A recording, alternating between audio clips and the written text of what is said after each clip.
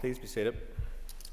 First item on the order paper is member statements, and I call Deirdre Hargey. Speaker, and I rise to speak today about the protest outside Queen's University last Thursday afternoon and all that unfolded after. This was within my constituency, and obviously the protest was taking place there on Thursday to highlight the ongoing plight of Palestinians in Gaza in the face of a genocide that is being investigated and the continued illegal occupation and enforced removal of the Palestinian people. What we've seen unfold were protesters that were taken to the ground, where batons were drawn by the PSNI, and indeed concerning images that started to develop on social media screens on Thursday evening and into Friday, and a number of arrests that were made. I met with the PSNI on Friday lunchtime, and I raised our serious concerns with what happened directly with them at that time. As I say, batons were drawn. I asked what pre-planning arrangements were made between the police and indeed Queen's University, who would have known that a protest of this nature would have been taking place at the event that was happening in the Whitla Hall. And indeed I reiterated in terms of our society the right for peaceful protest to take place.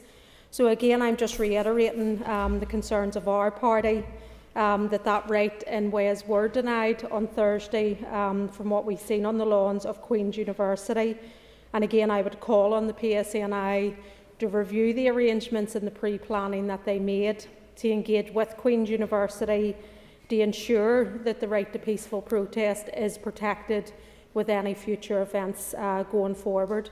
And we will continue to liaise with the police and indeed with Queen's University in the time ahead. Thank you. Thank you, Mr. Speaker. I would like to take the opportunity this morning to mention the British Heart Foundation's Bias in Biology report, which was launched here in Parliament buildings last Wednesday. The report highlights a very important element of healthcare in Northern Ireland, and that is the systemic gender inequalities which exist across the cardiac care pathway. And it provides recommendations to close this heart attack gender gap, which will improve outcomes and quality of life for women with heart disease in Northern Ireland. There are currently an estimated 26,000 women in Northern Ireland living with coronary heart disease, and the disease kills twice as many women each year as breast cancer. This is a statistic that I wasn't aware of and is really quite startling. In the region of 2,000 women will die annually in Northern Ireland from heart and circulatory diseases. There is insufficient awareness of a woman's risk of heart disease and heart attack, and this negatively impacts women's prospects of recovery. Women are more likely to receive a delayed diagnosis or misdiagnosis after a heart attack, and are less likely than men to receive timely, optimal care. There is also a lack of knowledge around the impact of the menopause and pregnancy on the likelihood of heart disease for women. The report calls on cardiovascular health to be a key component of the Women's Health Action Plan. Can I also recommend to members today the event in the Long Gallery led by the Heart Failure Warriors Coalition on cardiovascular disease. In particular, you may have noticed the story of Nicole and Farah, twin sisters, living in two different trusts areas of Northern Ireland, one with good aftercare after a diagnosis of heart failure, none with no aftercare. And that really highlights the actual postcode lottery of services in Northern Ireland. And I recommend that to members this morning as well. Thank you, Mr. Speaker. Bradshaw. Thank you, Mr. Speaker. I rise to note the achievements of the Ireland over 50s women, over 55s men and over 55 women's teams who all competed at the recent Masters Hockey World Cup in Auckland, Australia. All three teams finished at least in the top 8. Mr. Speaker, the over 55s women's team also deserves a special mention, having reached the final, becoming one of the very few sports teams from Ireland to have played in a World Cup final. The team narrowly missed out in the final, losing 1-0 to England, but having achieved memorable victories over Australia, Scotland and most notably by 5-0 in the semi-final with South Africa.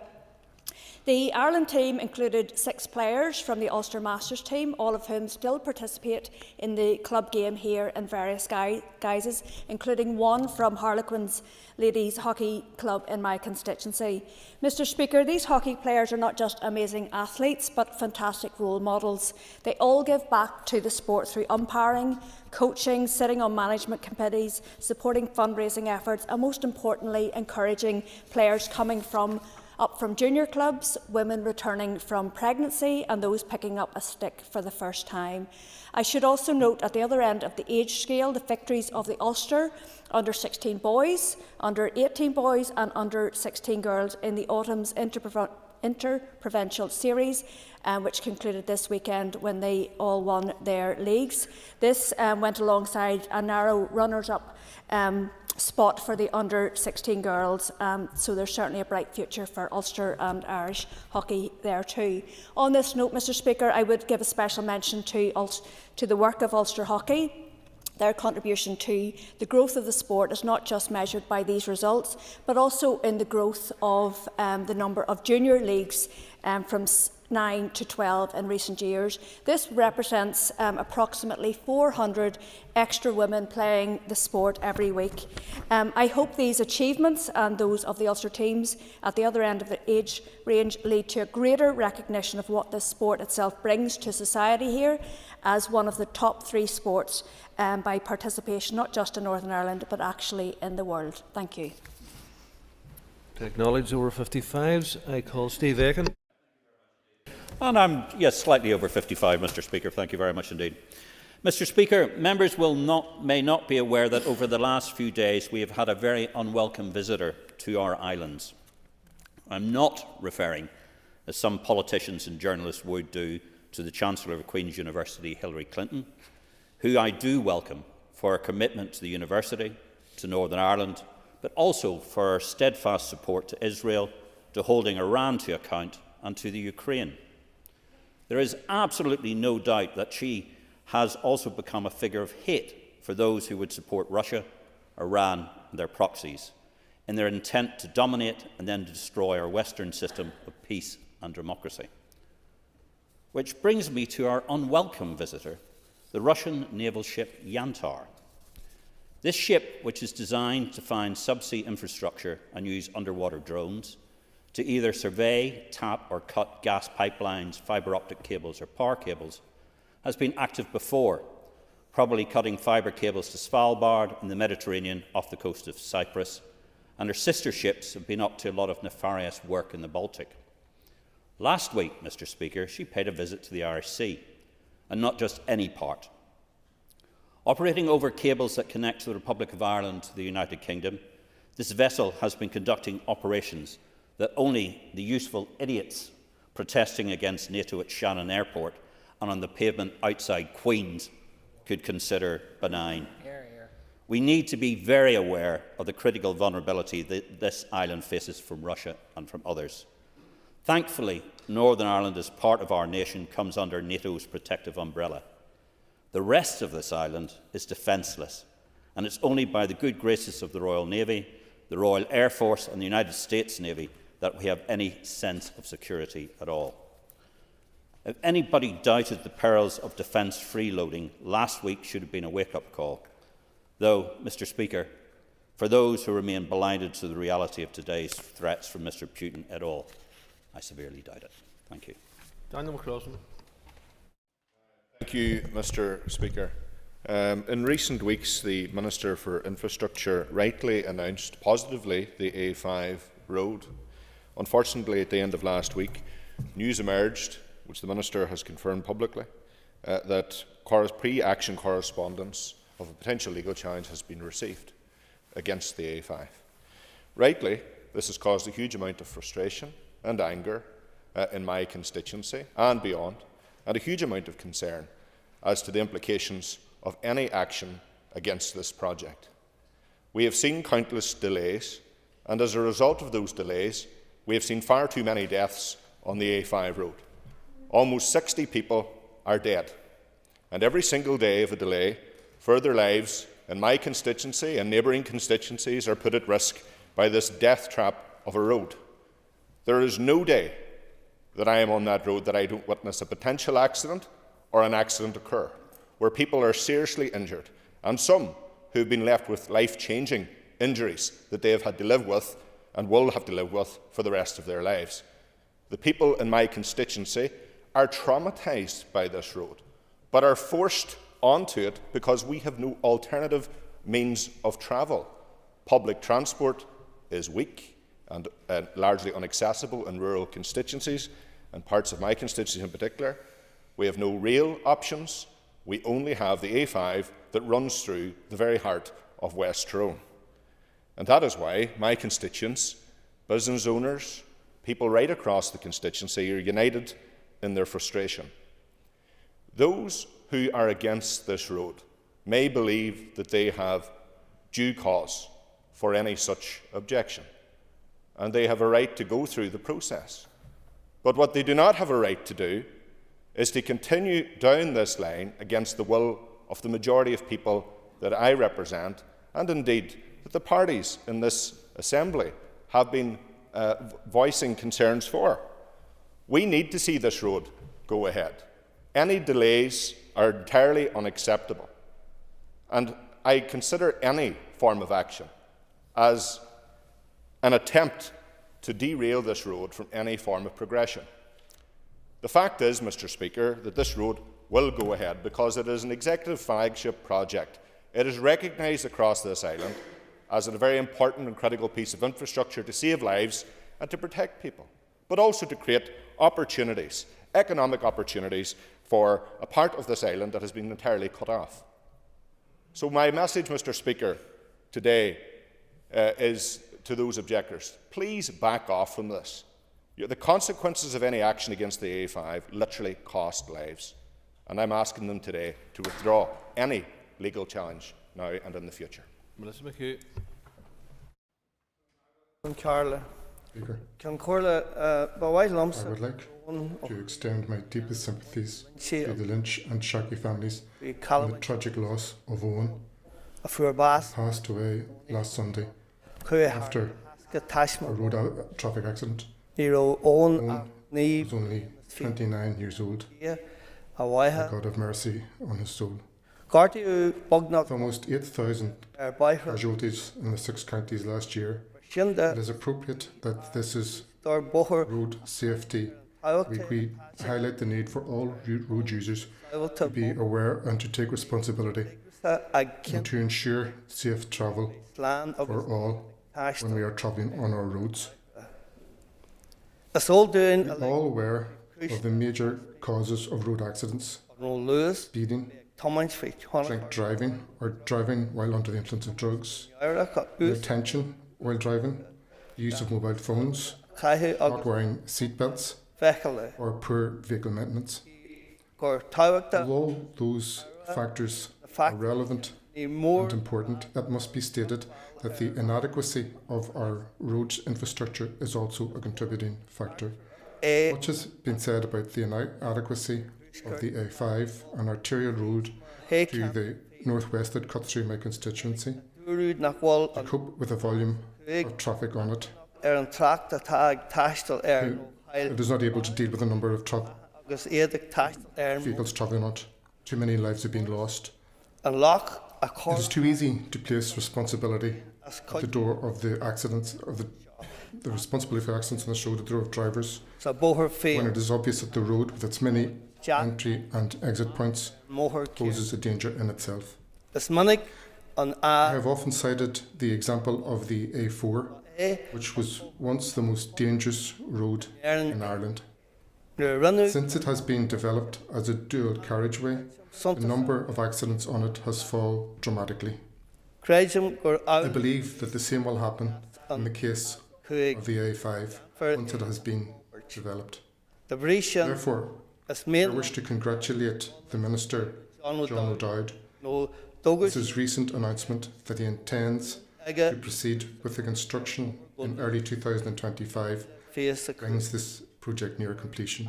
Judicial reviews have delayed the development of the A5, and I was sorry to hear that yet another legal challenge to the A5 was mounted last week.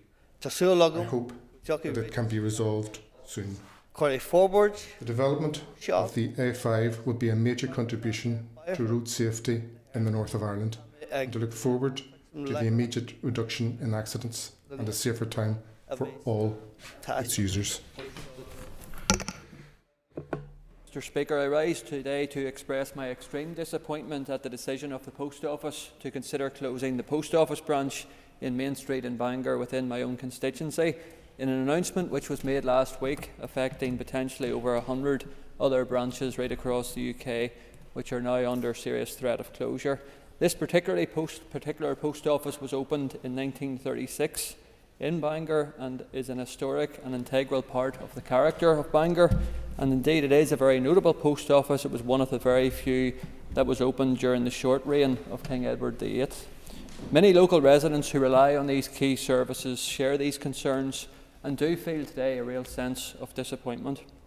Whilst we recognise that today there are a wider range of post office services available within other retail units and outlets and in different places, traditional post offices like this one in Bangor Main Street do provide a very valuable and important service, particularly with so many bank closures which we have seen within town and city centres over the last decade.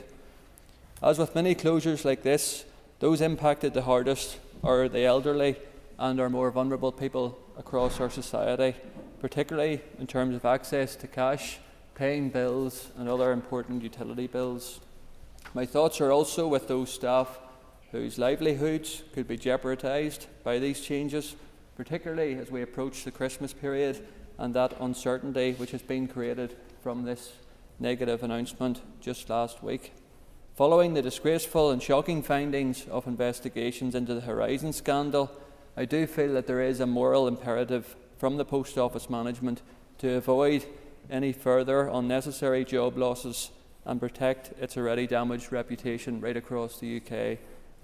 I will be writing to the Post Office management and the Economy Minister about this issue, and I do feel that it's important that every effort is made to oppose these changes, and I would ask that do every effort that this decision will be reversed. The loss of a post office would be yet another hammer blow to our city centre in Bangor and to the public, and also to other local businesses and traders, particularly our smaller and medium-sized businesses, which really are the backbone of our town and city centres. Many of these rely on the post office for important services daily. There is a growing trend that Bangor does seem to have become a soft target for cuts, as we have seen in recent years with the closure of the Bangor Minor Injuries Unit and the decision to remove the Public Inquiry Office in Bangor Police Station. So I do feel that this is a step backwards, and I would ask for reconsideration. Thank you, Mr. Speaker. Mr. Speaker, today marks the start of Children's Grief Awareness Week 2024. And it's an appropriate moment to reflect on the significant impact that bereavement can have on the lives of children and young people. Data collection is not what it should be in this area, but it is estimated in the UK that 1 in 29 children will experience the death of a parent or sibling by age 16. And I think those are quite sobering statistics. That's a child in every class as they move through their educational journey, and the impact of bereavement at that age is devastating. So it's vital that the right support is available for our children, and nowhere is that more important than in our schools. So I therefore welcome that the policy focus of this year's Children's Grief Awareness Week is grief education, with a clear emphasis on the need for grief education to be an essential part of the curriculum from the earliest stage possible. Research shows that good grief education can act as a strong protective factor when children later experience bereavement, which has such a huge and devastating impact on their well-being. And it's an impact that affects children in very specific ways. It can leave them unsure of their previously assumed safety and security in the world, and often without the language available to speak about it. So in this context, I want to particularly recognise the work of Marie Curie in this policy area in Northern Ireland. This week they're going to launch their report into creating compassionate school communities with policies in place to appropriately support bereaved children. Now, the report will have a number of recommendations in it, and it's the culmination of a long period of research and engagement with stakeholders from across a range of sectors, but most notably including engagement with young people who have been directly impacted by bereavement.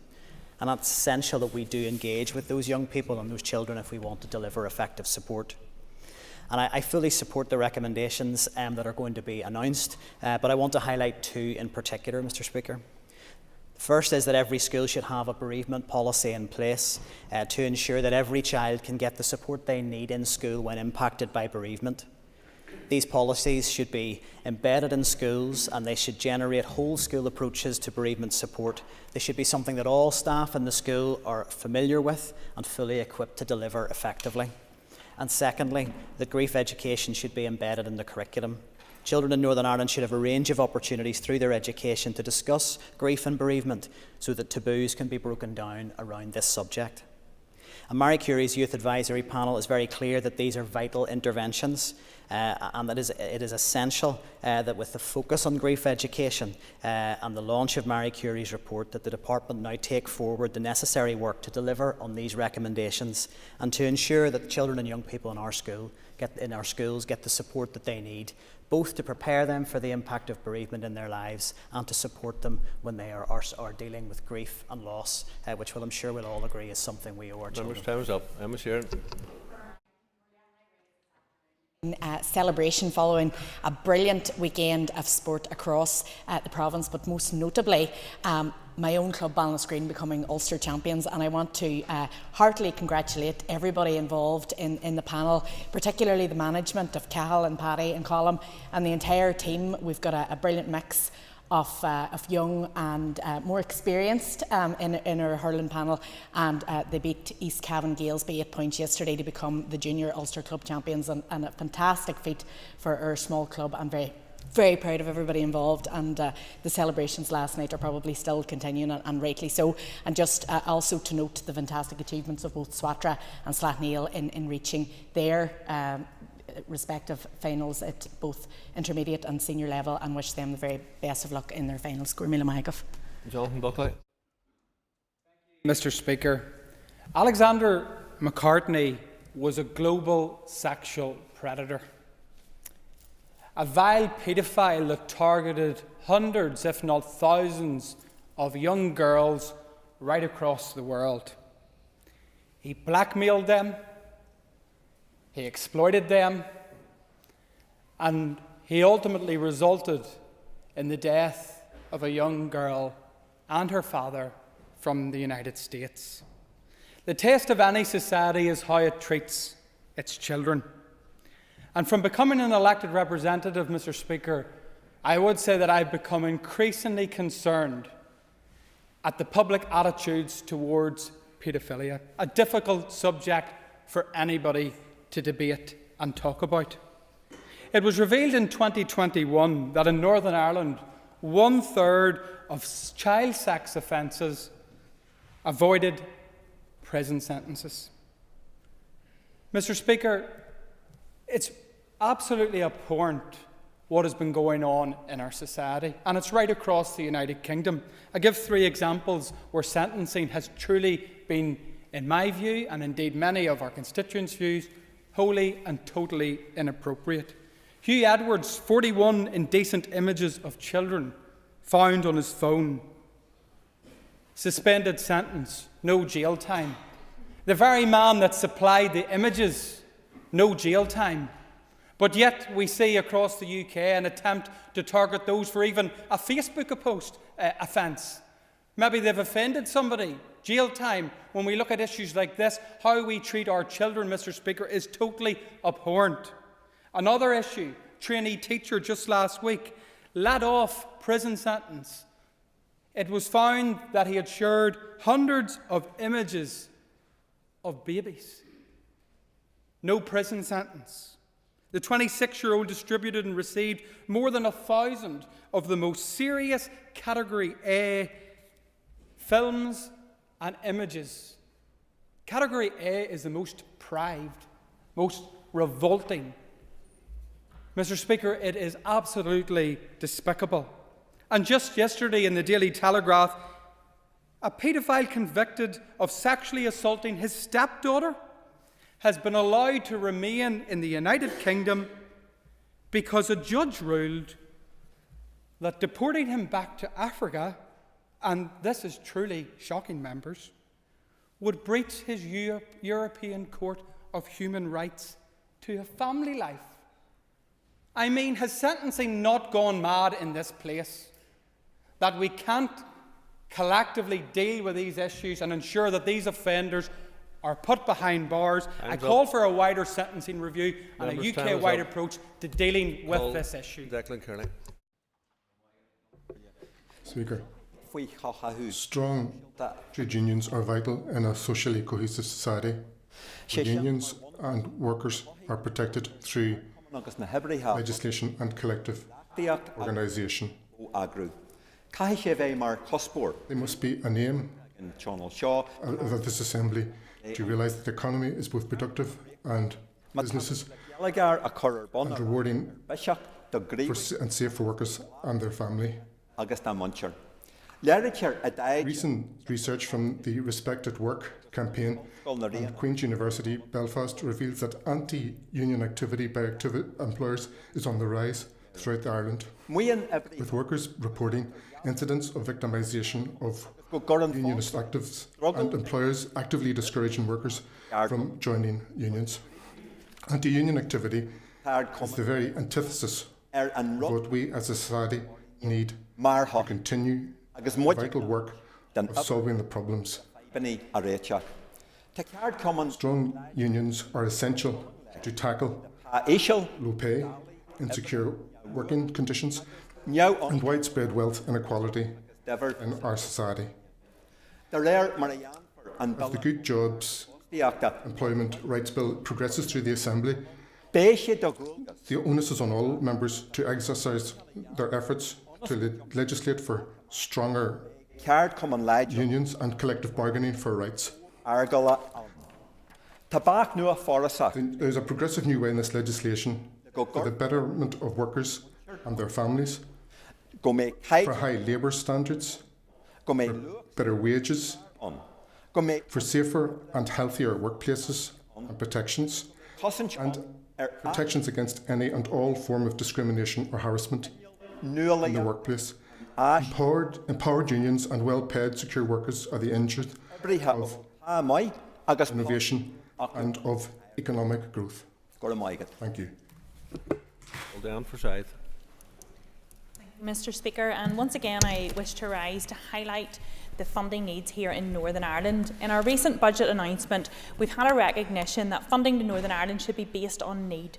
And this is a campaign that's been led by the DUP and particularly our leader Gavin Robinson MP for some time. And we're pleased to see progress. However, the implementation of this moving forward fails to address the fact that we have fallen substantially behind the rest of the UK over many years in our funding, and our baseline is not sufficient. We should not be waiting around to apply piecemeal funding through monitoring rounds just to meet our basic public service needs to keep things operating. We in the DUP want pay awards for public sector staff that keep pace with the other parts of the United Kingdom. And the disparity is another symptom of the chronic underfunding of our public services here. Our nurses, doctors, police officers and teachers deserve to receive fair pay and conditions for the vital work that they do, and it is wrong that too many of our best public servants are now employed by agencies rather than by the public sector. The Labour government's decision to hike national insurance contributions will cost our civil service here an additional £20 million from April 2025. It will cost all of Northern Ireland employers, but this tax change, which was imposed without consultation or consideration of its disproportionate impact on the devolved administrations, will force our civil service to divert critical resources from frontline services to cover these increased costs. It will reduce the funding available to healthcare, education and community services. This £20 million could instead have been used to employ more nurses and doctors to support an overburdened health system or provide additional resources for schools.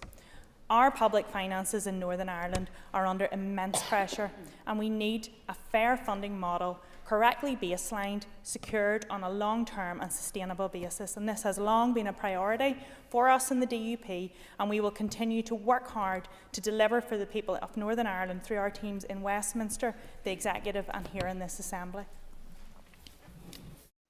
Members will take the reins just while the top chair changes.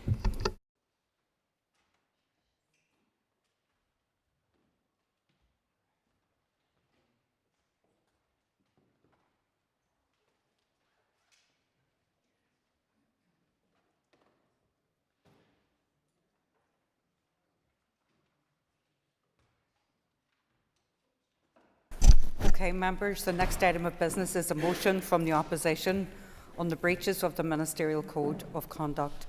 Clerk, could you please read the motion?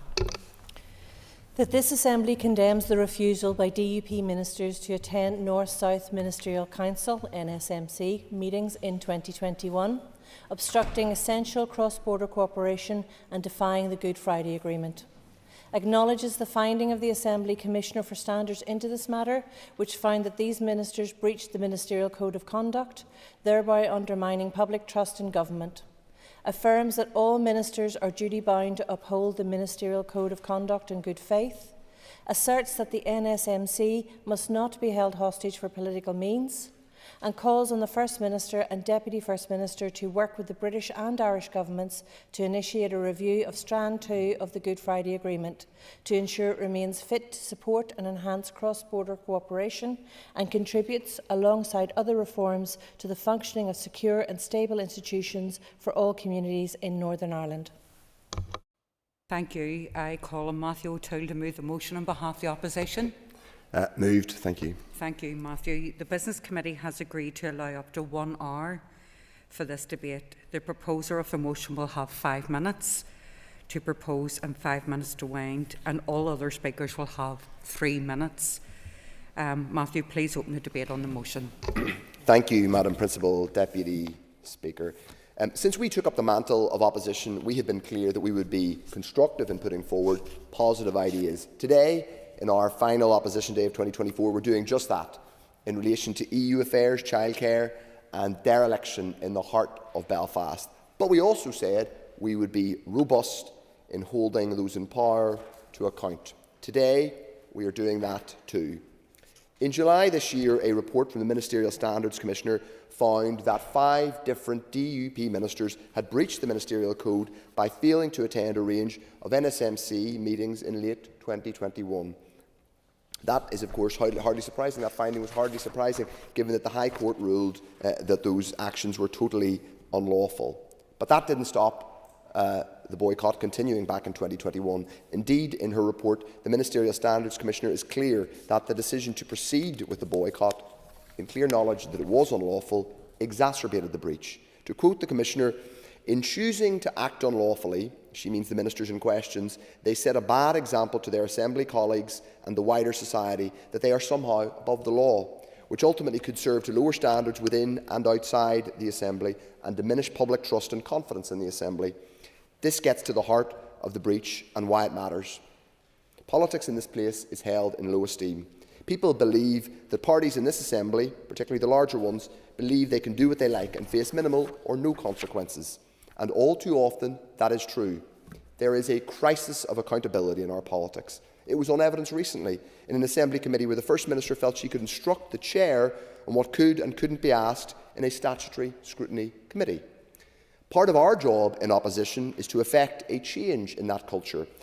It is worth pointing out that while the rules of the Assembly now provide for more stringent penalties, including formal censure or even exclusion, our motion today does not do that. That's not to say those sanctions cannot be used in the future, but it is to say that our motion is about registering clear condemnation, affirming the centrality of the NSMC to these institutions and looking forward to solutions. It isn't about scoring points, it's about accountability.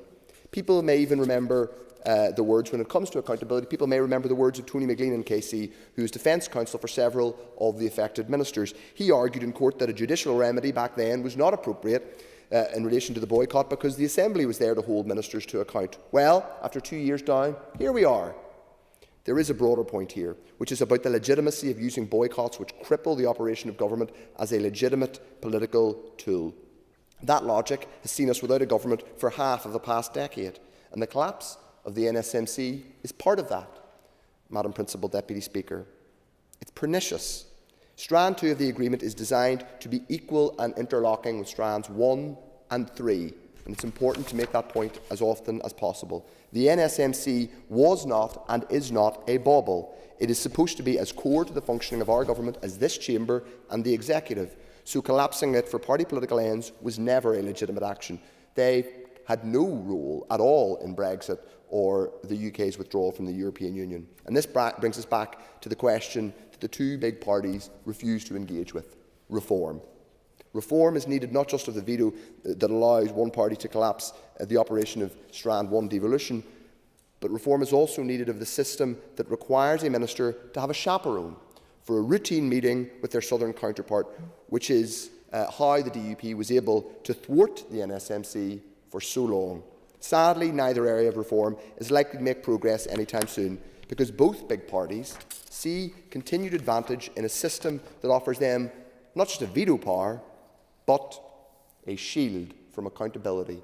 And it has to be said, Madam Principal Deputy Speaker, that that is once again on display. As I look to the ministerial benches, I see neither the First nor Deputy First Minister here, or even the junior ministers, to respond to this debate, despite the motion having a clear call on the First and Deputy First Minister to explore reform of strands 1 and 2.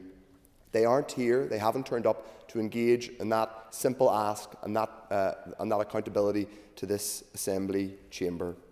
That, I'm afraid, says it all. It's why our role in opposition is so important. And even if it makes people in this chamber and some outside this chamber uncomfortable, we intend to keep doing it in the public interest. So I commend this motion to the Assembly, and I reiterate the need for real accountability, real reform, and an end to the politics of boycott. Thank you. Thank you, Matthew. I call Declan Kearney. The parties in this Assembly are responsible for the full and complete implementation of the Good Friday Agreement, including Strand 2, which is the subject of today's motion. The Good Friday Agreement must not and cannot be subordinated to sectional party or governmental interests. All three strands of the agreement were designed and agreed through negotiation to be interdependent upon one another. The parallel and mutually reinforcing operation of all of the strands are the essential foundations of our peace settlement. They were negotiated and agreed as a framework to continue the management of democratic change within our society. The North-South Ministerial Council is therefore a fundamental political institution of the Good Friday Agreement, established to coordinate and cooperate on common policy areas across the entire island. In the post-Brexit era, and with the context of the Windsor Framework, North-South cooperation on investment, trade, agriculture and tourism has never been more important to the prosperity of everyone across these islands. While this motion is correct in highlighting the importance of the NSMC and its integral relationship to the rest of the agreement, it does fail to note that the mechanism already exists to monitor and, if necessary, to advise on improvements to implementation of strands 1, 2 and 3 through the mechanism of the Assembly Executive Review Committee. Go ahead. I agree with him on that. Would he agree with me, though, that the AERC thus far has done virtually nothing in terms of reform in this mandate? They've met once and they haven't discussed any type of reform. The member's an extra minute. And thanks to the member for his intervention. What I will assert is that it is absolutely incumbent, without exception and without any ambiguity, for every single member within this Assembly and minister in the Executive to stand up and take their responsibility to ensure that the agreement is implemented in its entirety. So attempts then to hollow out any institution of the Good Friday Agreement are unacceptable. They should be unambiguously opposed by all parties and by both governments. And that should be done by utilising the existing provisions of the agreement itself. And in this case, as I've elaborated for the member who has just intervened, that is the AERC and not an obscurely defined review.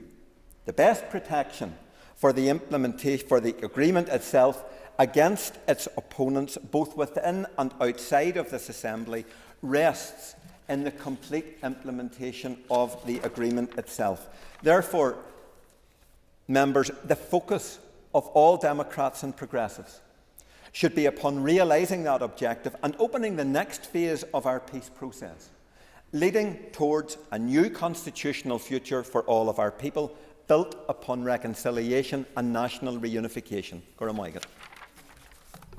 Gormagat, Declan. I call Brian Kingston. Madam Principal Deputy Speaker, and the action of DUP ministers in the last executive and the subsequent legal judgment are a collective demonstration that the original protocol imposed by the EU and the UK government caused a deterioration in political and economic stability in Northern Ireland. The concerns of unionists had been trampled on, and the DUP makes no apology for bringing matters to a head. Only then did the EU reverse its position and return to the negotiating table, and ultimately legislative changes were made. We in the DUP will take no lectures from other parties which resisted bringing about a political resolution to that impasse. Instead, they called for the rigorous implementation of the protocol, arrangements that were at the heart of the problem. Would the member give way? Yes, I will give way. Would the member agree with me that the DUP were right to take that stand at that time? Absolutely. An extra minute. Thank you, Madam Principal Deputy Speaker. And my colleague is right. The party was right to make that stand, and it brought about benefit both to our constitutional position and our economic position within the UK internal market. During that period, we made it clear that it would not be appropriate for us to thwart decision-making on crucial issues such as health cooperation. Cross-border meetings did, in fact, take place during that period with the attendance of other ministers to sign off on those issues and on Peace Plus funding. It's a pity that other parties did not follow this example. In 2008, Sinn Féin boycotted executive meetings. In 2017, Sinn Féin pulled down these institutions and deprived the Assembly from sitting, British-Irish Council meetings from taking place, and North-South bodies from being able to operate in any shape or form. Until now, the common thread cutting across all Strand 2 and 3 institutions has been that they are accountable to Stormont. Regrettably, the undemocratic imposition of over 300 areas of EU law into Northern Ireland has reframed the terms of North-South cooperation. It has attacked and diminished the principle that the North-South Ministerial Council and other bodies be accountable to the Executive and Assembly. That is where the act of bad faith lies. The DUP does support practical, sensible and targeted cooperation between Northern Ireland and the Republic of Ireland. We do not feel that our proud British and Unionist identity is under threat from the many positive examples of beneficial and life-saving cross-border health projects, including the All-Ireland Congenital Heart Disease Network and the North West Cancer Centre. The DUP wants that vital work to continue. Mr. Speaker, when it comes to having respects for the institutions and the various codes applicable to members of this House, we should perhaps take a look at the recent history of those parties championing this motion.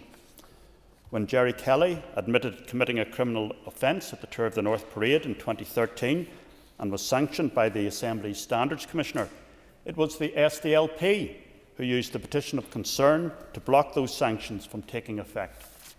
The same year, the Lord Chief Justice ruled that Michelle O'Neill, the then Agriculture Minister, had breached the Ministerial Code by trying to transfer the money from direct farm support budgets into rural development programmes without consideration of the Executive. And more recently, we've seen the then Alliance MLA Patrick Brown found to have failed to observe the principles of conduct for MLAs and have brought the Assembly into disrepute. Time's up. Mr. Speaker, in closing, up. those championing this motion would do well to remember that those in glass houses should not throw stones. Yeah, and maybe people could honour the fact that when I say time's up, it's up. Okay? Doug Beattie, I'm not sure if you were indicating to speak or not. Okay, thank you. Thank you, Madam Deputy Principal Speaker. I rise to give a brief contribution to a very short debate about a very important issue. The motion is factual, in truth, but it's narrow in its content. And I have to say, it does point at just one party, in this case the DUP, when this is by far a much wider issue. And the truth is, the failure to attend the NSMCs didn't achieve anything that it was set out to achieve, and we are no further forward today than we were back then. But we do need to have a mechanism to hold people to account, and I'm not sure what this motion is trying to achieve in doing that. However, I just want to raise a number of issues, if I can. First of all, the line that the Minister is duty bound to uphold the Ministerial Code is absolutely right, but we need far more robust action taken far quicker when they don't adhere to the Ministerial Code in a timely manner. And having this debate about the DUP's failure 3 years after the fact, I'm not really sure what it's going to achieve. Although you did say it does highlight, or you did say this is highlighting an issue, and that's fair enough, and I have no problem with highlighting an issue. I'll give away. Highlighting an issue, but it is true to say that the report from the Ministerial Standards Commissioner only came out in July this year. We aren't moving to have a kind of a fight here and like score points. We're trying to set standards going forward, but there was this July this year. No, and the point wasn't directed at you for bringing it 3 years afterwards. I'm even saying that the Commissioner bringing forward her findings quite late on is actually the issue as well. Things need to happen an awful lot quicker. And the reality is to all of this is the Ministerial Code is not fit for purpose. We were promised a revised Ministerial Code following the New Decade, New Approach deal, and we haven't received it yet. And we were also promised that we would look at the Ministerial Code after the Executive Functions Bill, and we're still waiting. And I also find it in recent engagement with the Commissioner that the Ministerial Pledge of Office doesn't even fall under her remit. When somebody breaches the Pledge of Office, the Standards Commissioner doesn't have a remit to have a look at that. That's literally the Nolan principles of standards in public life, which apply to the Pledge of Office, and they're not being looked at by the Standards Commissioner. The second point I'd like to raise is the second half of the motion, and that's when we talk about having a look at a review of Strand 2 of the Belfast Agreement. I'm always mindful that we should never just tinker with one part of the Belfast Agreement. You start pulling at the thread of Strand 2, and I tell you now, it will have an effect on Strand 1, and it will have an effect on Strand 3. So I'm always mindful of that. I understand what the party is bringing forward in regards to the motion. There's no issue that, but I'm just mindful that you don't want to be just pulling up one thread, because the whole thing could unravel, and this unbalanceable agreement, which we've managed to balance, can come apart very quickly. So all I would say in regards to that is we just need to be very careful. We're in a reduced mandate. We've just over 2 years left. We, as an executive and an assembly, we're struggling to get legislation out, and I don't think this is time now to start looking at one strand of the Belfast Agreement, although I understand the reasons for it. Thank you, Madam Principal. I call Paula Bradshaw. Principal Deputy Speaker, I rise to support the motion. The motion, as framed, is very good, and we fully support it in its entirety. Though we would add that it is a pity that the opportunity was not taken to add a section on institutional reform, and I think that very much speaks into the comments there from Doug Beattie, which, if we looked at the wider piece, it would include ensuring that breaches of the Ministerial Code are not just passed over. And Mr Kingston in his remarks very much outlined why we need institutional reform, so we can't have this stop-start collapsing assembly. In terms of North-South, we strongly share the proposer's frustration that vital North-South work has not been taken forward as well as it could in recent years, in part because of a boycott of the institutions in their entirety and in part because of a previous boycott of the North-South institutions. Indeed, we are still, as I speak, in a position that the North-South bodies are not operating properly because their boards have vacancies, predominantly on the northern side, and we feel that this represents a significant opportunity lost. Principal Deputy Speaker, we are also awaiting updates on the Ministerial Code, of course, but the important question also arises as to why we have a code which appears to be unenforceable without itself falling foul of the sectarian veto which stalls so much progress in this place, and I think that's already been touched upon this morning or this afternoon. We may note that the code applies to covering the full range of functions, including promoting good community relations. It is also hard to see how outright boycotts are in the public interest, which we as politicians are supposed to serve. Therefore, we welcome the proposal of a review for the Strand 2. Indeed, we would support a review of the institutions more broadly. Sticking with Strand 2 alone, however, we would share the view that it is a fundamental aspect of the agreement which cannot simply be ignored at will, but indeed also that with much more focus on ensuring that administration and resourcing of North-South bodies is improved, we would eventually be able to get to the point more clearly in being able to demonstrate the benefits for all our communities in Northern Ireland. I do feel the motion could have been strengthened to make clear reference to how a sectarian veto should not be able to block a review aimed at ensuring both the North-South Ministerial Council and indeed the Ministerial Code can function more effectively. Indeed, I would argue that abuse of the sectarian veto is in itself contrary to the Ministerial Code, which demands ministers work for the whole community and towards a shared future. So long as that veto remains in place without review, we are left meekly calling for things which will probably never happen, leading to the public losing faith altogether as we continue to lose opportunities to improve society. Nevertheless, we support the motion. Thank you. Thank you. I call Harry Harvey. Thank you, Madam Speaker. And I rise to make a few points. Firstly, it's interesting to note the newfound interest that the SDLP now have in the events of 2021. It's a pity that they had not committed themselves back then to working constructively to addressing the issues facing us to avoid the action taken. Of course, non-attendance at North-South Ministerial Council meetings could have been avoided with the political resolution, a resolution that the SDLP and other parties in this chamber resisted to such an extent that they called for the rigorous implementation of the mechanisms at the very heart of the problem. The motion makes no references to the steps taken by my party to ensure that our removal from the Ministerial Council did not impact or impede upon essential decision-making on crucial issues such as cross-border health cooperation. In this regard, the motion is factually wrong. Before the opposition would attempt to caricature my party as the bad guys holding up sensible solutions by way of cross-border cooperation, it is worth stating that we have no issue whatsoever with working collaboratively with neighbouring jurisdictions, particularly the Republic of Ireland, to achieve better, quicker, more efficient results for everyone on this island.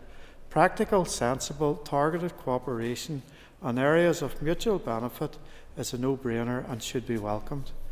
In relation to the motion's call for a review of Strand 2, however, it should be remembered that there has already been a moving of the goalposts in relation to the impact of the protocol on the North-South relationship.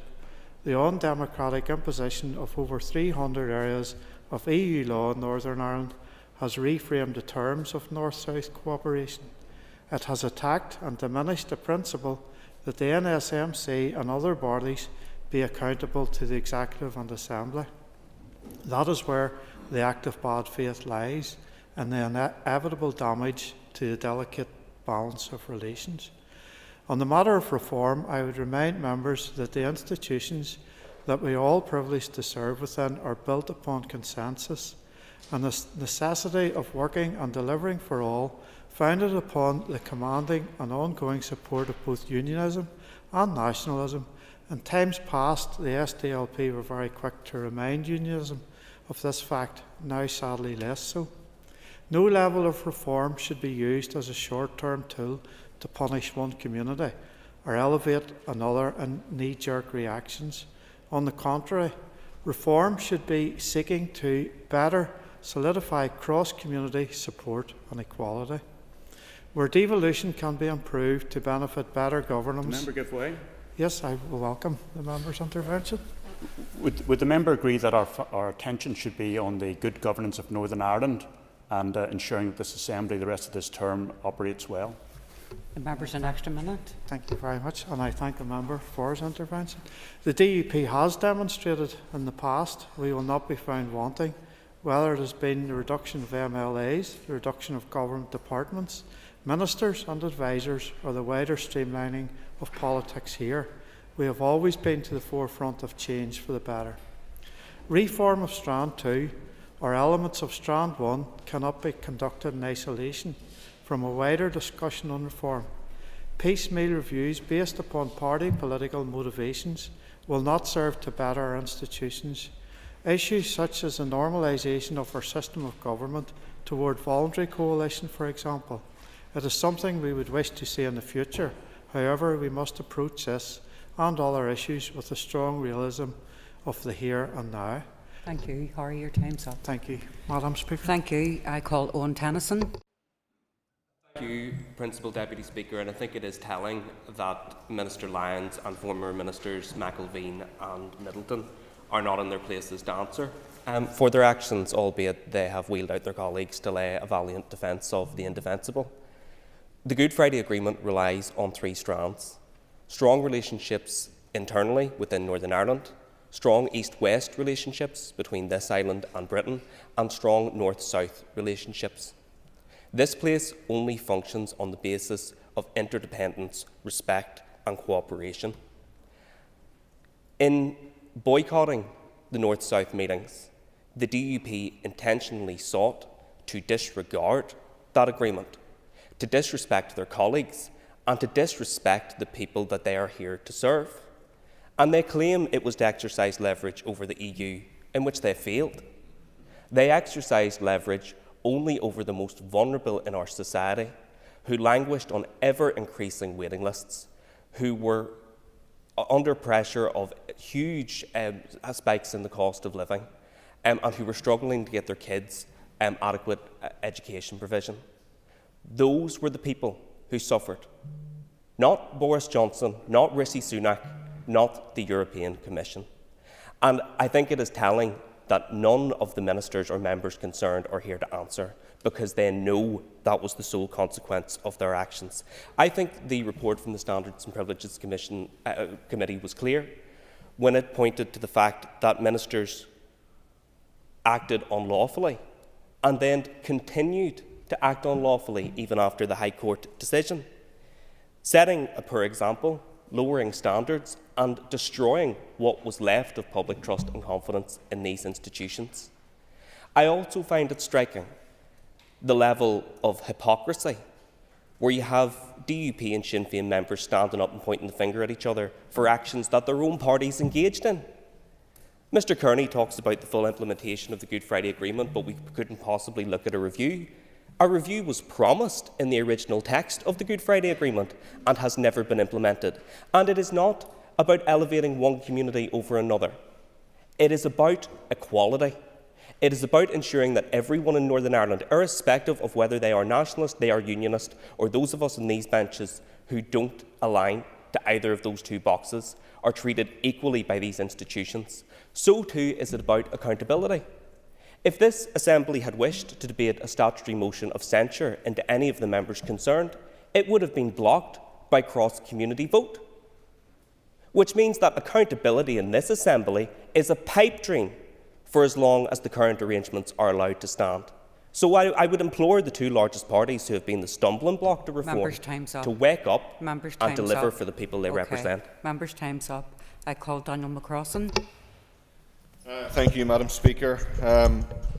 I have to say that this is an important motion that we have brought forward, and it is before us because of the determination in the July report that very clearly indicates a breach of the Ministerial Code, which is unacceptable. And I know it would suit some members or parties in this House to think that we continue down the road of just simply brushing everything under the carpet. It's in the past, don't worry about it, sure it's done now. And it also suits the DUP to define good governance when it suits them. But the reality is that the public have lost all confidence in these institutions. And we have a huge mountain to overcome and to climb, to reassure people that this place is here to serve their better interests and for the common good. Unfortunately, the DUP today, instead of saying, yes, fair enough, we shouldn't have done that, continue to dig into the big hole that they're in. And it will disappoint quite a lot of people, but won't surprise them about that attitude. The reality is, and the DUP failed to recognise it, that boycotting didn't work. Collapsing these institutions did not work. And whilst your party has been built, Madam Speaker, on never, never, never, the DUP always returned to the table with their tail between, no, you've said enough, with their tail between their legs. So, the truth is, are you interested in representing all of the people of Northern Ireland or not? And the reality is that the DUP, right throughout their history, Madam Speaker, has nitpicked the parts that suit them, but want all of the rest of us to run to their beating drum when it suits. The reality is, things need to change here, because we have a huge task in delivering for all of the people in Northern Ireland on health, on education, on housing, and the truth is, those are the issues that unite our society, because people are united in their struggle to get operations, to get the treatment that they need, to get homes, to support their families. But this place typically always falls into the trap of them and us. Let's distract from the fact that there's been no delivery, really, from this House. And let's create an illusion that we can't work together when in truth, those are political decisions. And boycotting the North-South Ministerial Council achieved nothing. And the DUP, Madam Speaker, have learned nothing because they know, deep down, that all the boycotting has achieved nothing. They're back in this Assembly with very little that has changed, tail between their legs, and just to remind them, Madam Speaker, that the protocol is a direct consequence of the Brexit that they wanted and fought for and argued for. So maybe, Madam Speaker, it's a case of the DUP being careful what they wish for. But it's time to get on with it. People deserve better. They want this place to work, but they also want higher standards from the people that are in elected office and hold responsibility and control over departments. It's time to get on with the job. Okay. Thank you, Madam Speaker. Thank you, Timothy Carson. Thank you. It is noteworthy that this motion doesn't have one word in it explaining why the boycott started and why, quite frankly, it should be continuing. Of course, that isn't surprising given its source. The SDLP, a party which aspires to an All-Ireland, is hardly going to have a problem with the trashing of our East-West relationship. What is surprising is that unionists, who alongside the TUV once said on Ulster Day 2021 that it was our unalterable position that the protocol must be rejected and replaced by arrangements which fully respect Northern Ireland's position as a constituent and integral part of the United Kingdom. Those unionists have abandoned their pledges about not operating the North-South Ministerial Council. Indeed, some were very clear that they wouldn't operate any of the Belfast Agreement institutions in such circumstances. I recall Mr Lyons once boldly declaring, if there is a choice between remaining in office or implementing the protocol in its present form, then the only option for any unionist minister would be to cease to hold such office. The lure of the ministerial car proved greater than his commitment to his own promise. If there was any doubt about the continuing impact of the protocol, that was removed last week when a pet border was introduced between Northern Ireland and the rest of the UK. And not just a pet border, but one which also applies to guide dogs. No such for the deal which was sold to ordinary unionists on the basis of zero checks, zero paperwork. How much stronger a message it would send if, instead of merely returning to the Executive and North-South Ministerial Council, the DUP and the Ulster Unions had kept their word and the Assembly had only come back to vote on the protocol. Absolutely. I'm genuinely interested. If the member thinks that no unionist should be here, why is he here? The member's an extra minute. Thank you very much for your intervention. Obviously, this is the Executive, this is the Assembly, but you can smile and you've got your wee gotcha moment if that's what you're after. As I said, that would have underscored a message that the trashing of the constitutional guarantees of the Belfast Agreement meant that it couldn't coexist with the protocol. But coming back to the SDLP, I do find it amazing that this is the context in which they chose to cite the Ministerial Code. In recent days, we have had the scandal of the First Minister seeking successfully to head off questions in the Executive Office Committee about her adherence to the Ministerial Code. No one would have watched her evidence and concluded there is someone committed to accountability and openness. I do say to the SDLP, if you want to be taken seriously as an opposition, you need to be prepared to challenge Sinn Féin and indeed the First Minister. Why, weeks after the scandal broke, haven't you brought a motion to this House about McMonagle? We still don't even know how many days a week the self-confessed paedophile worked in Miss O'Neill's office. Did he work there at all? Or was she involved in funneling money for constituency work into her party press operation? Let's get real. And if we are to have these institutions, let's at least debate the breaches of the Ministerial Code which are relevant. It's time the SDLP took off their constructive gloves and seriously challenged Sinn Féin regarding their handle of the Michael McMonagle scandal.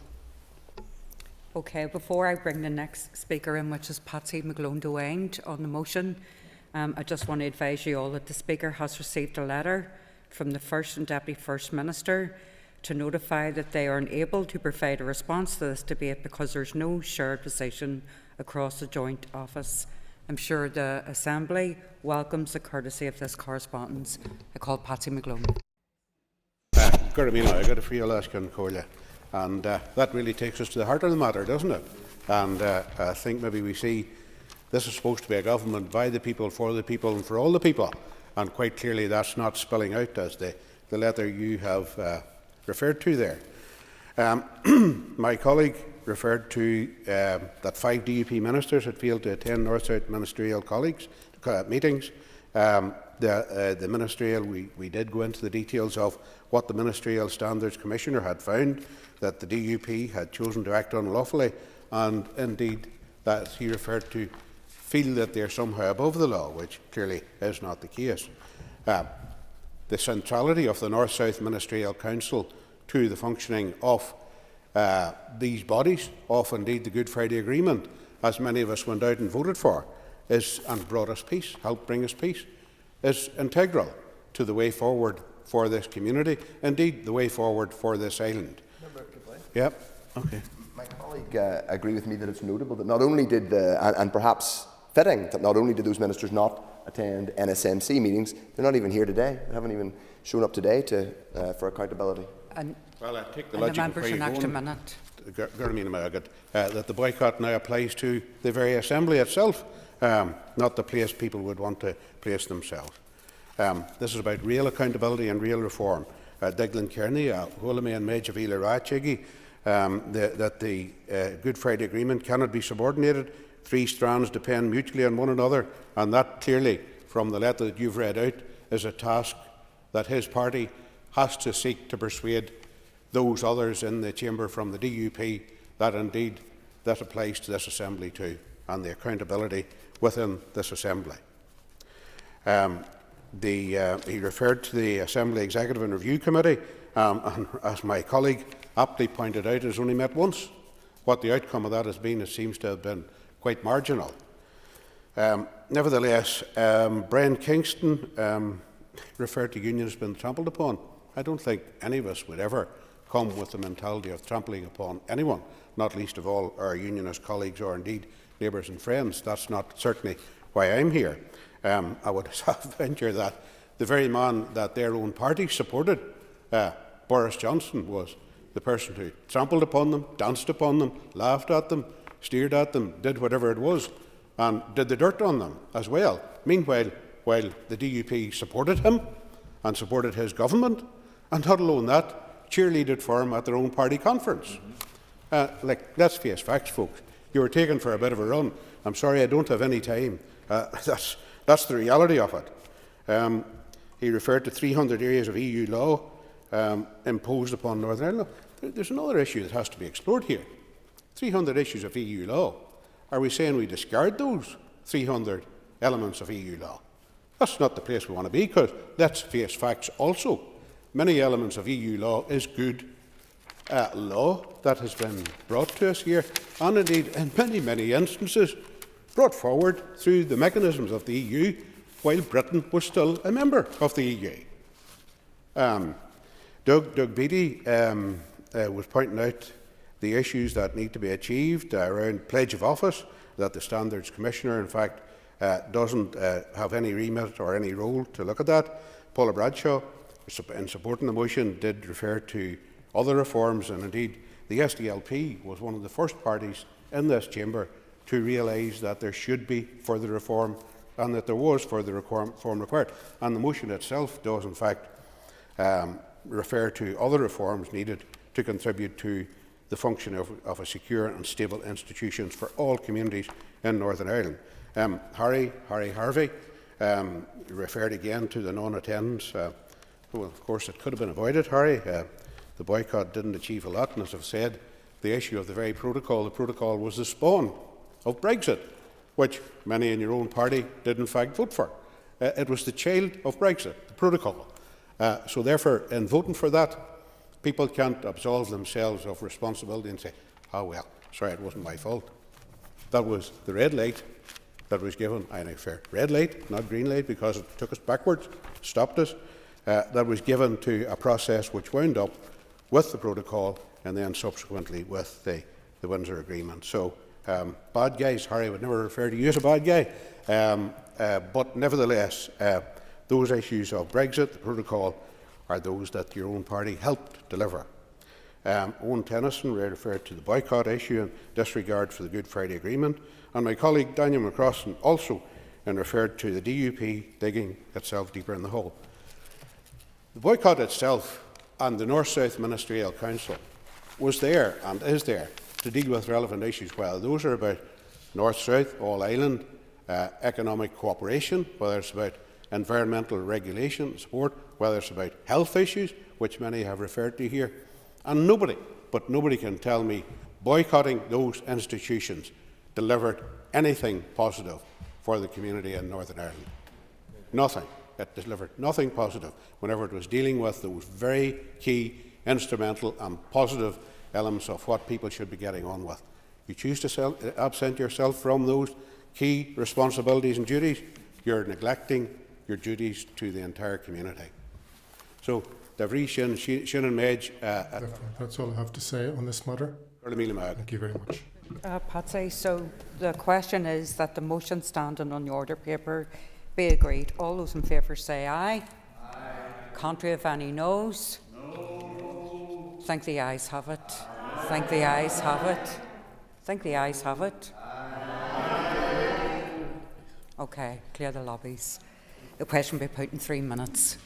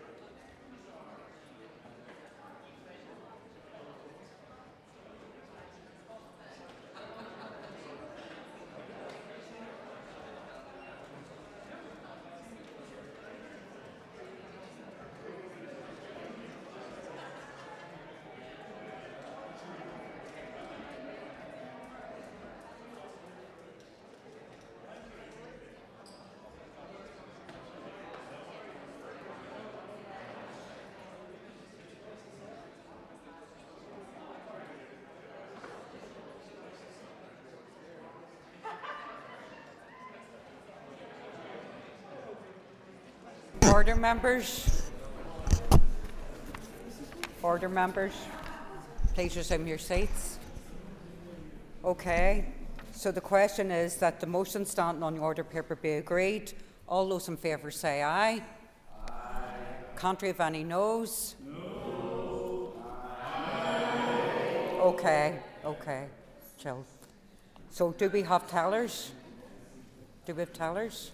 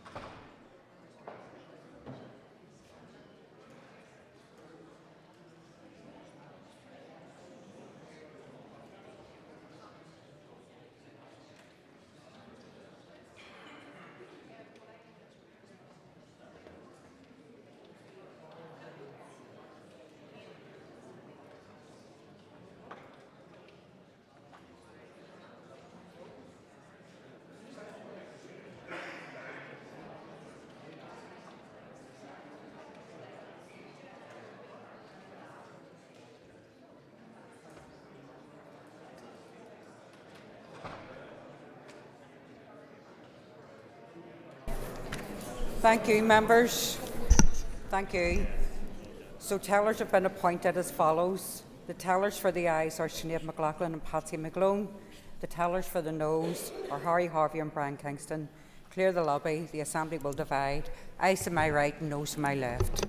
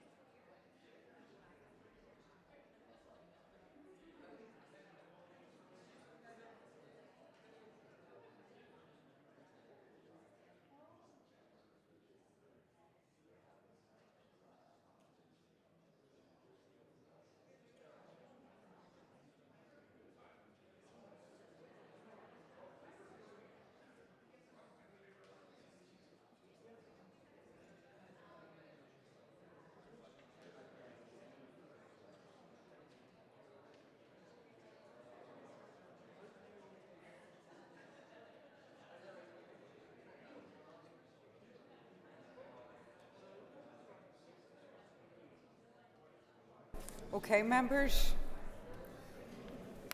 Could you all resume your seats, please? Thank you. Okay.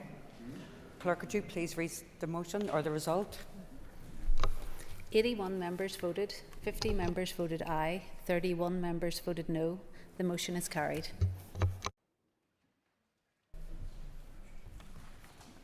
Is that right? Yeah. Voted aye.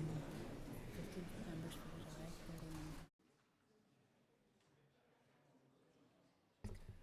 31. Okay, members, thank you. The next item of business is a motion from the opposition on the future of EU relations, future EU relationship. Clerk, could you please read the motion? That this Assembly notes the beginning of the democratic consent process, calls for the Executive to continue their efforts to operate the Protocol Windsor Framework as smoothly as possible, further calls on the Secretary of State to ensure that any independent review into the functioning of the Windsor Framework, as provided for under Schedule 6A of the Northern Ireland Act 1998, investigates and makes proposals to the UK and EU on other related post-Brexit issues affecting all communities in Northern Ireland, including but not limited to disruptions to cross-border trade in services and provision of public services, improved access to Erasmus for Northern Ireland-based students and institutions, increased participation for Northern Ireland residents and community organisations in the fullest possible range of EU programmes, increased support for Northern Ireland businesses to maximise the advantages of dual market access, options for Northern Ireland representation in the European Parliament, reflecting our rights as EU citizens and obligations under EU law, and any other measures which could bring economic or social benefits to this region befitting its unique post-Brexit status. Thank you. I call on Matthew O'Toole to move the motion on behalf of the opposition. Thank you. Moved. Thank you, Matthew. The Business Committee has agreed to allow 1 hour for this debate. The proposer of the motion will have 5 minutes to propose and 5 minutes to wind. As an amendment has been selected and is published on the Marshall list, the Business Committee has agreed that 8 minutes will be added to the total time for the debate. Matthew, please open the debate on the motion. Thank you, Madam Principal Deputy Speaker. Before the end of this year, the Assembly will have an opportunity to vote on the protocol, now often referred to as the Windsor Framework. Unlike a lot of the votes we have in this place, this one actually means something. It is a vote that will not simply pass into the ether, it will have specific consequences. This vote is provided for in international law, and assuming it passes with a simple majority, as most expect it will, the UK Government has said that it will trigger a process of reviewing how the protocol works. So, how should that review look? What should it look at? The text of the consent motion itself is short and simply acts to confirm or reject the continued application of Articles 5 to 10 of the protocol. Of course, we all want to see continued efforts to ensure the movement of goods between Britain and Northern Ireland is as smooth as possible. But if there is to be an independent review, it must look at the challenges and opportunities of our post-Brexit arrangements in total. That means maximising the investment and growth potential of our dual market access. It means ensuring both the EU and UK are on the same page when encouraging and facilitating that investment. I've been among the loudest and most vociferous advocates of the opportunities from dual market access, but it will take more than simply local politicians talking about it. We need policymakers in Brussels, London and Dublin to be fully engaged in helping us benefit from our position. And we think that the independent review process, assuming that one takes place, is the perfect place to start that work. But this isn't simply about pounds and pence or euros and cents. It's about the extraordinary opportunities for young people, universities, wider civic society, and maximising our access to European programmes and European cooperation. For example, while it's welcome that Northern Irish students can participate in Erasmus via higher education institutions in their south, we want to see Northern institutions fully participating again. We are, after all, Madam Principal Deputy Speaker, not only bound to the EU by the obligations of the protocol, but by the fact that our people, our citizens, have a permanent right to EU citizenship by dint of being by birthright. We also have another treaty right enshrined in the Good Friday Agreement and clarified by our former party leader Mark Durkan when he was an MP, which is that Northern Ireland, unique in the UK and indeed unique on the continent, has an automatic legal route to rejoining the EU via referendum on a new Ireland. To be clear, that is not what today's debate is about, but it does illustrate why we are entitled to speak up, not just for a European future in the long term, but for a joint effort by the UK and EU to maximise the benefits as we mitigate the challenges of our position. Those challenges also include a wide range of new disruptions to cross-border life in the all-island economy. Let me say briefly, we will of course be supporting the Alliance Party amendment, which I think adds to ours. Slightly note some of the wordings a little bit clumsy. The Alliance Party has been very successfully quoted soft nationalist opinion. I would say the way this is phrased rather indicates that people come from Ireland to Northern Ireland. That's an interesting, if you want to continue quoting soft nationalists, I would encourage you to keep using language like that. That would be certainly in our interests. But in any case, let's be clear, the appalling policy decision to press forward with the ETA, potentially devastating tourism in Ireland, is an example of why the British government needed to be put to the pin of its collar on the original protocol, and we make no bones about the fact that we did that, and we will continue to do that. There are a range of other cross-border disruptions, financial services, data, including on geo-blocking for sports fans, other regulatory and tax problems that face frontier workers. The protocol itself, signed by the UK, promised in Article 11 to ensure that the conditions for North-South cooperation were maintained. Let's hold them to that. But all of these things, and indeed getting progress on softening East-West disruptions, will be made more straightforward and indeed more accountable if Northern Ireland had representation in the EU Parliament. Madam Principal Deputy Speaker, our party makes no bones about being the most pro-European party in the North, and indeed about our aspiration to rejoin the EU. But I've also listened to MLAs and others outside this chamber, including former members, lament what they see as the undemocratic nature of the protocol. I presume, then, they will be happy to support our call for Northern Ireland to be represented in the European Parliament. Whether you want to rejoin the EU, as I do, or simply think our voice should be heard, we'd ask for your support. There are multiple routes to this happening, and multiple examples of non-member states being represented. West Berlin sent MEPs to the European Parliament despite not being in the community, as it was then. Gibraltar has never been in the UK, but it was part of the EU and bound by EU law until Brexit, and so voted in European parliamentary elections. Multiple accession countries have enjoyed observer status. These examples demonstrate there are precedents and possibilities. And to those who are opposed, I simply say, why not? In this place, we didn't... I will take a quick intervention, yes. Would the member agree that every single member of this Assembly has a responsibility to maximise our post-Brexit status? Members, an extra minute. Thank you very much, Madam Principal Deputy Speaker. I appreciate the extra minute, and I appreciate the opportunity to outline that, yes, we should take every single opportunity to maximise the benefits. I believe strongly in a European future, but I want the best for all our citizens here. Now, whether they are EU citizens proudly or not, I want the best for all of our people under our unique status. In this place, we didn't choose Brexit, but we have managed to protect ourselves from the worst consequences of Brexit. So let's go further. Let's go further. Let's maximise those opportunities. Let's ensure our voice is heard where we need it to be heard. And I commend this motion to the Assembly. Thank you, Matthew. I call Owen Tennyson to move the amendment. Moved. Thank you, Owen. You'll have 5 minutes to propose your amendment and 3 minutes to wind, and all other speakers to this debate will have 3 minutes. Go ahead. Thank you, Principal Deputy Speaker, and I rise to propose the Alliance Amendment to the motion, which seeks to support and enhance the motion by expanding on two fundamental issues: the need for a comprehensive UK-EU veterinary and SPS agreement and an electronic travel authorisation exemption for tourists crossing the land border. As has been well rehearsed, Alliance opposed leaving the EU, but thanks to the recklessly hard Brexit pursued by the Conservative government, aided and abetted by the DUP, special arrangements are now necessary to address the particular challenges posed to our economy. There is no escaping that fundamental truth, and so continuation of the Windsor Framework when this Assembly votes in the coming weeks is essential to uphold our dual market access, to protect the Good Friday Agreement and to respect our international obligations. And any review that follows, to be clear, must command the respect of people from right across our community and a broad swathe of political opinion, not the sweetheart deals that we've seen between the UK Government and the DUP in the past. I will indeed. When he talks about the respect of all communities, the Belfast Agreement put at its heart cross-community voting in this place. Does the member not have any concern or indeed any remorse at the fact being that there will be no cross-community vote on this democratic scrutiny vote in the coming weeks? The member for an extra minute. I'm concerned about the impact that Brexit had on cross-community relations and on the Good Friday Agreement when the DUP rode a coach and horses through that agreement and completely undermined it. So I think the member needs to look in the mirror rather than casting aspersions to those of us on these benches. Excuse me, order, Owen, order. Could you please stop shouting from a salary position? It's rude. Go ahead. Thank you, Principal Deputy Speaker.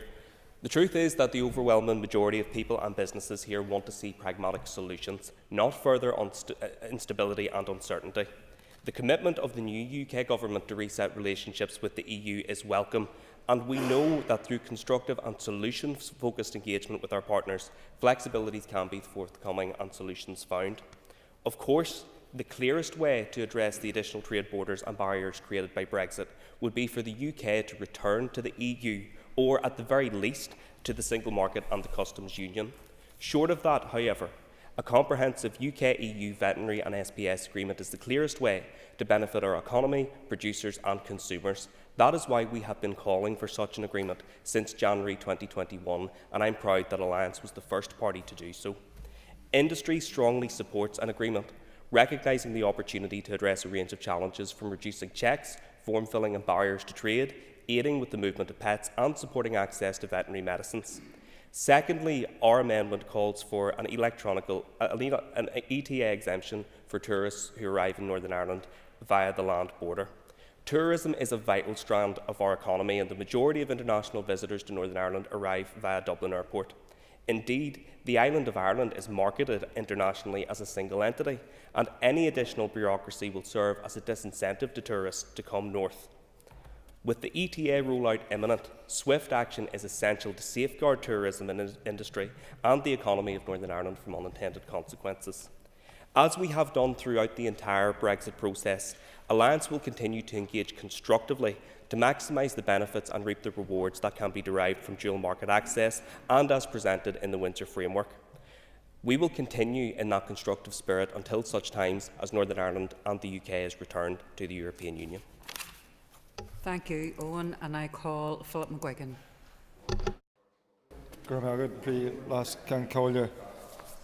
In 2016, the vast majority of people in the North voted to remain in the EU. They did so in the knowledge that politically and economically it was in our best interests. For reasons which is for others to explain, both prior to the Brexit referendum and after, some wanted to pursue a strategy of political self-sabotage on a grand scale. Regardless of the implications for peace on this island or the prosperity of businesses, communities and citizens in the North. And 3 minutes clearly isn't enough time to allow for the detail of the last 8 years, but suffice to say that the results of Brexit, whether in Britain or in Ireland, were never going to be positive. That is a fact that hopefully even its initial proponents across the chamber, at least in private, can now recognise. Thankfully, though, for us living in the north of Ireland, our majority voice was heard during the negotiations, and more importantly, at least on the EU side, our voice was listened to. Within these negotiations, the conditions and terms of the Good Friday Agreement were front and centre, and peace in Ireland was not going to be allowed by the EU to be collateral damage of English or British nationalism. The protocol and further agreements do offer us, or businesses in particular, protections from Brexit's worst excesses, allowing as it does for dual market access. We all need to be mindful of that fact when, in a few weeks, a democratic consent vote is taken in this chamber on the continuation of these current arrangements that do bring protections, certainty and stability for our business. Current arrangements aren't perfect. As I said earlier, Brexit could be nothing other than negative. Community and voluntary groups, businesses, sporting organisations and rural communities have lost access to millions of EU funding. Our young people are losing out on the full benefits of the Erasmus scheme. The issues of veterinary medicines and the need for an SPS agreement between Britain and the EU are problems that do need resolved. The electronic travel authorisation being imposed by the British Government will undoubtedly disrupt and damage the level of visitors travelling northwards and impact our tourist and hospitality sectors. So we will be supporting an amendment which we do believe mentions most of this and adds value to the original motion. In concluding, can I say that in the short term, certainty and stability in our relationship with the EU, as offered by the protocol, is vitally important. I also welcome if a closening of the relationships between the EU and the new British Government transpires and brings with it positive outcomes for us in the North in the medium term. But ultimately, I believe that the majority of the people in the North, as they indicated in 2016, want to be part of the European Union. And I also believe that this conversation we are having today about future relationships with the EU, running in tandem with the ongoing conversation for constitutional change in a new Ireland, bring about the long-term solution, a new democratic Ireland with all its citizens, north and south, benefiting from EU membership. Thank you, Philip. I call David Brooks. Madam Deputy Speaker, not one unionist in this place supported the protocol, which was cheered on by those who sought to overturn a democratic referendum. Unionists have long known that some embrace the notion of democratic consent only when it suits them. It is clear to Unionists, Madam Deputy Speaker, that those in this place who speak loudest of the Belfast Agreement as though it were a holy text are hypocrites on this issue.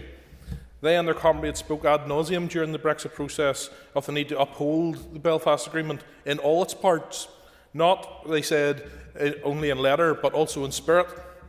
That agreement means much more to those on opposition benches than it does to me, yet it seems when it comes to the democratic consent mechanism, the SDLP, as others, were very content that it deliberately and by design dumped the principle of cross-community consent, so fundamental, in 1998.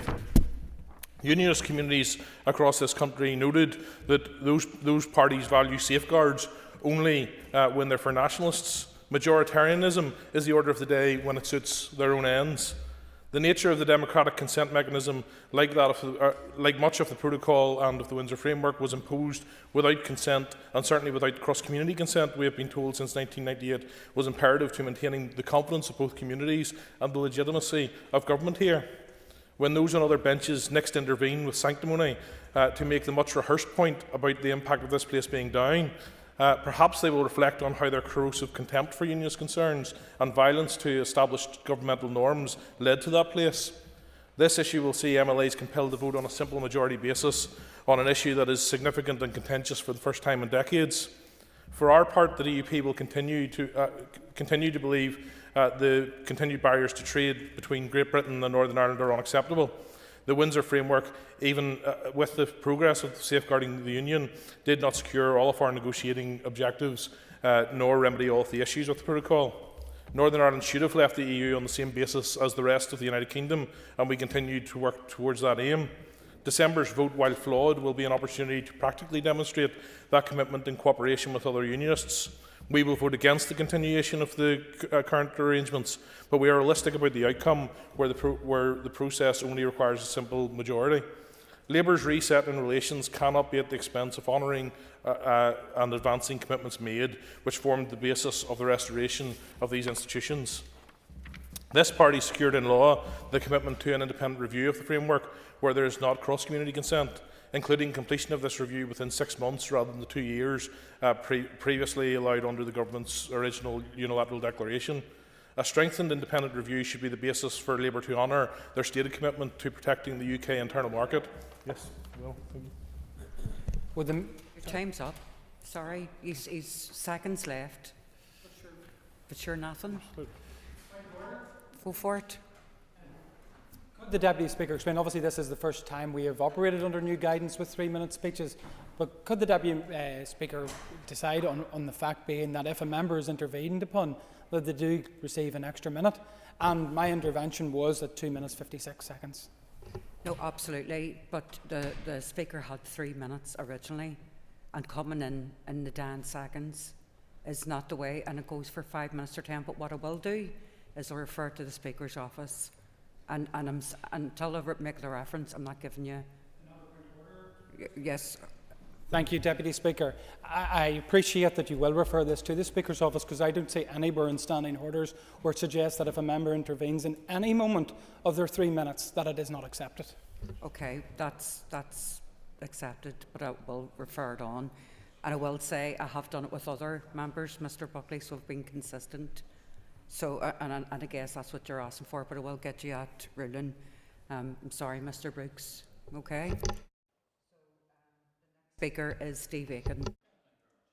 Thank you very much indeed, Deputy Principal Speaker. A declaration of two interests. One, I sit on the euphemistically named Windsor Framework Democratic Scrutiny Committee, and I think most members here will be aware of what my view of that committee actually is.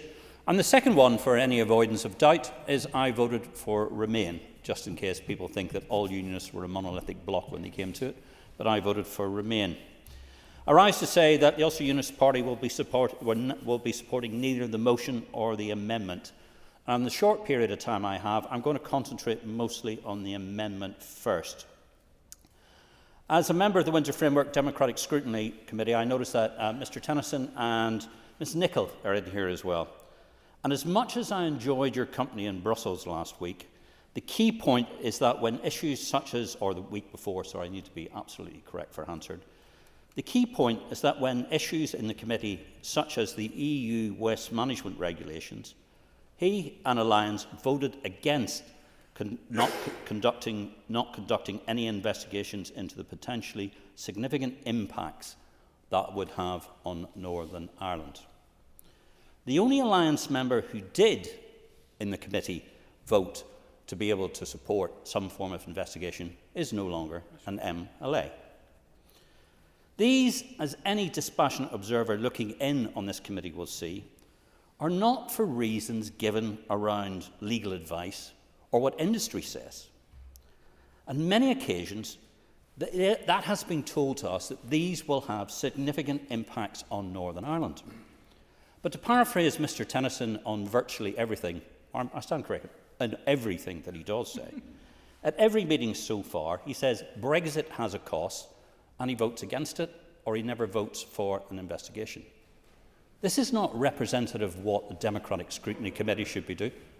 I hope it is point of order, Owen. Excuse me. I would contend that the member's remarks are inaccurate and he should withdraw them, given that I did vote for an inquiry into the proposed ban on mercury regulations. So I would ask the member to withdraw those remarks because it's not an accurate depiction. It's not a point of order, Owen, but what I will do is I'll refer your concerns to the Speaker. Go ahead, Mr Aiken. Thank you very much. Do I get an extra minute? Oh, come on, Deputy Principal Speaker. Okay. We also need to... I will speed on then. Oh, I shall definitely. Would the member agree the example given is probably the exception that proves the rule? You have an extra minute now. Oh, thank you very much indeed, Deputy Principal Speaker. Yes, indeed, that probably is the exception that proves the rule. We also need to bear in mind that both the SDLP and Alliance both called for the full and rigorous implementation of the protocol. So what's changed? Surely Alliance are not reverting to cakeism. The vehemence from which the Alliance leadership, and particularly the person who was the deputy leader of the Alliance before him... Sorry? Oh, certainly. This long disquisition on the Alliance Party, I'm always up for that. But can I specifically ask, given his views about the democratic consent process and the Scrutiny Committee, doesn't he agree that us having some kind of representation in the EU Parliament would be a positive step forward? No. And while some will welcome this Damascene change in direction by the Alliance Party, as pointed out by the amendment, the reality based on the voting behaviour in the Windsor Framework Democratic Scrutiny Committee is very different. Action, Alliance, not words, no, which would make your amendment more convincing. As to the motion itself, it has a degree of merit, but we cannot support options for representation as identified by the SDLP press release and comment on the motion. We have left the European Union. Anyone with even the remotest concept of how that organisation works will clearly understand the improbability of getting any representation voice in the EU Parliament. There is no strand 4 to the Belfast Good Friday Agreement. We need to be working to make sure that the impositions of the Irish Sea border are removed. Thank you, Deputy Principal Speaker. 4 minutes on the dot. Thank you. Yes, I'm taking note of the time. Thank you. So the next item of business in the order paper is question time. So I therefore propose by leave of the Assembly to suspend the sitting until 2 o'clock. And our next speaker after question time will be Jonathan Buckley.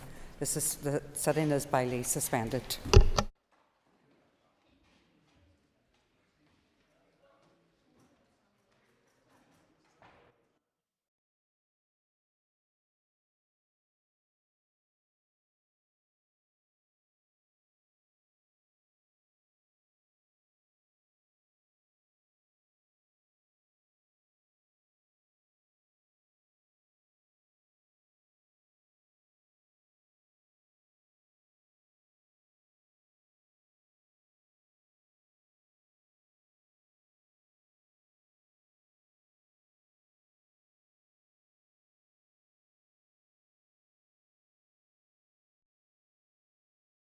Assembly Chamber. Sound.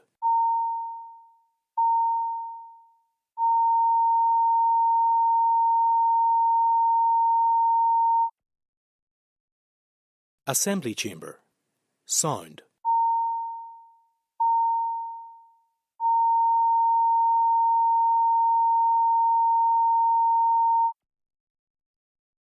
Assembly Chamber. Sound.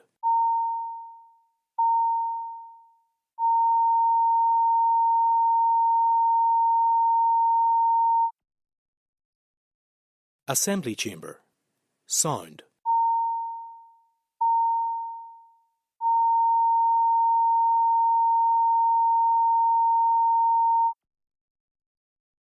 Assembly Chamber.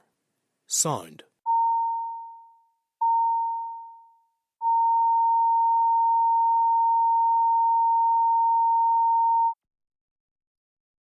Assembly Chamber. Sound.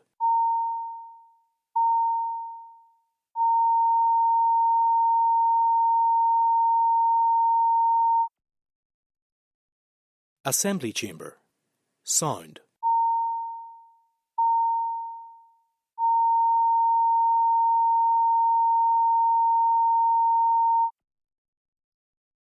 Assembly Chamber. Sound.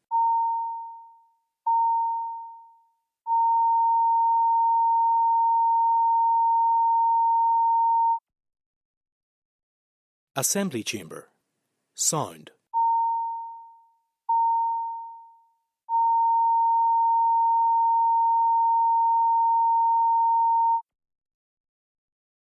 Assembly Chamber. Sound.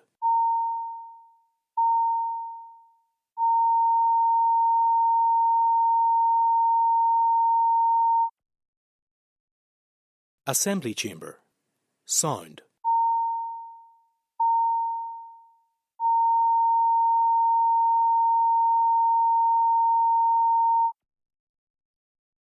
Assembly Chamber. Sound.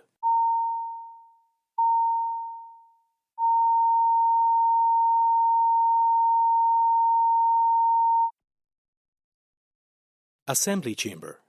Sound.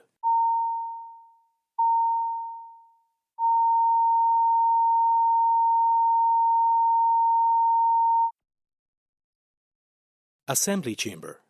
Sound.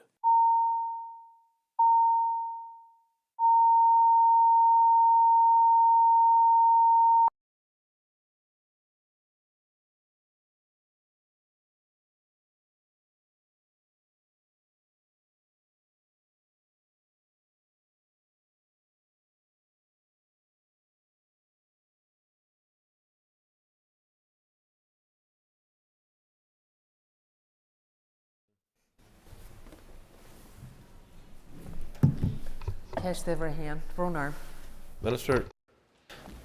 I thank the member for her question. As you'll be aware, recently I was pleased to be able to approve additional regional funding for children with disability services, despite the financial circumstances facing my department. That funding allocation will enable up to £2 million to be spent over the course of the rest of this financial year, and then there will be £13 million a year in multi-year funding to support families who have children with disabilities. With regard to the allocation of the funding, each trust is currently working intensively with my department to agree what actions can be taken forward this financial year.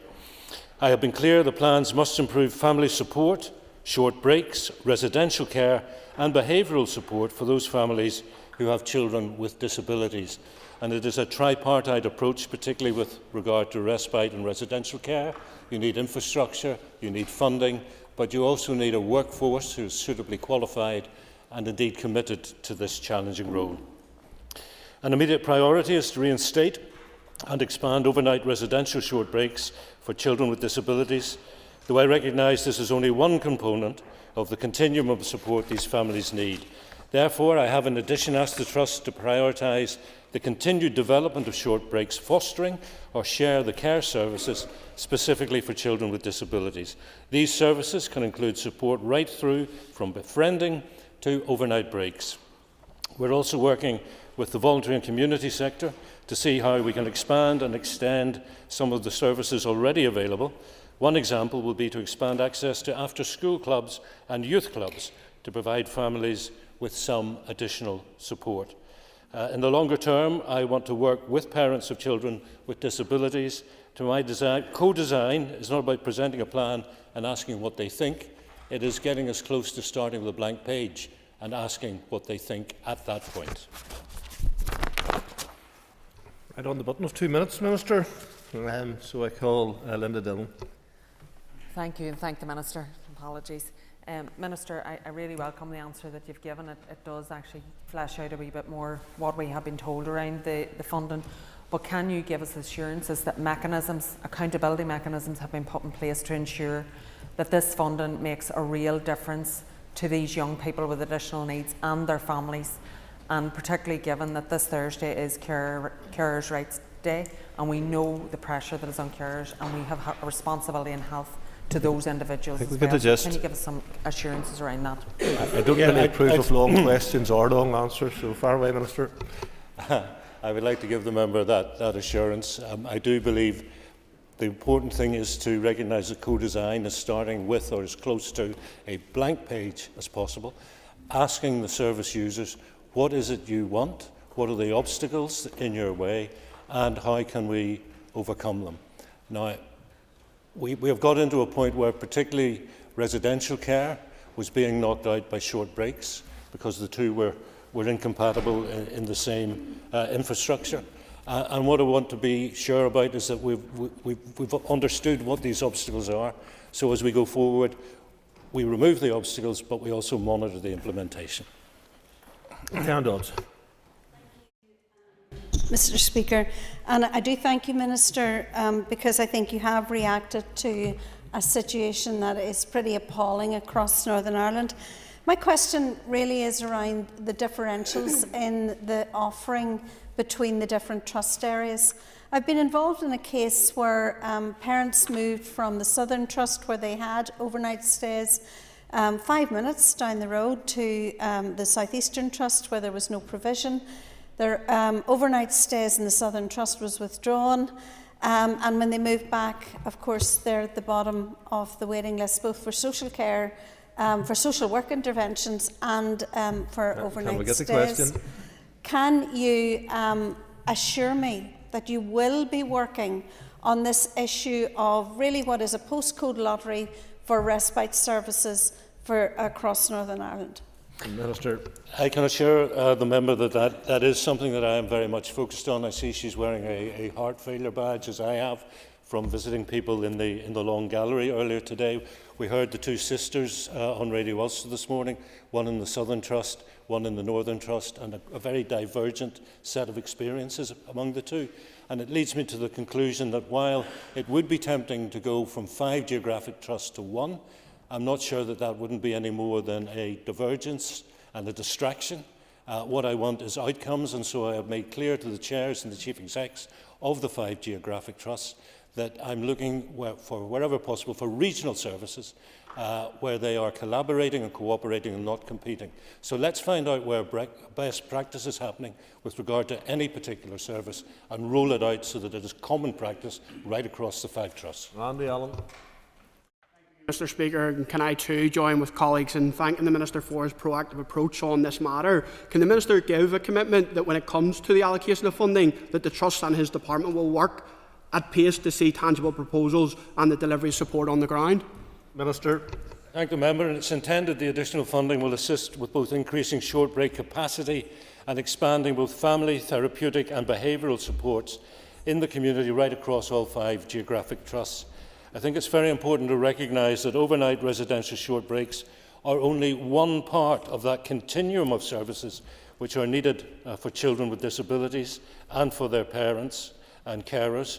And we must look at opportunities to expand support services which we can provide in the community, and those are under active consideration as we look towards a £13 million additional spend in the next financial year.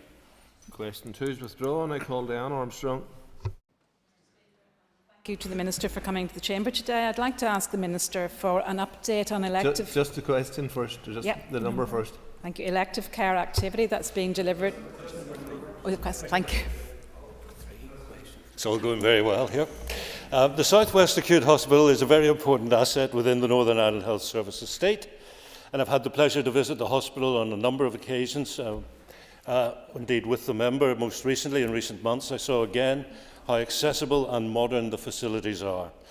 The hospital is commissioned for an average of 15.3 elective theatre sessions per week. That's across gynaecology, general surgery, paediatric surgery and dental. The number of patients actually treated will slightly vary each week, and that depends on the case mix. Whilst there had previously been a period of under-delivery, following a recent recruitment exercise, the Trust has successfully appointed 4 new consultants, and this has had a positive impact on theatre scheduling. I'm pleased to confirm the South West Acute is now delivering more elective activity than at any point before in its history. And while I'm very aware of some ongoing local concerns regarding the future of the hospital, I can assure all that its patients, staff and the wider community in the Fermanagh and West Roan area, I see the hospital continuing to play a very important and long-standing role moving forward. In particular, initiatives such as the elective overnight stay centre at the SWA are and will remain critical in helping to tackle our lengthy waits for elective surgery. Members will be aware, recently I encouraged people to view our hospitals as a network, and not every hospital will deliver every procedure, but there is a place for the SWA within that network. Ms Armstrong. Mr Speaker, I thank the Minister for that very reassuring update, and I'm really pleased in particular that the hospital is delivering more elective activity than ever before. In light of some of the recent concern in the local area that the South West Acute Hospital is facing a downgrading following the publication of the network document, what reassurance can the Minister give that this simply isn't the case? Minister. Thank the member. The hospital network document clearly states it's about the reconfiguration of acute hospitals, of which the South West Acute Hospital is and remains a part. The proposed designation of SWA as a general hospital refers to the tier at which it sits within the network, and it's not a reflection of it being downgraded from acute hospital status. In fact, the hospital network document doesn't contain any proposed reconfigurations. It simply sets a strategic context for future reconfiguration decisions. Liz Kimmins. For his answers so far. Minister, in relation to the elective overnight stay centres, Daisy Hill is one of those and has been doing fantastic work to date. However, there's always room for more, and I would like to ask the Minister then for what consideration he and his department have given to potentially expand to include orthopaedic surgeries, because I know that is probably one of the biggest waiting lists that we do have, and many of us will have constituents who are on those waiting lists, so I'd like to hear a bit more. The initial questions about the South West Acute, but I leave it in the hands of the Minister for his response. Thank you so much, Mr Speaker. I'm going to have to get back to the member, but what I would say to her that there are successes in terms of the transformation progress, a programme that we've undertaken since Bengoa was first here in 2016, and the elective overnight stay centres are a part of that, as well as day procedure centres. I think a primary care multidisciplinary teams are the shining example. So within all that, yes, I would like to see Daisy Hill being enhanced as an elective care centre. Deborah. Minister for his answers. I did see in a recent media report that in the past 4 years 150 million has been paid from the public purse to private providers. So does that point to a capacity issue? I did have a meeting with the Trust recently in relation to the SWA, and they did say that they have a demand capacity gap which they're looking to try and sort out, and would rather that they get recurrent funding. So can the Minister point to the funding constraints that are there in relation to elective care? Minister. Well, I think the two issues are the quantum of the budget and the fact that it is a single-year budget, and I have said before I am optimistic that if we don't get to multi-year budgets for 2025-26, I see no reason why we can't get there for 2026-27. Not least because the Labour government will have embedded itself both in Downing Street and the Treasury. So I think those are the two issues which play into workforce, and workforce is always a challenge. There are so many moving parts in delivering healthcare, particularly at an acute hospital like the South West, that when one part falls down, it has a huge impact. In fact, it makes the whole thing grind to a halt. So workforce is a very key priority focus for me. Neil McAllister. for your answer so far, and I think it is positive news to hear that the 4 additional consultants have been placed at the SWA, but I wanted to ask whether the Minister has met with any of the representative bodies regarding the efficiency of the elective care, not just particular to the SWA, but to all of the elective care overnight and day procedure hubs across Northern Ireland. Minister. Well, I like to get out and about every week, and I've been to the SWA, I've been to most hospitals in Northern Ireland, I think, over the course of the number of months I've been in charge. So I do meet not just managers, but I meet people who are delivering services, including those overnight services. But in terms of a strategic review, that's carried out by officials. Mr McNulty, right about the SWA, I assume? No. Then we'll move on to the next question. Daniel McCrossan. Question 4, Minister.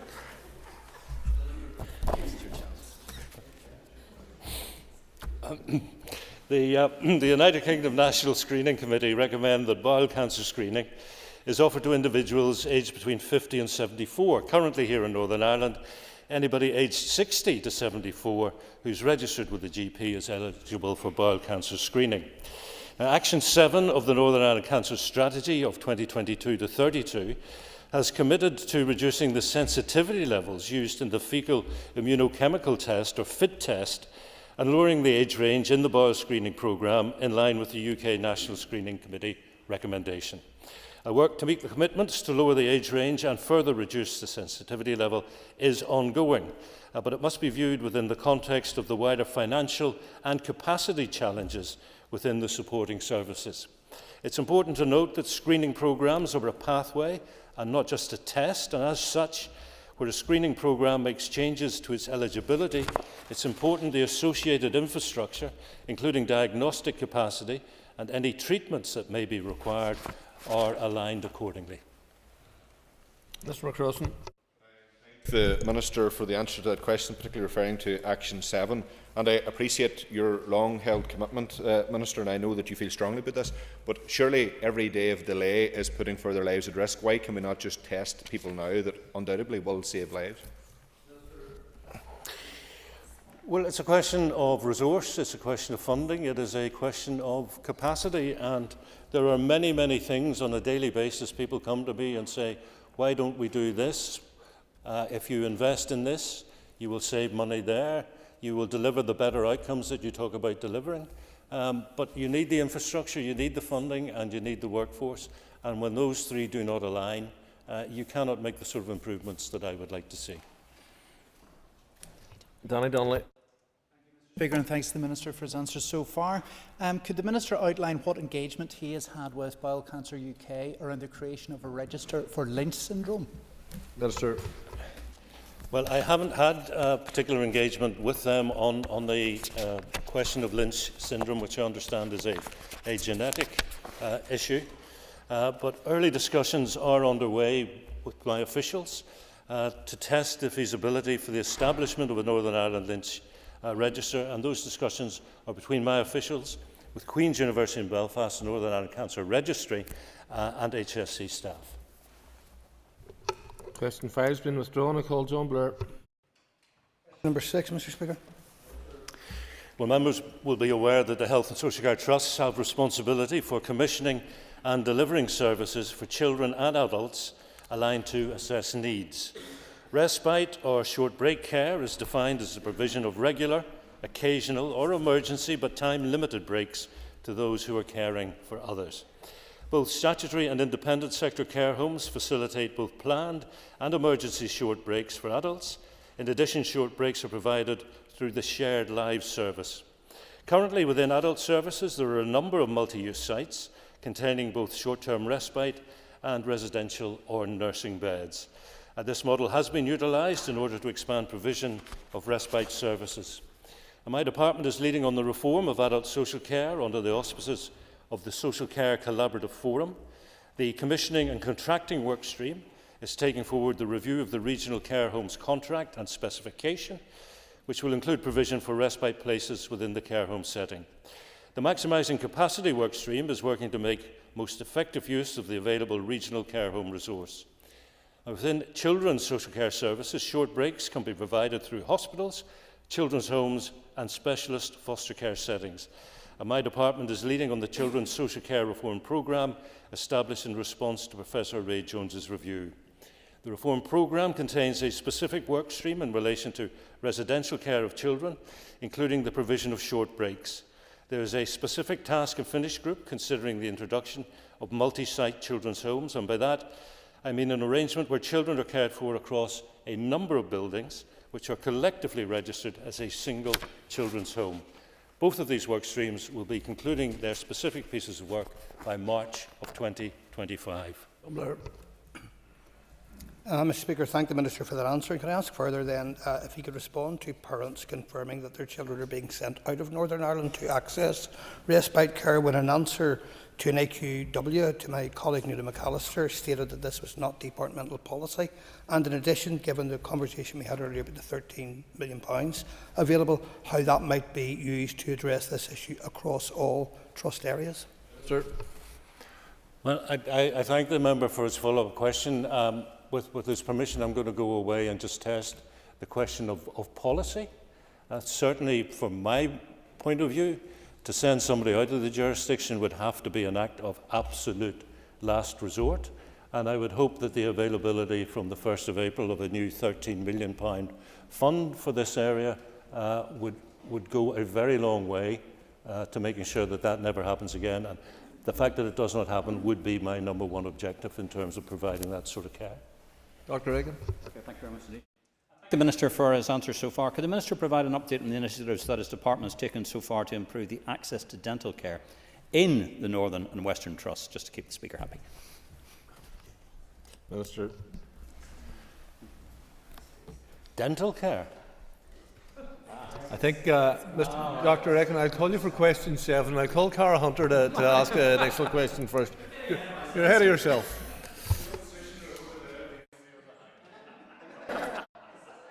Please, Minister. The community dental services within health and social care trusts provide dental care to patients who, for various reasons, are not suitable for treatment in the primary care setting. For young children, those with additional needs or particularly complex cases, it may be necessary for the treatment to be taken under general anaesthetic. To ensure that the most urgent cases are treated as quickly as possible, community dental services teams operate a strict triage and prioritisation process for general anaesthetic, which is based on clinical need. This means that for those patients considered to be acute or urgent, waiting times can be relatively short, but for those in the routine category, waiting times can be significantly longer. The majority of children receive all their dental care, including extractions under local anaesthetic, in the general dental services. Extractions under general anaesthetic are indicated in children who are too young to tolerate the treatment under local anaesthetic, or who need multiple extractions, or who display disproportionate anxiety. General anaesthetic may also be required for those patients with additional needs who are otherwise unable to cope with invasive dental procedures. Some patients may require all or most of their dental care under general anaesthetic. This waiting list is separate from the paediatric extraction waiting list. Children with additional needs may be placed on either list depending on their individual needs. The Trust CDS teams have provided the following information for the current estimate average waiting times from the time of initial referral. Northern Health and Social Care Trust, 6 to 12 months for paediatric dental extraction lists, 8 months for patients with additional needs requiring comprehensive treatment. Western Trust, 1 to 2 months for paediatric dental extractions and 1 to 2 months for patients with additional needs requiring comprehensive treatment. Ms. Hunter. Mr. Speaker, and I'd like to thank the Minister for his detailed answer. Minister, I'd just like to bring to your attention briefly a story of a family in my constituency based in Grey Steel. It was a young girl called Maisie who has complex needs, and she was told she would have to wait a year to get this tooth that was causing her so much bother she couldn't eat out. Minister, can I ask you, recognising the pressures that are on this particular surgery, can I ask, has your department maybe explored looking at what we can do on a north-south basis, or looking at could we create a scheme to enable these children who are struggling with the waiting lists for this surgery to find some way to get a resolve and to limit those waiting times? Thank you, Minister. Well, I thank the member, and I'm more than happy to engage with her in terms of the detail of this individual case. As a more general rule of thumb, the North-South reimbursement scheme, which was very successful, is no longer operating because there is not a budget for this. A bid was made within the last financial year for a budget to reintroduce that scheme. That was not successful. So that is the position we find ourselves in. Should that change, I'm more than open. I've said before in this House, sensible cooperation on a north-south basis is something that I would welcome. Dr. Aiken. Thank you very much indeed, Speaker. Minister, can the Minister provide an update on the initiatives that his department has taken so far this year to improve access to dental care in the Northern and Western Healthcare Trust, please? Thank you. Mr. No.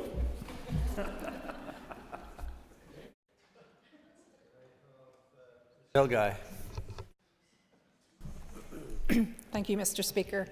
Can I ask the Minister to update on discussions with the UK Government around support for dentists impacted by the recent budget announcements? I'm not aware of any discussions that are ongoing between my department and the UK Government on the theme you mentioned. Colin Crawford. Minister. I thank the member. The Impact Agewell project, delivered by the Mid and East Antrim Edgewell Partnership, is an integrated community development approach to improving the health and well-being of older people. The approach brings together those involved with the care and support of an older person, the GP, the community pharmacist, social care workers, and the practice manager within a locality hub. Impact Agewell are continually developing to meet the needs of local older people and have recently commenced work in Inver Rehabilitation Ward, with officers being involved at the very start of the rehab admission to ensure that when the older person is ready for discharge, everything's in place for them to return home, such as food packs, meals on wheels, key safe referrals to occupational therapy, and so on. Impact Agewell have reported that since its inception, as well as improving outcomes for older people, they've saved approximately £6.1 million by avoiding unscheduled care costs to the health service in this area over the last 7 years. I see this as an example of best practice which I'd like to see rolled out right across Northern Ireland to become common practice in how we deliver healthcare and support to an ageing population. I recently visited the Mid and East Antrim Agewell Partnership premises and confirmed a 2-year funding extension. This reaffirms the Department's commitment to supporting innovative, community-based solutions that address the health and well-being of ageing populations. The funding will enable Impact Agewell to continue its vital work, delivering integrated support and services for older individuals, particularly those facing challenges with isolation, long-term health conditions, or limited access to community resources. Mr. Crawford. Thank you, Mr. Speaker. Does the Minister agree that following his recent visit and discussions with staff, that the Impact Agewell project is a brilliant example of how spending money slightly different can deliver often far more significant benefits and savings in other parts of our health service? Minister. I agree with the point, and it's well made, I believe, by the member. He'll be aware that my objective is to deliver better outcomes for patients, for service users, for the population generally, as well as for those who deliver healthcare. And sometimes slight adjustments are all that is required. Sometimes a relatively small investment will have a disproportionately positive result. It is, of course, also important to monitor and measure outcomes, and the project is monitored quarterly against agreed targets by the Department of Health's Strategic Planning and Performance Group.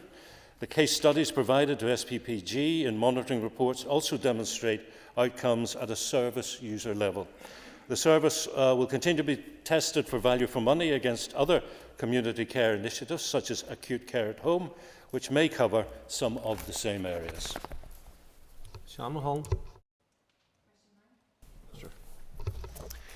Delivery of the mental health strategy has been taking place within an extremely challenging financial context using existing limited resources to take forward actions. As a result of this, the strategy is being implemented through annual delivery plans which set year-on-year priorities and actions. And while the number of actions which can be taken forward are limited due to the funding position, good progress has been made in taking forward a number of areas, including implementation of the Community Perinatal Mental Health Service across the region. Teams are now in place in all trusts. establishing the regional mental health service, including appointment of the head of the service and service user consultant, as well as preparatory work for formation of a regional collaborative board. Work is ongoing to embed a mental health outcomes framework within Encompass as it is rolled out. There's a development of a 3-year early intervention and prevention action plan, and completion and publication of an independent mental health workforce review, with work underway to begin planning implementation of key recommendations. Additional investment of £2 million in child and adolescent mental health services to enhance existing provision and alleviate pressures is underway. Also work to scope and develop a digital mental health service action plan. And finally, work to commission a review of the scope, scale and capacity of the community and voluntary sector to ensure they are fully integrated in the delivery of mental health services, building upon the previous report on the community and voluntary sector's collective voice. In the current year, our priorities are a continued focus on early intervention, developing a plan to maximise the role of the community and voluntary sector, the continued development of the regional mental health service, and stabilising and growing the workforce. Ms Mulholland. Very much, Mr. Speaker, and thank you, Minister, for that. According to a senior police officer I've been speaking to recently, there's a spike in suicides amongst males in the Causeway Coast and Glens area, and I'm just wondering if this is something that your department is aware of in terms of that rurality approach, and when you look at something through the rural lens and the isolation that may cause in our young men, and I'm just wondering if there's anything specific. Well, I thank the member. I am personally not aware of that spike that she refers to, but I would assure you that the department in all its actions is keen and eager and determined to look at rural impact, and that runs right across all the activities of health and social care. David Honeyford. Minister. The purpose of the plan is to highlight the wide range of policy and service development initiatives which are currently in progress, also to outline the actions and improvements that can be delivered over the next 3 years to improve health outcomes for women. At this stage, the focus is on mapping the work that's already underway across the health and social care system, including, for example, improving maternity, gynae and menopause services, cervical screening and breast cancer services, and planning for a mother and baby unit, as well as identifying areas where further action is needed. For example, improving public health awareness around women's health, providing more training and education for healthcare professionals on these issues, and promoting healthy lifestyles and tackling health inequalities.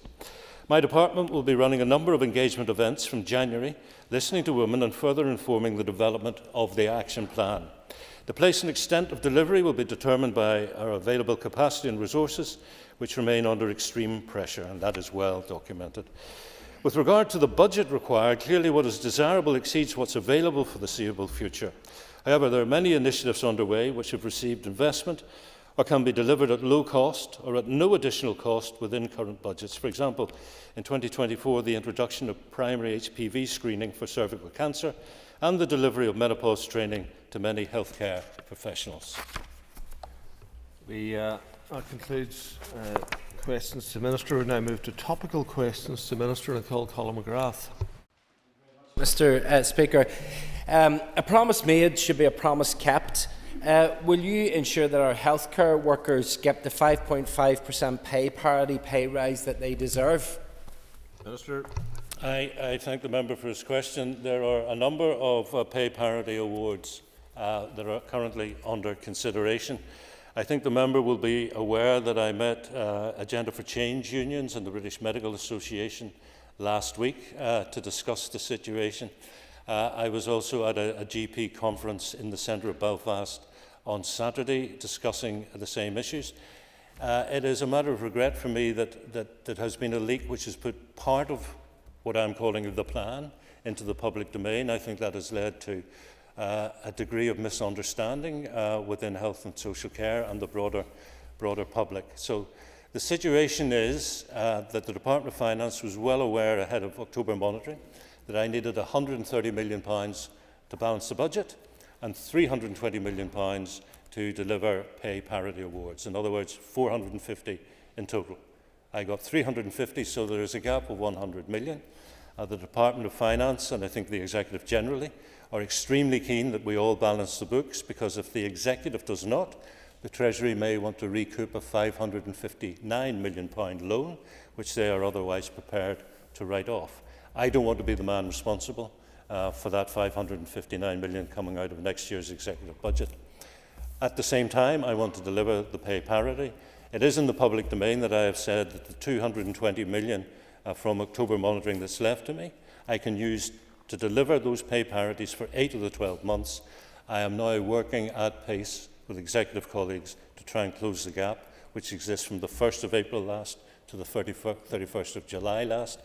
From last Monday's executive meeting to today, I think there is now a real collective will to do that, and not just for healthcare, but for all public sector pay. Mr. McGrath.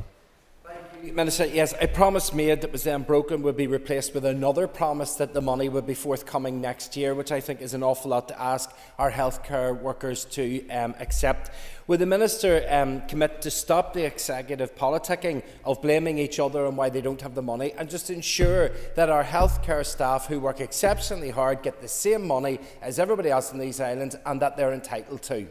Minister. If I heard him correctly, he seems to suggest that part of this year's pay will be delivered in the next financial year. What? Oh, in January? Yes. The point to me is that it is delivered within the financial year. Now, if it happens to slip, that is a matter of regret, but it's not as big a regret as if I can't deliver it at all, and I am determined to deliver it, even if it slips into 2025, the calendar year thereof. Mr. Speaker. Minister, could you outline the actions your department has taken to address inequalities in women's cardiovascular health in light of the recent publication of the Bias in Biology report by the British Heart Foundation? Thank you. Well, I thank the member for his question, and I suppose, like me, he may have been in the long gallery for the heart failure meeting earlier today. Mr. Speaker, I don't know if it's a declaration of interest or not, but that is the very condition that I was diagnosed with in 2016. So I declare I have 2 stents, a pacemaker, and a defibrillator. Kind of greedy of me, I suspect you might think. But last week I met with the British Heart Foundation prior to the launch of that Bias and Biology report regarding the heart attack gender gap. I welcome the report. It highlights issues of unawareness, underdiagnosis, and undertreatment of cardiovascular disease among women, and it provides a number of helpful policy recommendations which my department will now consider. I further recognise the need for improved education and information on a wide range of women's health issues and risk factors. I want to support women and healthcare professionals in the identification, the management and the treatment of conditions, including cardiovascular disease, one of the leading causes of death among women. And this will form part of the Women's Health Action Plan, which my department is developing. Mr. Harvey. And thank you, Minister. Could the Minister maybe outline the budget your department intends to allocate to Women's Health Action Plan? Thank you. Minister. I thank the member for his question. I don't have a specific answer for him, but I want to make this point because some people think I'm not in favour of a women's health strategy. I am, in principle. What I think is not the right thing to do is to deliver a strategy that you can't afford to deliver upon. And the member may be aware that I have campaigned since I came here many years ago on mental health. So when Robin Swan became Health Minister, I was delighted he appointed a mental health champion and brought forward a 10-year mental health strategy. However, if you look at this year's action points, the mental health champion, Professor O'Neill, will tell you the department only has about 1/8 of the budget required. So you're raising expectations only to disappoint. And that is why I want to go for a costed action plan as a first step towards delivering the strategy. The exact quantum is still under discussion as we firm up the elements that go into the plan itself. Minister, a recent article in the Fermanagh Herald highlighted that over £150 million has been spent on private consultants over the last 4 years.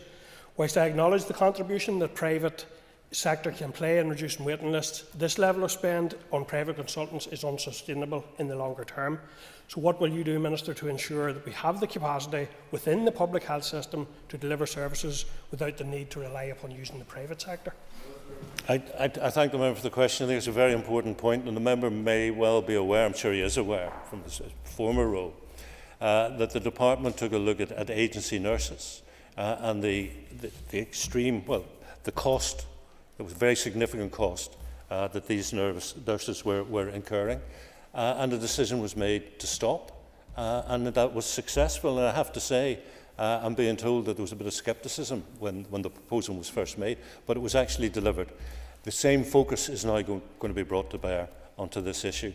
I would add further that, while I understand why we sometimes go into the independent sector, particularly to tackle waiting lists, it makes me very, very nervous, because if you go to somewhere like the Kingsbridge up the Lisburn Road and you're putting in 1 day a week, say, as a surgeon or a consultant, you're in a very fine, enjoyable working environment.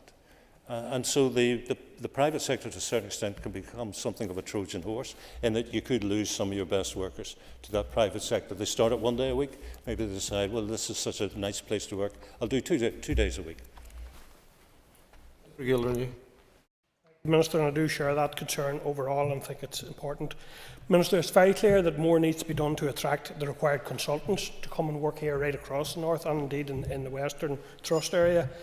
What more can you do or are you doing to attract the required consultants to work in the public sector? Minister. Well, I think there are a couple of points on that. For example, some people think that consultants work for specific hospitals such as Craigavon or Daisy Hill. Contracts should be with a trust, and they should be told that they are expected to travel as demand dictates. We've had some successful forays abroad and to attract international colleagues, and they have helped to close the gaps.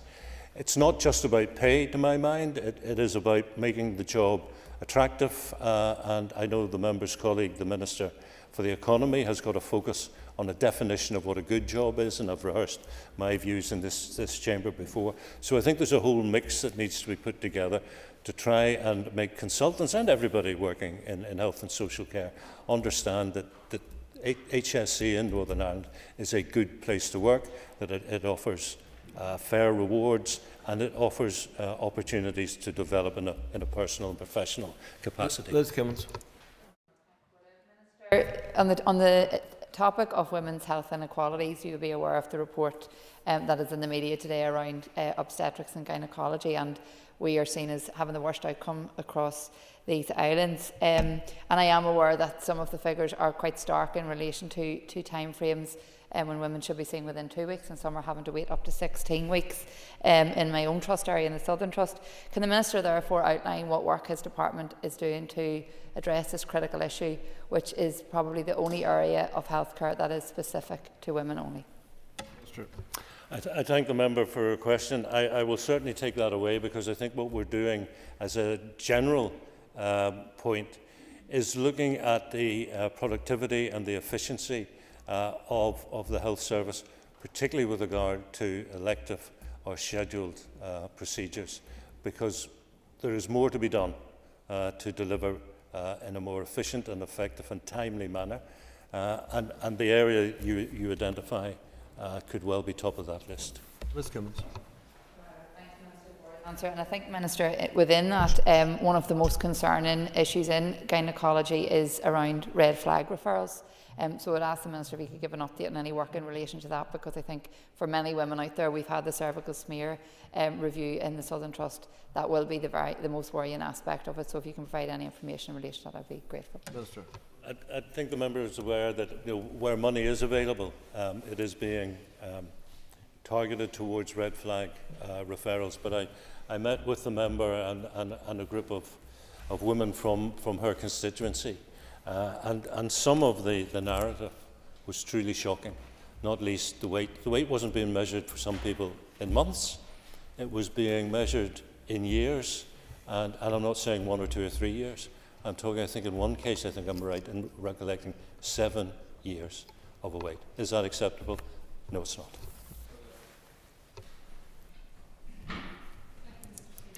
Minister, I met with the Ladies with Letters campaign last week, a really determined and articulate group of women who have found themselves caught in the cervical smear scandal within the Southern Trust. I understand you're moving into the second part of the review into that piece of work. Can you give us an update on that, please? Minister. Member for her question. Yes, I think that the review is due to be completed shortly. A report will set out the factual findings of that review. A further factual report will set out the facts in respect of the invasive cervical cancer audits. These two reports will be produced by the Public Health Agency and the Southern Trust, and then a detailed analysis will follow, and that will be supported by appropriate independent experts. It's important for me to say that as we await the outcomes and the analysis, that they will determine next steps. As Health Minister, I remain committed to finding the most appropriate method to understand what happened and to learn lessons, and to ensure our screening programmes deliver on behalf of our population. Now, the Belfast Trust is now the provider of the regional laboratory service for cervical screening programmes. This service model is necessary to ensure the performance standards and the minimum requirements of screeners and reporting staff are maintained. Mrs. Guy. Thank you for the answer, Minister. I know you've dealt with the ladies and I'm sure they appreciate that update. But I'd like to ask the Minister if he will establish a statutory inquiry into this matter so that the ladies get the accountability and the transparency that they deserve. Minister. I thank the member. At this stage, my priority is waiting to be given the cervical cytology review, that report, the two reports that I mentioned in my previous answer, and to examine them. In terms of a statutory inquiry, a public inquiry, it asks a number of questions. It asks what happened, it asks why did it happen, and included in why is who was responsible. And then it asks what can be done either to ensure it never happens again or to minimise the risk of it ever happening again. I want answers to all those questions. I want the ladies with letters to be satisfied that they have got honest, appropriate answers to all those questions. If it can be achieved by another route that is not a public inquiry, but a route that gets us to where we need to be in a more efficient and a quicker manner, that's where I will go. And I have said to the ladies with letters, I just asked them to consider the amount of pressure they're going to put on themselves as participants in a public inquiry, because public inquiries are not easy, and they're not easy for people like the ladies with letters. So I'm not ruling it out. I'm saying I want to get the answers that a public inquiry will provide, and if it turns out it is the only way to get there, then I will certainly look at it very positively. Okay, that brings no more time for further questions. We move to questions to Minister for Infrastructure, and I call Dr. Aiken. Please. Minister. My officials continue to process application, and as the Minister with responsibility for this planning decision, I will fully consider the recommendations that comes from them before taking any decision in the public interest. I am aware of the number of responses to this planning application, as well as the opposition which exists both locally and among some colleagues. My department, in considering all representations to any application, will give proper consideration to their content where they raise material planning issues. However, this question is about a live planning application. As the Minister who would ultimately take the decision on the application, it is important in the interest of transparency to ensure that no prejudice is caused to any party involved in the process. As such, it would not be appropriate for me to make specific comments on the planning merits or otherwise of this application at this time. Dr. Aiken. I thank the Minister for his response. The issue, Minister, for everybody who's in the Antrim and Newton Abbey Borough Council area and the rest of it, and indeed for his own MLAs who have sat with me in platforms about ARC 21 and what it's been doing about the Hightown incinerator, is the case that's been there all the way through, that there is no grid connection, that there is no business case, that there is no reason for this to be built where Dr. it is. Aiken? I did indeed. I'm getting to it, Mr. Speaker. Well, can we get to it? The question is, why are officials in your department talking directly to Beacon to see if they can adjust the planning rules and regulations so that they can meet the requirements to go for this, when it's very clear that whatever has been put forward is not going to work. Over to you, Minister. Minister. Thank you, Concordia. I thank the member for his question, and I will thank you. In terms of why are my officials engaging with an applicant, it's not unusual. Officials will engage with applicants in regards to planning applications if they require and seek further information or clarification in regards any matter. It would be, as I said, it would be inappropriate for me to go into the merits of this planning application or any other planning application before my officials have had the proper opportunity to engage on the matter and make a recommendation to me. Once a recommendation is made to me, I will then make my decision based on the evidence presented to me. Jerry Kelly. Good week, Slesson. There, Dr. Agar Guji Shaw, and I thank the Minister for his answer up tonight. Would the Minister consider holding a public inquiry to allow for a detailed independent examination before a final decision is issued? Well, a public inquiry is necessary when it's likely to elicit further information on material considerations where those considerations have not been adequately addressed by the planning application.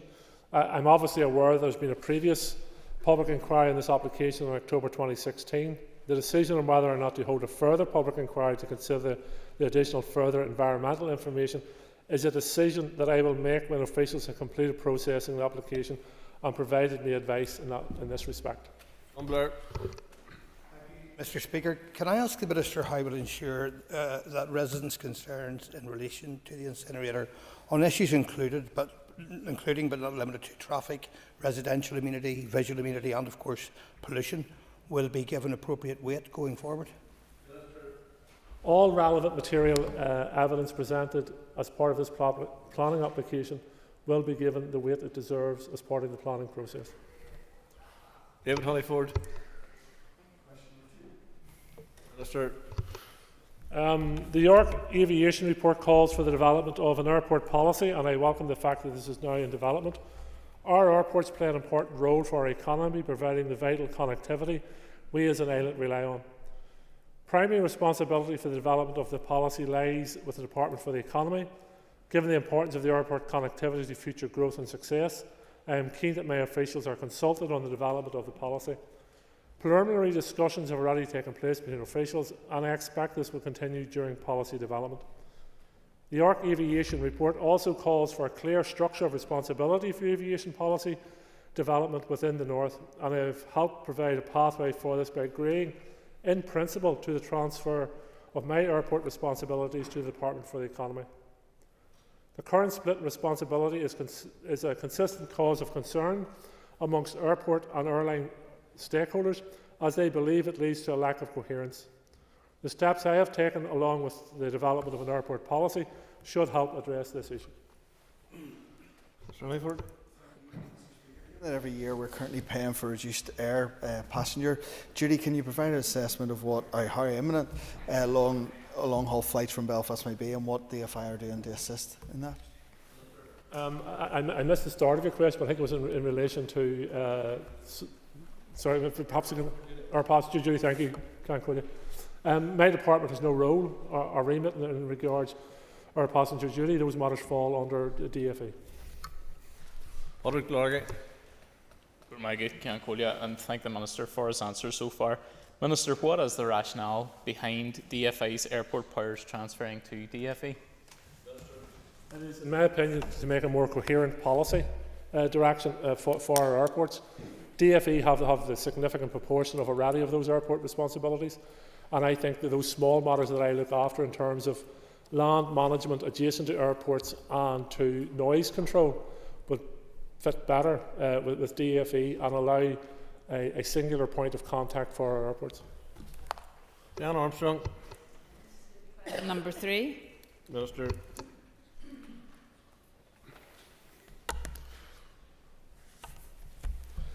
My department is the lead government department for the strategic coordination of the emergency response to significant flooding, and my officials have worked with partner organisations to develop a multi-agency severe weather plan for the emergencies that occur anywhere across the North. This plan details the pre-planned arrangements for a coordinated multi-agency response as a result of a weather warning for severe weather. The Department's preparations for these responses to severe weather including flooding, is an ongoing process throughout the year. The unpredictable nature of weather events means heavy rainfall can occur at any time, and as winter arrives, there can be an increased risk of adverse weather which could lead to flooding conditions. Within the area of the Fermanagh Lakelands, my department, along with multi-agency partners, has developed a specific plan for when water levels rise and agreed thresholds are reached on Upper Lough Erne. This plan has been developed through the Flooding and Severe Weather Group, which is chaired by my department, and assesses the risks and potential impact of water levels on low-lying roads in the locality around Lough Erne. In addition, and through the work of the Regional Community Flood Resilience Group, there has been engagement with the local Bow community group to help them prepare for and respond to weather-related emergencies, and to provide coordinated multi-agency support to individual properties or communities that may be caught up by floodwater and require access to essential services. Through this community resilience work, my department seeks to provide an extra layer of support in addition to the normal responses for those who may be impacted by flooding in periods of severe weather.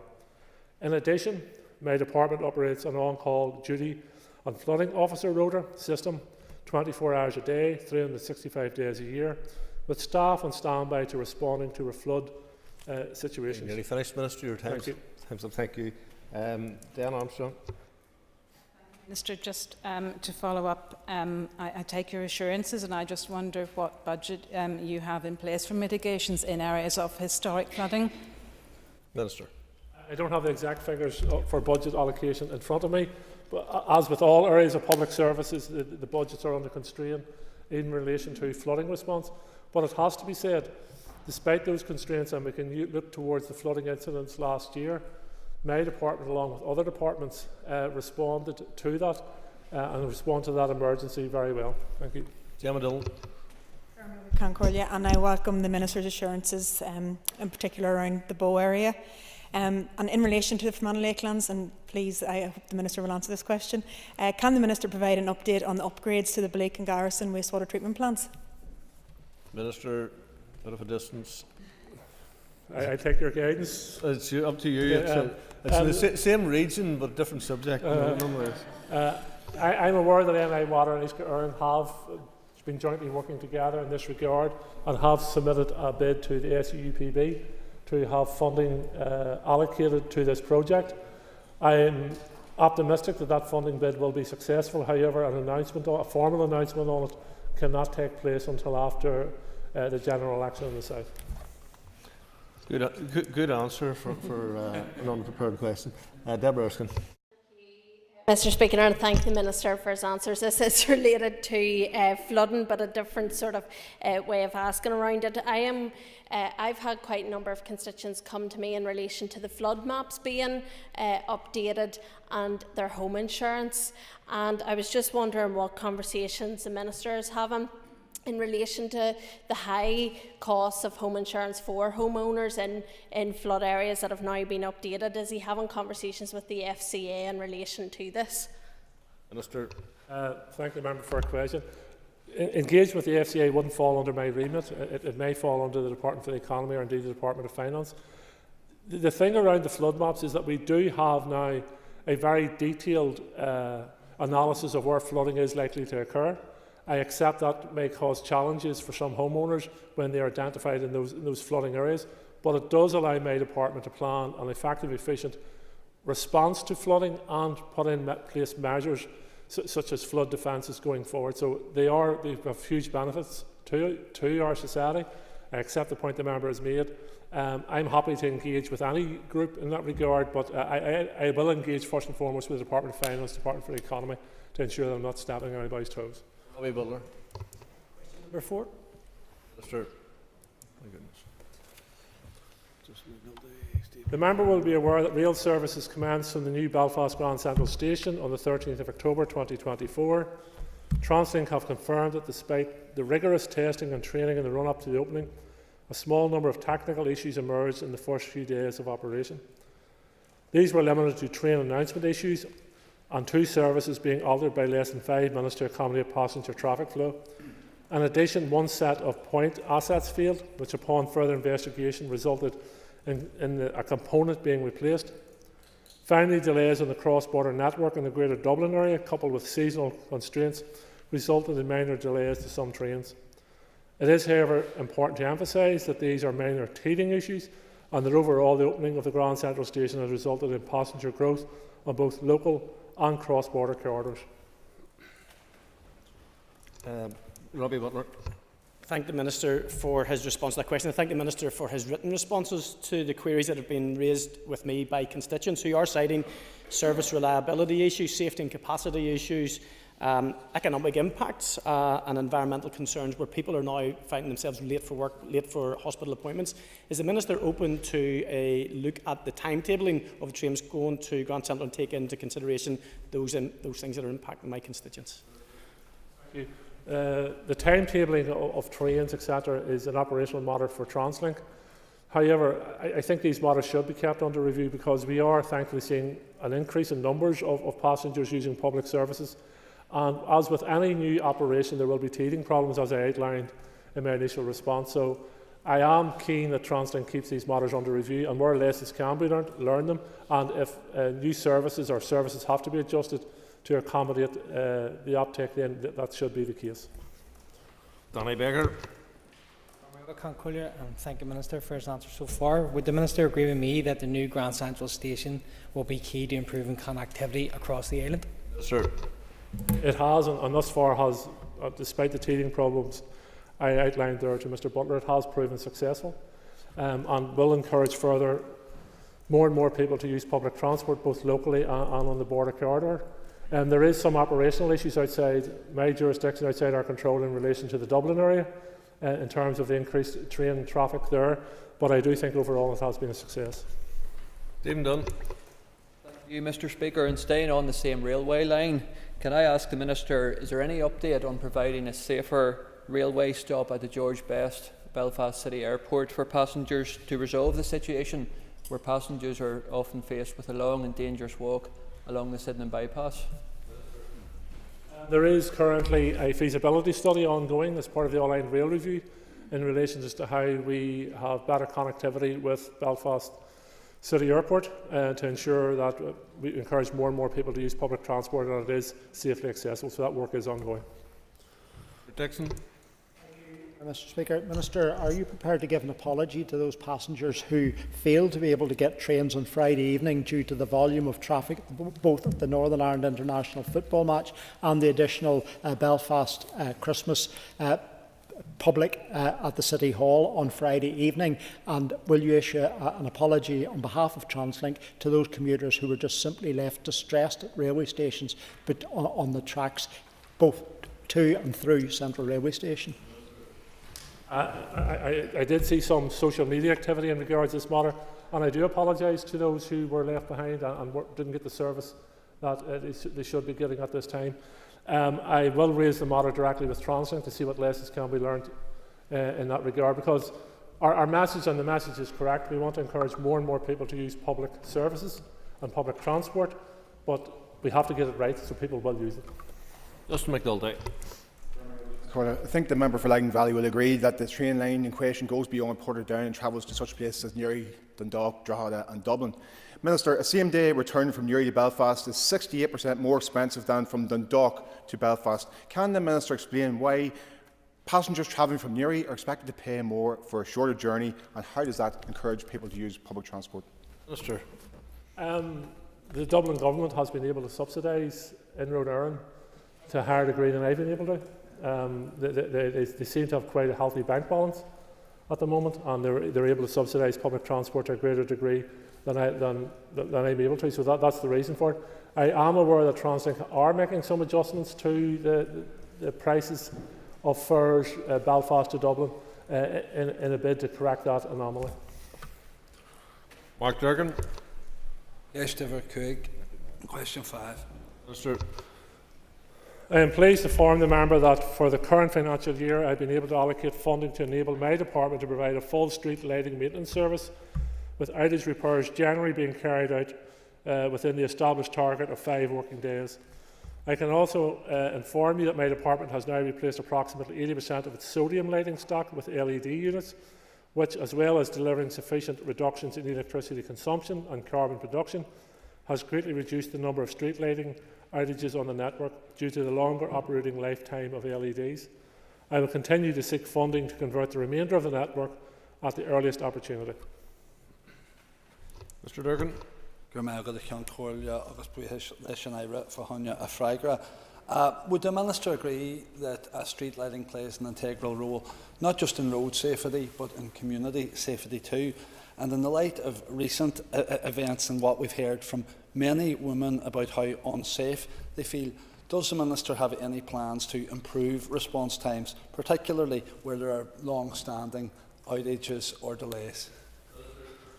If the member has any specific areas in question, feel free to contact my private office and I'll ensure they're followed up. But yes, street lighting provides a more safer environment for people to use pathways and walkways and active travel routes, etc. And particularly, the member's right in raising the concerns about safety for women, particularly after the recent events in Derry. So I can assure you my department will play whatever role we can in ensuring that the street lighting that's in place is serviced properly, is maintained properly, and as I say, if there's any specific areas of concern, please feel free to contact my private office. Melissa McHugh.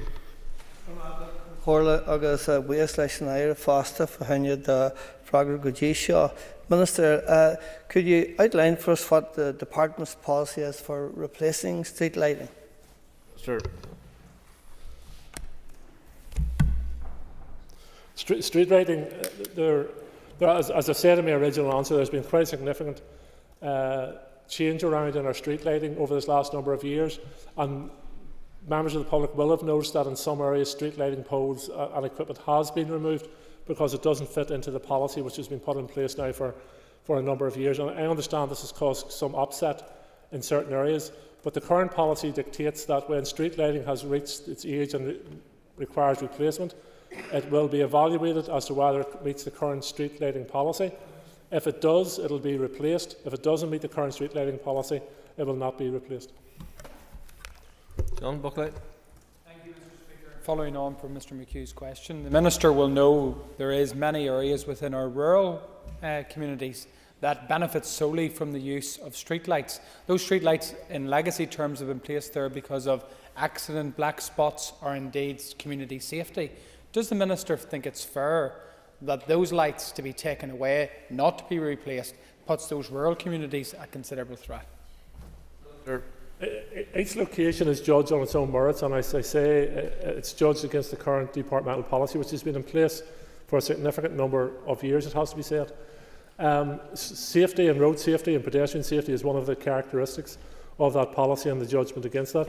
The other thing that we have to be mindful of, and safety will always come first, but that if we provide street lighting, particularly in rural areas, that it can have a detrimental impact on wildlife, fauna, and also human health as well. So we have to judge all those things as well against the current policy. But where they meet our policy, they will be replaced.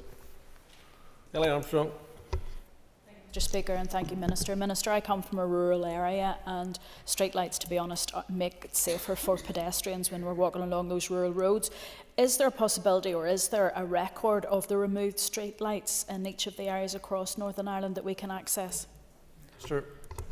I'm not sure, but if a member, I'll ask my private office to, if there's records, maybe for Strangford, maybe for the council areas, sometimes they swap over. I'll ask that for to be shared with the member. Neil McAllister. Question number 6, please. Minister. The estimated cost of the North Belfast to South Belfast glider route is currently in the range of 142 to 148 million. Whilst 35 million of funding has been secured through the Belfast Regional City deal, a considerable shortfall of some 110 remains. Work on the feasibility of extending to Glengormley and Carryduff has been finalised, and I commissioned work on the delivery options that could be implemented utilising the 35 million funding envelope from the Belfast Region City deal. The outline business case is being finalised in line with these feasibility reports and delivery options. When my officials have concluded this work, I will be in a position to make a decision. My department has, as the member will know, has been operating in quite a difficult financial period for the last number of years, but we do plan to make progress in relation to the city deal with the funding that is available to us.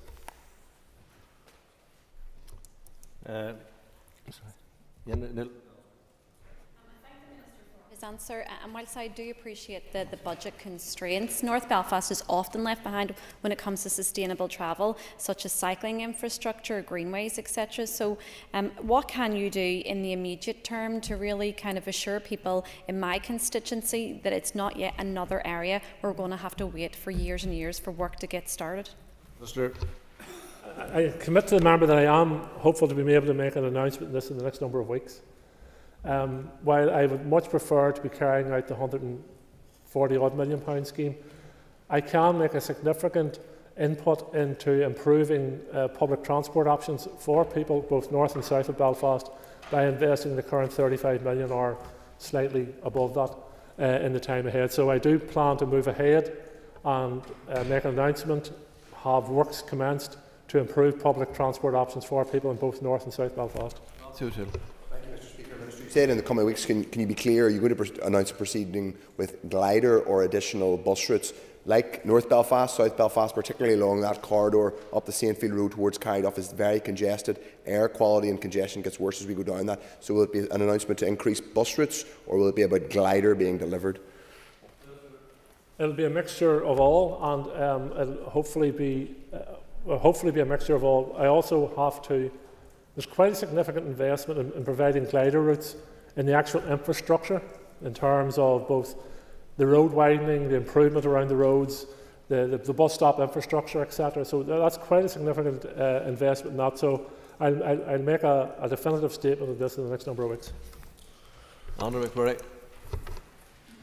Mr. Speaker. Sir.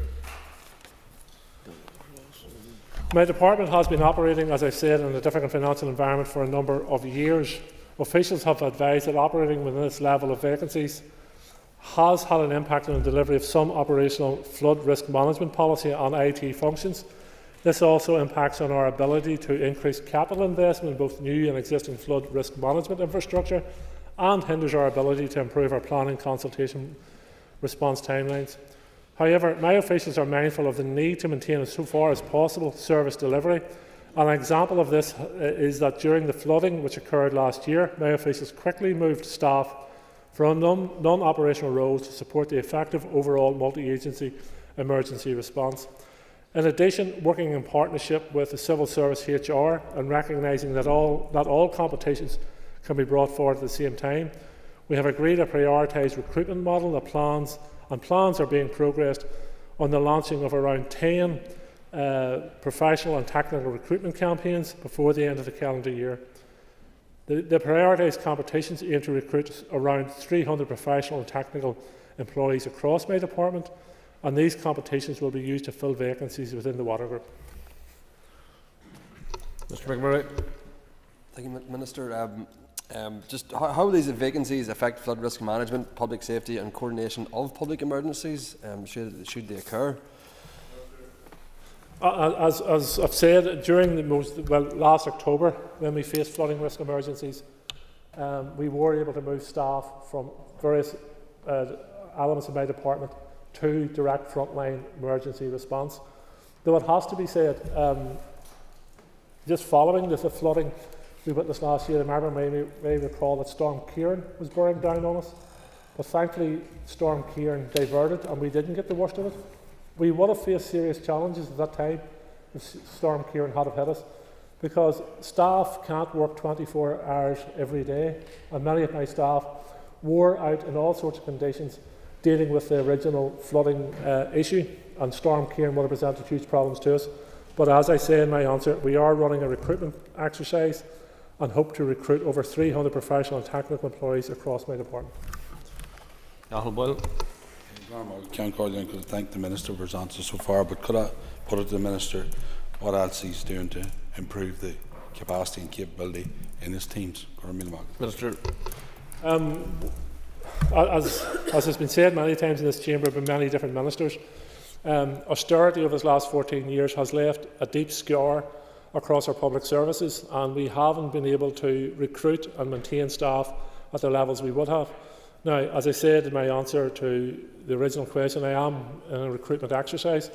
I hope to bring more and more people into my department and put them out on those frontline services to ensure that we have an effective, efficient public service response to flooding incidents, but also that we're in a position to plan for flooding events, that we're in a position to have the research carried out, the works carried out that allows us then to move, whether it's a capital expenditure in terms of hard fixed flood defences or other forms of flood defences as well. Daniel McCrossan.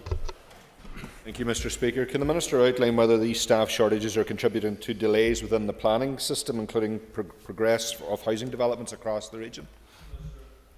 It is having an impact, and you can see that in terms of response times from Rivers Agency. But I have made a separate submission to the Transformation Fund to recruit staff to a number of areas of my department to assist in the response times for planning applications to speed up the planning process. Owen Tennyson.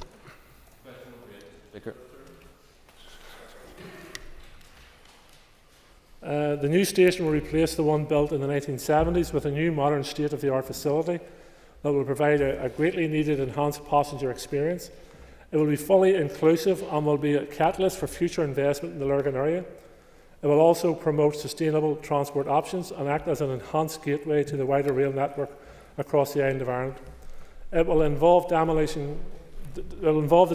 demolition of the existing station building and the adjacent Musgrave Marketplace building to provide a new railway passenger facility. There will be an additional 60 park and ride spaces, a sheltering canopy on both platforms, and a pedestrian cycle bridge linking the station building and platforms. My department has already provided £2 million towards this project, including the purchase of land adjacent to the station for the new park and ride site.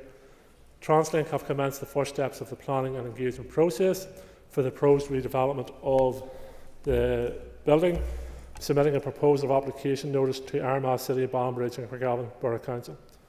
A planning application for planning approval for the new station will be submitted to the local council by TransLink after community consultation is completed later this month. Mr. Tennyson. Thank you, Mr. Speaker, and I thank the Minister for that answer. And as the Minister is a constituency colleague of mine, he'll know that whilst the increased frequency of Belfast to Dublin routes is welcome, it has created some concern locally in Lurgan around increased congestion. Will these plans do anything to assuage those concerns? Minister. Well, firstly, in terms of the increased Belfast to Dublin connection and the closure of the lines in Lurgan, the 3 sets of gates in Lurgan, I think that it's something that could have been better managed much earlier in the application process for the additional funding under SUPB for the early service. And hindsight's a great thing, but I think in terms of planning, there should have been greater attention paid to alleviating the length of time the gates are closed in that area. And that's something my department will now have to look at along with TransLink to see how we alleviate that. But that's quite an expensive operation. In terms of the railway station, I think it sends out a signal to the people of Lurgan that TransLink and my department are invested in them by investing in this. It is, and I'm sure the member has seen the drawings as well as I have, it is a state-of-the-art building and will be greatly enhance that area of Lurgan and send out a very strong signal that public transport is the way to go. Moving on to topical questions, I call Mark Durgan. Thank you, Mr. Speaker. After sterling and rightly acclaimed work by DFI to progress the A5, members, especially the Minister, and even more so the public, will have been disappointed last week to hear the news of a legal challenge to the scheme. Is the Minister to update us on that and even on who the challenge is from? I am advised that it would not be appropriate for me to name the challengers at this stage. However, I understand there may be a hearing tomorrow, just each party setting out its initial case, and there may be at some stage then an opportunity for those who have brought forward the case to be named, but it wouldn't be appropriate for me. I'm sure the vast majority of members in this House share the great disappointment that this case has been brought forward. We're all aware of the need for the A5 to save lives and to open up the North West and for greater connectivity. I can assure the member that my department and I will be defending this case very robustly. Mr. Durkin.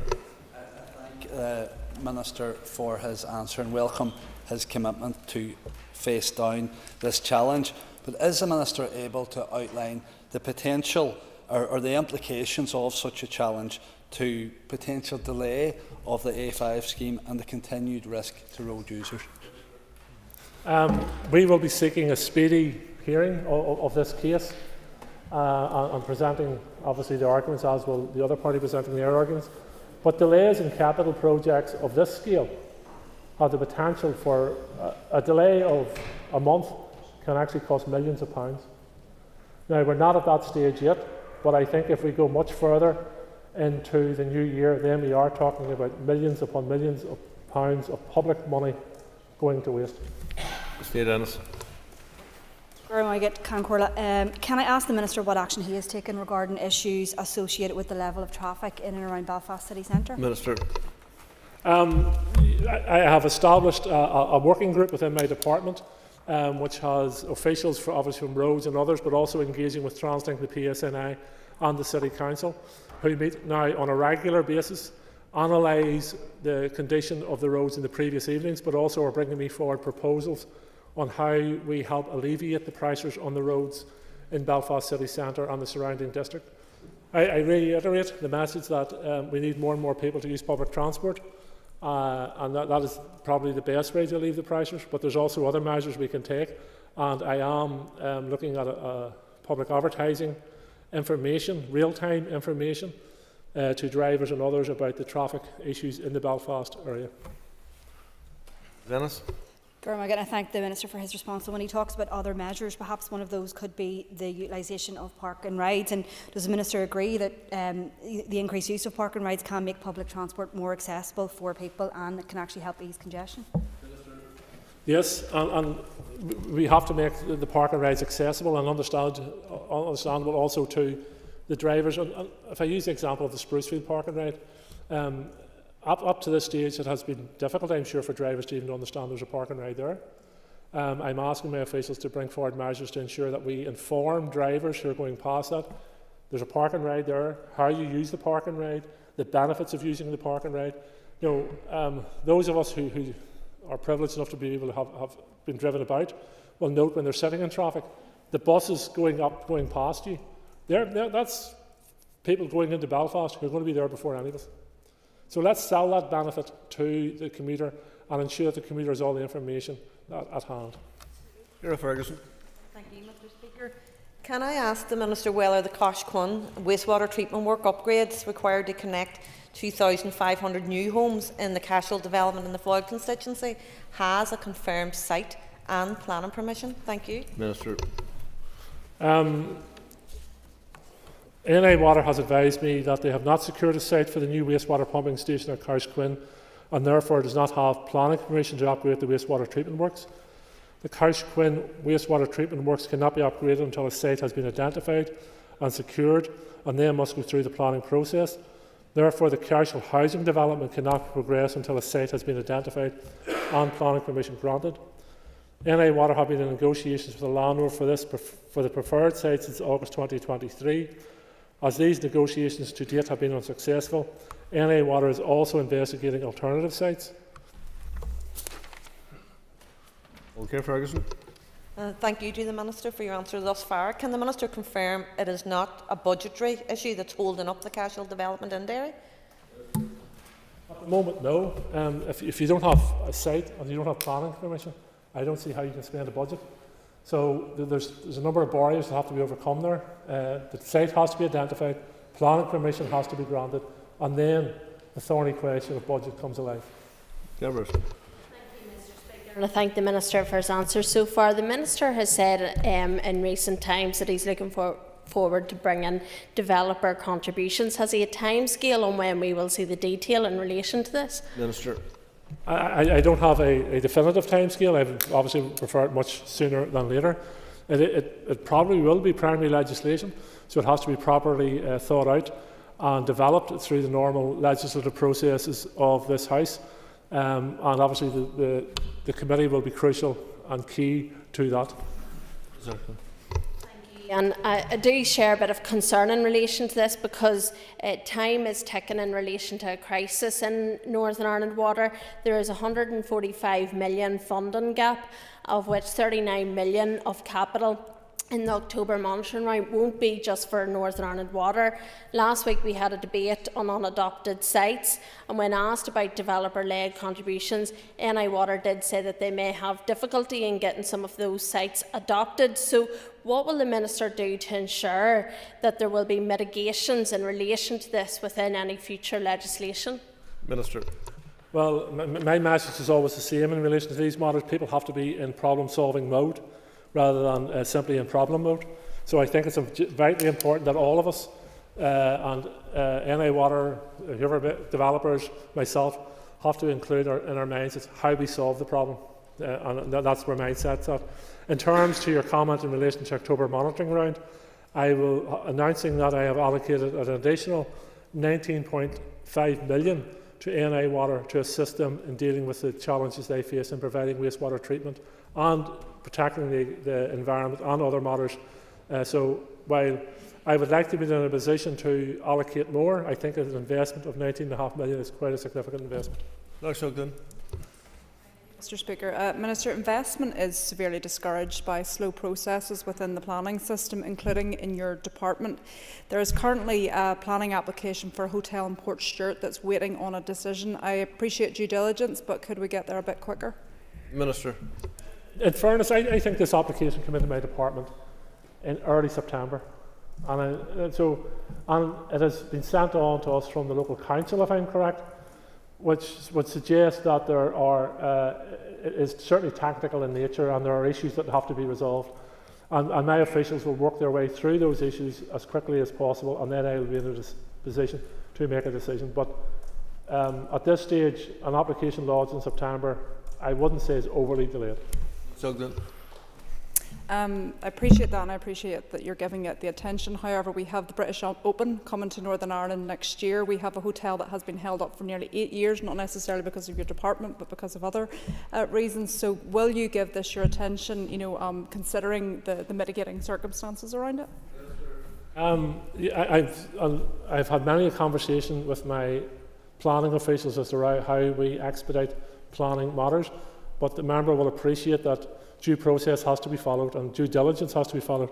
And I am acutely aware of the upcoming Open and the potential and the need for tourist accommodation and accommodation in the area, so I can assure the member it has my full attention. Cathal Boylan. Could I ask the Minister whether he will allocate money from the October monitoring round towards structural maintenance of our roads? Sure. Yes is the answer. I have been provided with a resource of 22.8 million, which means allows me to do a number of measures. I will be outlining or delivering a full winter service in line with last year's. I've also provided money to NI Water and TransLink, but I also have invested around, I think it's around £15 million, both to my roads division for road maintenance and upgrades, and also in terms of street lighting. Mr. Boylan. Does the Minister agree that there are innovative methods that the Department could adopt in the future to get smarter about roads maintenance? Minister. Yes, and we are, and my department does look at methods on how we can use innovative measures to improve our reaction to road maintenance, the efficiency of road maintenance, reducing the costs of road maintenance, which is always a challenge for my department. But I can assure the member that we are future focused in terms of how we deliver that service. Alan Chambers. Minister, my question relates to major projects like, for instance, the Sydenham Bypass project currently underway. Would the Minister's department accept that the tendered price submitted by contractors for a job like this is additionally impacted by the traditional cessation of work over the Christmas and New Year period? I don't know if I can be actually specific about that site because I don't have the information in front of me, but I would imagine that if a contractor has equipment and staff lined up for a job. If there is a cessation of work, then there will be additional costs as a result of that. But I think it is important that we do suspend some of this work around the Christmas period and allow traffic to flow more freely, not only in Belfast but in other towns and cities as well, because it is an important part of the year for many of our traders. Mr. Chambers. Sir, I think that, in relation to that, what you've just said, someone takes the hit. Either the public takes the hit through the tendering process or the contractor takes a hit. Would it not be more cost effective to the public purse to programme major work like this outside that period where we have that traditional cessation of work? Sir, given the scale of work that we're currently undertaking, it is not always possible to have contracts delivered at a time when we find most favourable, whether it's through cost, whether it's through school times, or it may be. But we have to align our contractors to the delivery of projects when they're available, and we work with them on that, and when we have the finance to do so. Jerry Call. Been alluded to about a sewage infrastructure problem existing in Belfast and across the north, but it doesn't seem to apply to new hotels or other forms of housing and building. Can you explain why this infrastructure problem only applies to those versions of buildings rather than new homes? Minister. It applies to both. I have a lot of correspondence from developers, whether it's developing new businesses or developing hotels, wherever it may be, who are concerned that there may be wastewater infrastructure constraints that are going to hold back their developments. But as I said to Ms Erskine earlier on, we all have to be in problem-solving mode, and that includes myself, NI Water, developers and everyone else. NI Water is quite clear that there should be as early an engagement as possible with them in relation to any planning you're bringing forward, and that early engagement has to include how we resolve the problem. Mr. Carroll. Minister, in relation to their problem solving, would you agree with me that the solution is public investment in NI Water? Would you expand upon any work that your department have done to engage with Treasury around the new capital borrowing rules, which could allow NI Water to remain public but get access to more finance? Minister. NI Water will be remaining public. It will be remaining public. There's no move, nor will there be any move away from it during my term in this office. I am aware that the Finance Minister is exploring all options in relation to funding moving forward. Yes, NI Water does require additional funds, as does all public services moving forward, and I will work closely with the Finance Minister on identifying how we get funding to drive our public services forward. Mr. Butler is not in his place. I call Declan Kearney. Minister, could you outline how you hope the announced investment in wastewater treatment infrastructure from October monitoring will alleviate pressures in the system?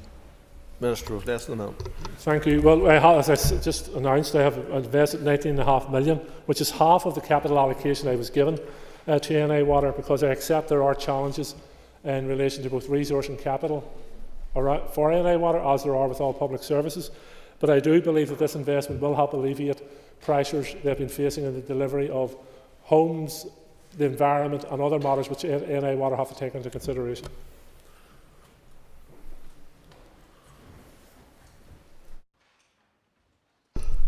I'll answer the question to the Minister for Infrastructure.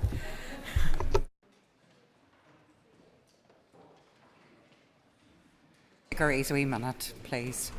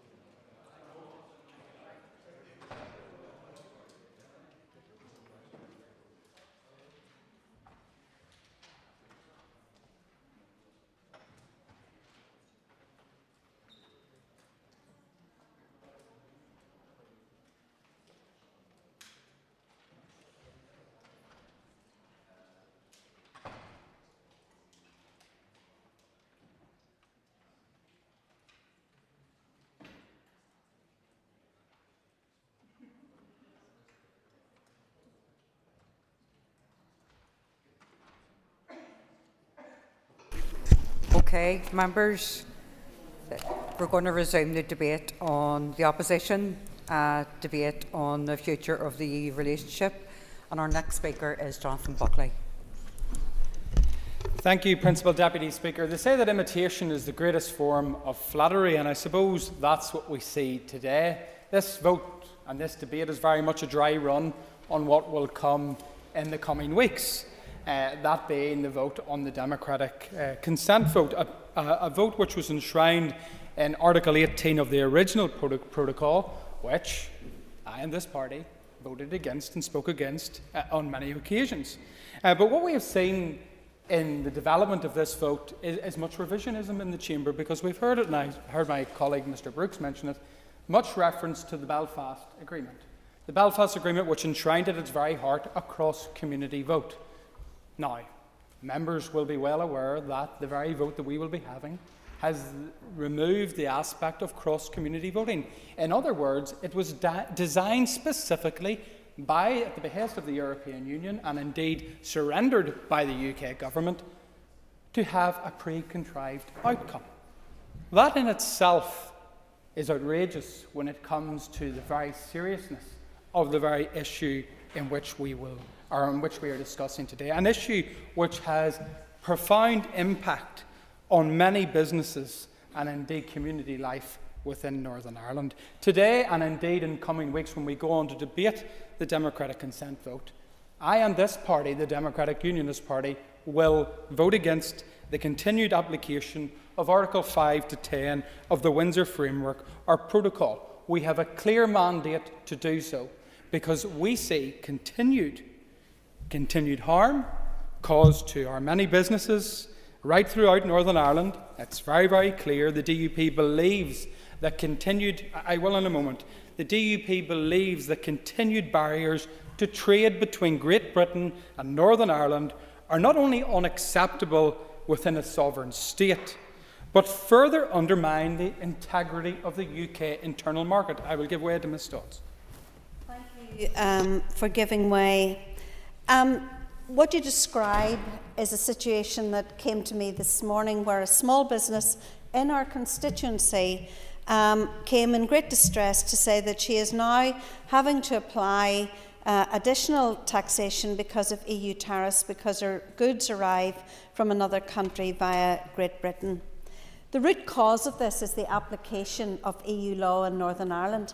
Would my colleague agree that this is undemocratic in the extreme, and that we will continue to stand against it? I thank the member for attending the intervention. It is absolutely getting to the nub of the issue, because many members don't want to talk about this. But the real issue that is affecting businesses, everyday businesses, our manufacturing sector, for example, many of them are forced into the red lane, facing full customs and tariff checks, making them competitively disadvantaged against their GB counterparts. Their businesses are becoming unsustainable, and to quote the Chief Executive of Invest NI, he indeed has seen no evidence to date that dual market access has actually directed or attained any foreign direct investment to Northern Ireland. So the nub of the issue, as my honourable friend has said, is the continued application of EU law. Some 300 areas of law providing to large swathes of our economy are continuing to impact upon many businesses within Northern Ireland. And it's not just the economy, members. It's not just... time is brief now. It is also in relation to immigration.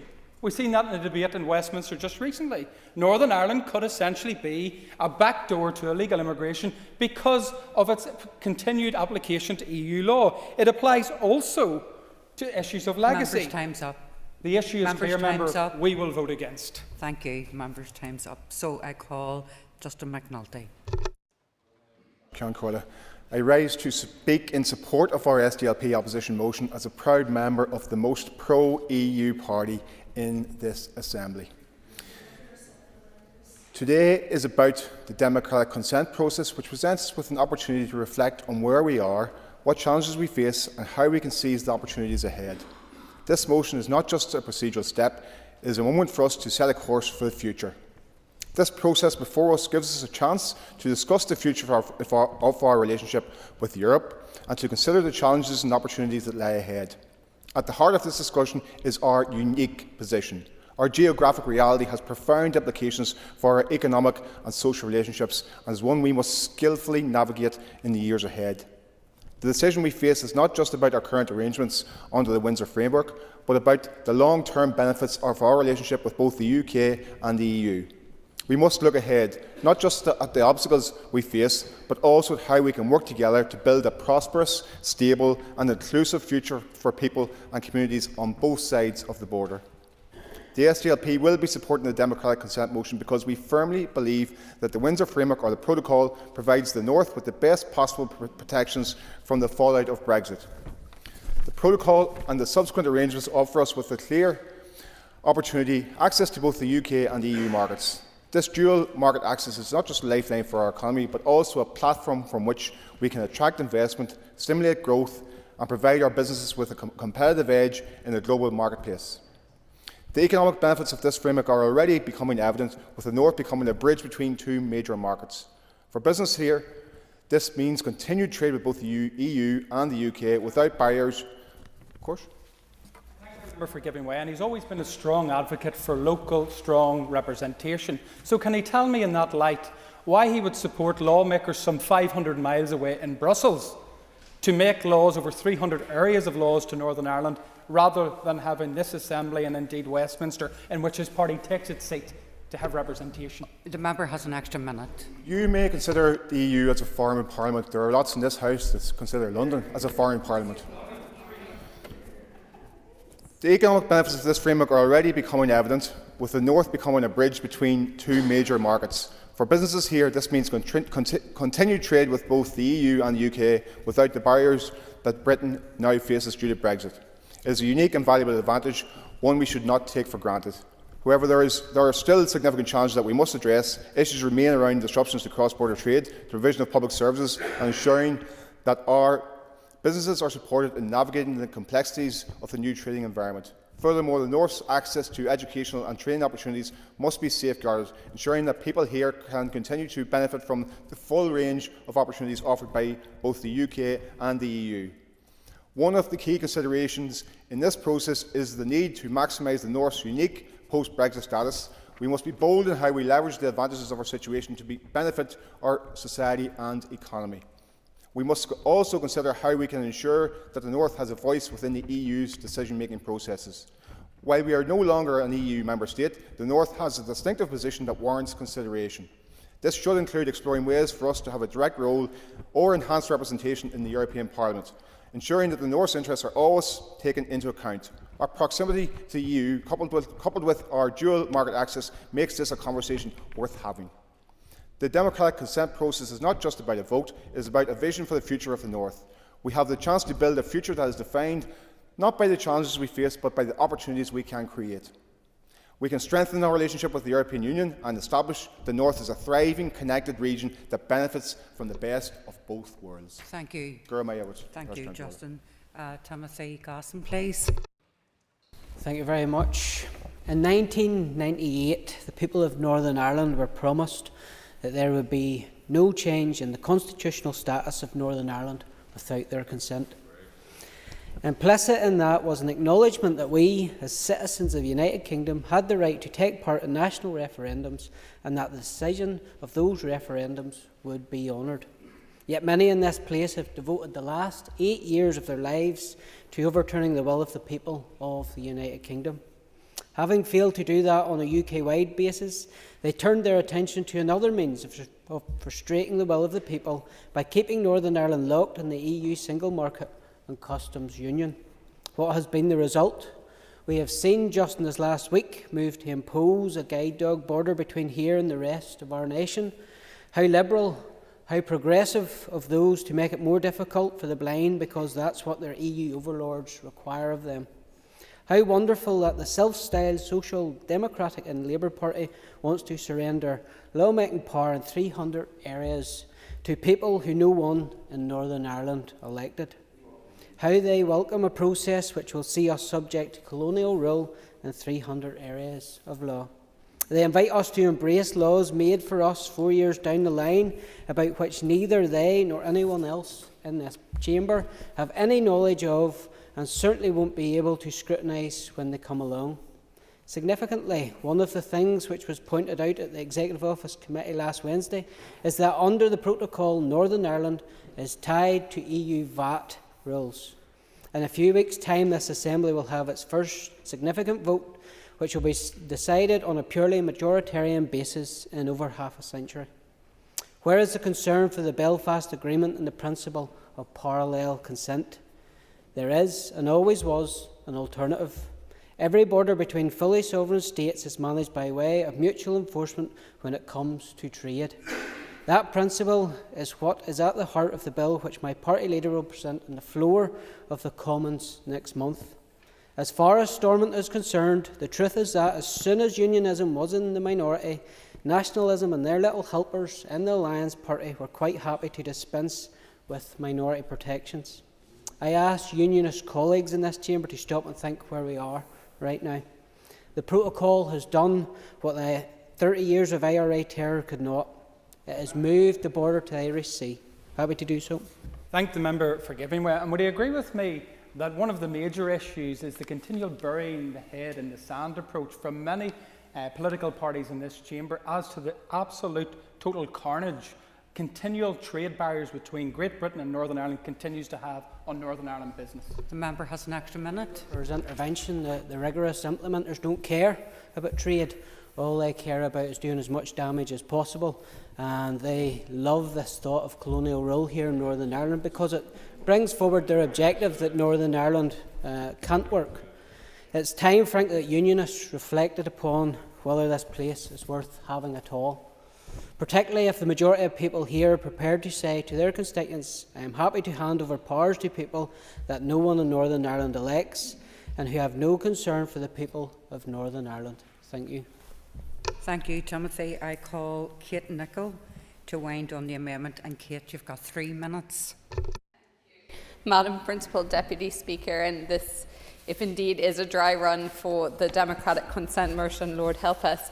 I will need more than 3 minutes, and actually I'll start with that, because yesterday was my son's 5th birthday, and when he opened his pirate ship, his eyes lit up much the way Jonathan Buckley's eyes lit up when the man from Investa and I talked about the impact of dual market access. And I keep thinking about how the reason why we haven't been able to maximise this is due to these institutions continually collapsing and Tory chaos at Westminster. I welcome this motion because I think it is important that we talk about this, and I think that we don't want to rehash history. We know that any form of Brexit was going to be a bad deal for Northern Ireland, and the hard, purist form pursued by the DUP and the Tories was particularly bad. The root cause of the problems that businesses are facing right now is Brexit. That's the root cause. But we need to look ahead. We need to be realistic about the options in front of us and the potential pathways ahead for this place. We know the Windsor Framework is not perfect. There have been lots of jibes about rigorous implementation. Just remind the members who like to utilise this that that was specifically in relation to bringing international law. Steve Aiken had said that he wasn't going to support our amendment, and I have a lot of time for Steve and had a great time with him in Brussels. But you actually haven't talked about why you don't agree with an SPS agreement or with an exemption to ETA exemption, and have really focused on our behaviour within the committee. Yes. Well, thank you very much indeed for the member. The reason why is we only had 3 minutes and didn't have a chance to get into it. That's why. Thank you. Kate, you have an extra minute. Okay, well, it doesn't change the fact that actually Alliance members within that committee have voted for 5 inquiries. So, yes, go ahead. Members, would the member agree with me that the Alliance Party has implemented fully and faithfully the terms of reference for the Windsor Framework Democratic Scrutiny Committee? And if Mr Aiken had bothered to take even a cursory glance at those terms of reference, he would know that. But his lack of attention to detail isn't surprising, given that he's already misled the Assembly once today. Excuse me. Sorry, Kate. Could you give me a wee minute? Kate, Kate, point of order. I'm just asking members that people, when they're on their feet, they need to be heard. We're all used to cut and thrust of politics, but sometimes some of these interventions are bordering on being rude. Kate, go ahead. Thank you. There isn't much time, so I was just going to focus on some of the amendment, which was what I was hoping to talk about, and that's specifically in relation to the ETA. An electronic travel authorisation tourist exemption is a vital mitigation that we're calling for in our amendment today, and it will have a huge impact on our local tourism offer and industry. Over 70% of Northern Ireland's international visitors enter via Dublin and cross the land border. ETA requirements could deter visitors, as many might simply exclude Northern Ireland from their travel plans. There are also legal risks for tourists who may unknowingly cross the border without an ETA placing them at risk. In 2023, there were an estimated 5.4 million overnight trips to Northern Ireland with an associated expenditure of 1.2 billion, and 900 million of that expenditure came from external visitors. So it's so important that we talk about the impact of tourism, and my colleague did talk about what an impact the SPS agreement would have. The best deal was always to remain within the EU, but now that we have left, we have to continue to work hard to make progress to issues emerging from that decision that affect people here in Northern Ireland. And just in relation to the point about democracy, the protocol and the Windsor Framework were literally passed by Westminster. Alliance will continue to offer a constructive and forward-looking approach that seeks to build positive relationships across these islands and across Europe. That is the very least our constituents deserve, and it is what we need to maximise opportunities. Okay, thank you. I call on Colin McGrath to conclude and wind up the debate on the motion. And Colin, you have 5 minutes. Thank you very much, Principal Deputy Speaker, and maybe pledge not to wind people up, but maybe wind up the debate and see how we get on with it. And it's great to hear so many people complaining about not having enough time to participate in the debate. So maybe if we go back to the smaller amount of motions, then there may be more people participating in them, and then we'll be able to use the full times that are available. But in bringing forward today's motion on the North's future relationship with the EU, we as the most pro-European party in this Assembly brought forward this to rectify the destabilisation that was brought about as a result of Brexit. In 2016, the tactics of Farage, Johnson and the ERG, well, they were effective and they worked on their target audience. They sowed the seeds for division and for fear and for deep mistrust. And they also promised their target audience a utopia. They promised them that everything would be great and sunny. But what they delivered was a wrecking ball without an operator, with more honest politicians left to pick up the pieces. Since the referendum vote in 2016, in acknowledging the democratic wishes of the UK as a whole, our drive and loyalty and priority has been to fight against the worst excesses of Brexit and ensure that the people here, the ones that we represent, who voted overwhelmingly to remain in Europe, would not be so heinously impacted. None of us believe that the EU is some sort of blissful utopia. There is much about the EU that needs to be reformed, but it has always been our view that we are better placed inside that body where such reforms can take place. Now, there's been much discussion today on that relationship with the EU, but if we actually look, we spent most of the debate talking about the democratic consent motion that is coming up. However, there was so much more to the actual motion. We were talking about helping our young people to be able to learn and to share their lives with other people across Europe. We were talking about trying to help our tourism industry by facilitating easier travel. We were talking about our voice being heard in a democratic fashion. We were talking about helping our farming and our food processors to ensure that they can access better arrangements. That was what we were trying to do, but it did descend into a little bit of a farce from some, and that's unhelpful, and we do not believe that it manages to bring forward the arguments that we could have. Some were highlighting that this is just simply a dry run for that Windsor Framework debate, and that is, I'm very sorry that that has happened, because there is so much more that we could talk about. But also some that were mentioning that imitation is the greatest form of flattery just simply rehashed their own arguments from years ago, so they were simply imitating themselves by constantly discussing what was the argument about being pro-Brexit. Yes. The reason why I have to repeat so much is because so much of it has not been dealt with. And could I ask the member, does he regret the fact that his own motion in relation to the relationship with the European Union fails to even mention the serious frictions faced by businesses and east-west trade? The member has an extra minute. Oh, thank you very much. This is a motion about the EU and the relationship that we have with there. This is about us being able to have our voice heard where those decisions are taken, so that people can't say that their voice isn't being heard. People seem to be so completely adverse to us having a seat within the EU Parliament to be able to articulate our views on those laws that impact here. But in so doing would enable businesses here to have access to both the UK and the EU market, and it would remove that sense that your voice isn't being heard, or that you're having laws thrust upon you. If you're actually there participating and giving your views, you would be part of that process. But that seems to be something that you're not prepared to countenance, but it would be something that would be constructive in trying to bring forward a resolution to the issues. I think sometimes the arguments that are presented are a monumental example of cutting off your nose to spite your face. It's back to that political territory of no, no, no, and never, never, never, but forgetting that it's actually the businesses and the communities that we represent that get hurt the most. But don't let that get in the way of you being able to stand up and make a pointless argument. In terms then of the people here, and people in Ireland as a whole, we have not bought into those false promises that were made by Farage and Johnson and their ilk. They know what the EU delivered to us. It was an opportunity for seamless trade, an opportunity to be part of a wider international community. It was about the promotion and propagation of our peace process through many, many hundreds of millions of pounds of peace monies. But it wasn't a little England nationalism.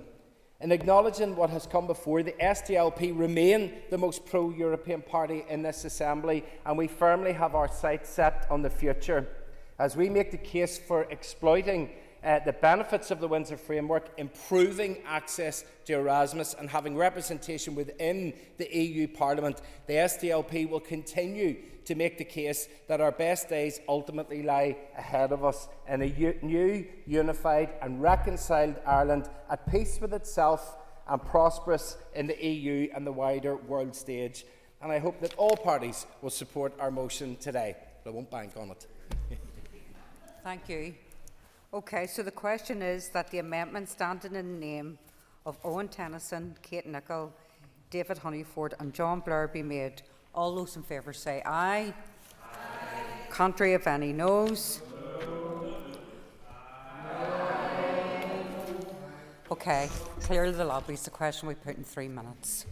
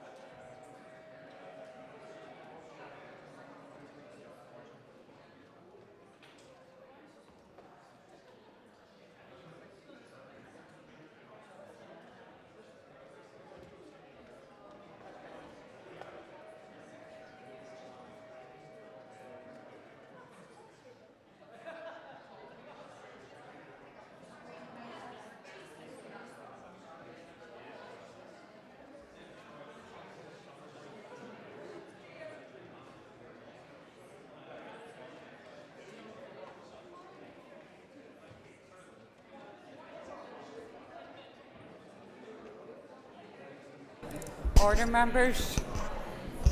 Order. Order. Order. Cormagov. So the amendment in the name of Owen Tennyson, Kate Nicholl, David Honeyford and John Blair be agreed. All those in favour say aye. Aye. Can't we have any noes? Okay. Okay. Do we have tellers?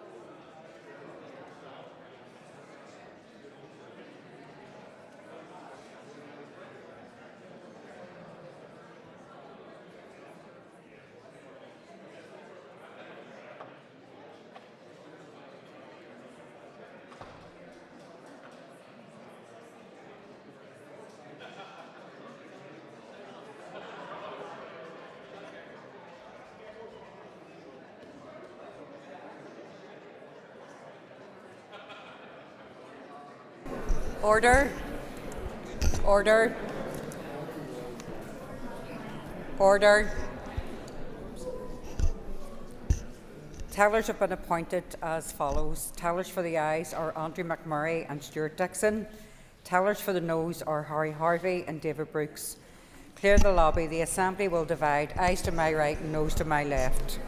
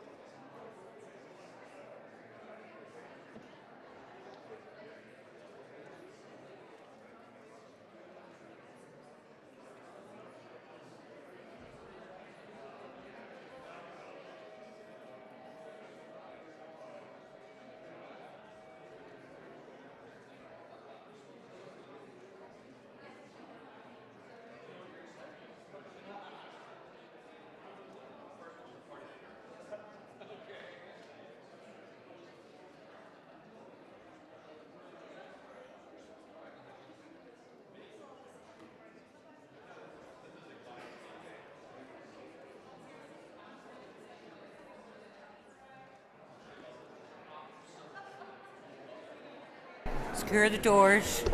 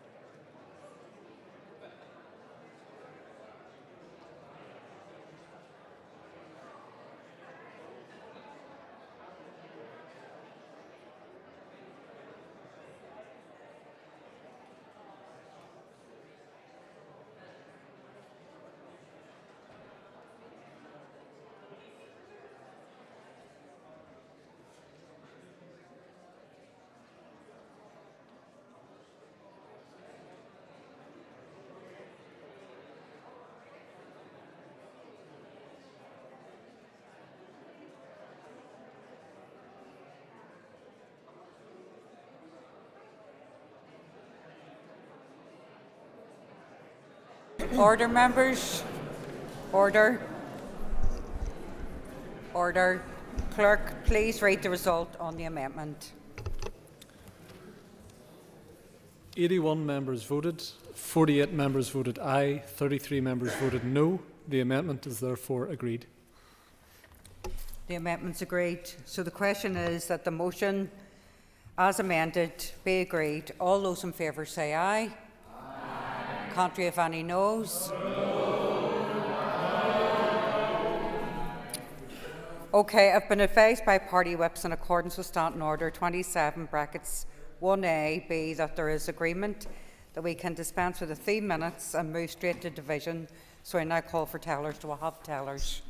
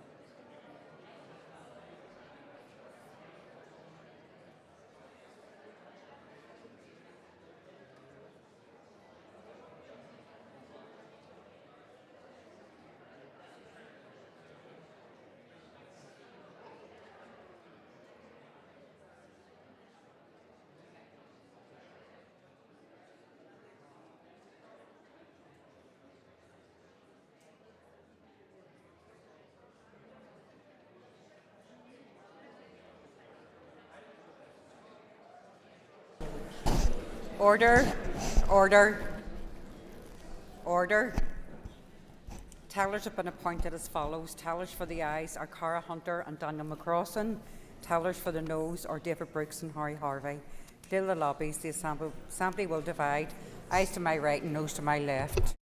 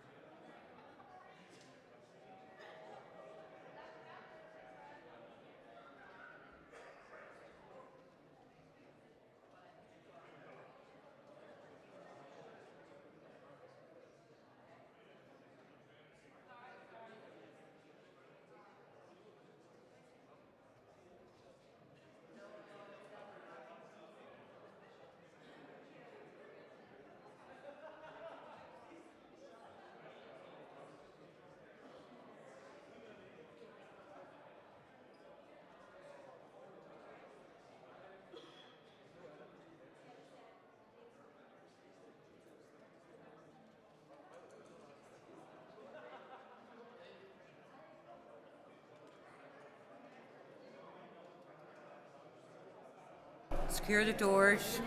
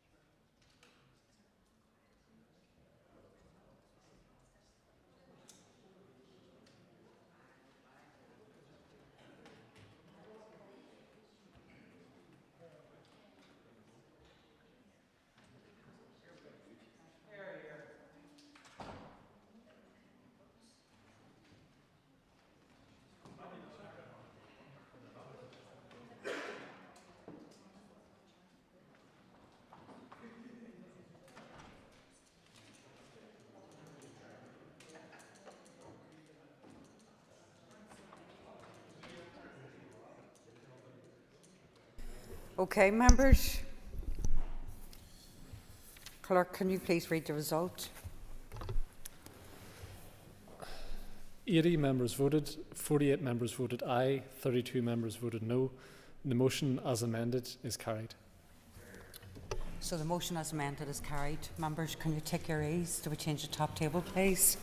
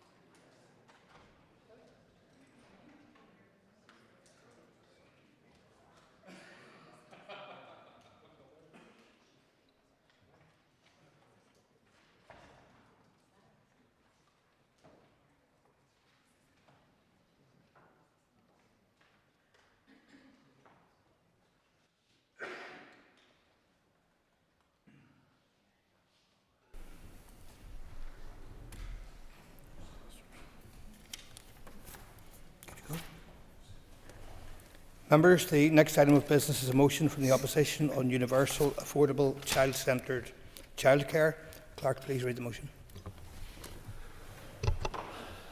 That this Assembly recognises the provision of affordable and child-centred childcare as a key piece of social and economic infrastructure, acknowledges the impact that rising childcare costs are having on families, further acknowledges the funding challenges faced by providers, notes that the existing free hours childcare model is insufficient in addressing these challenges, calls on the Minister of Education to prioritise the publication of an early learning and childcare strategy, including an ambition to reduce costs for all families by 50% by 2030, and further calls on the Minister to work with the Minister of Finance to ensure that any additional Barnett consequential funding resulting from increased funding for childcare in England will be ring-fenced for the same purposes in Northern Ireland. Thank you. I call Sinead McLaughlin to move the motion on behalf of the opposition. Moved. And thank you. The Business Committee has agreed to allow up to 1 hour for this debate.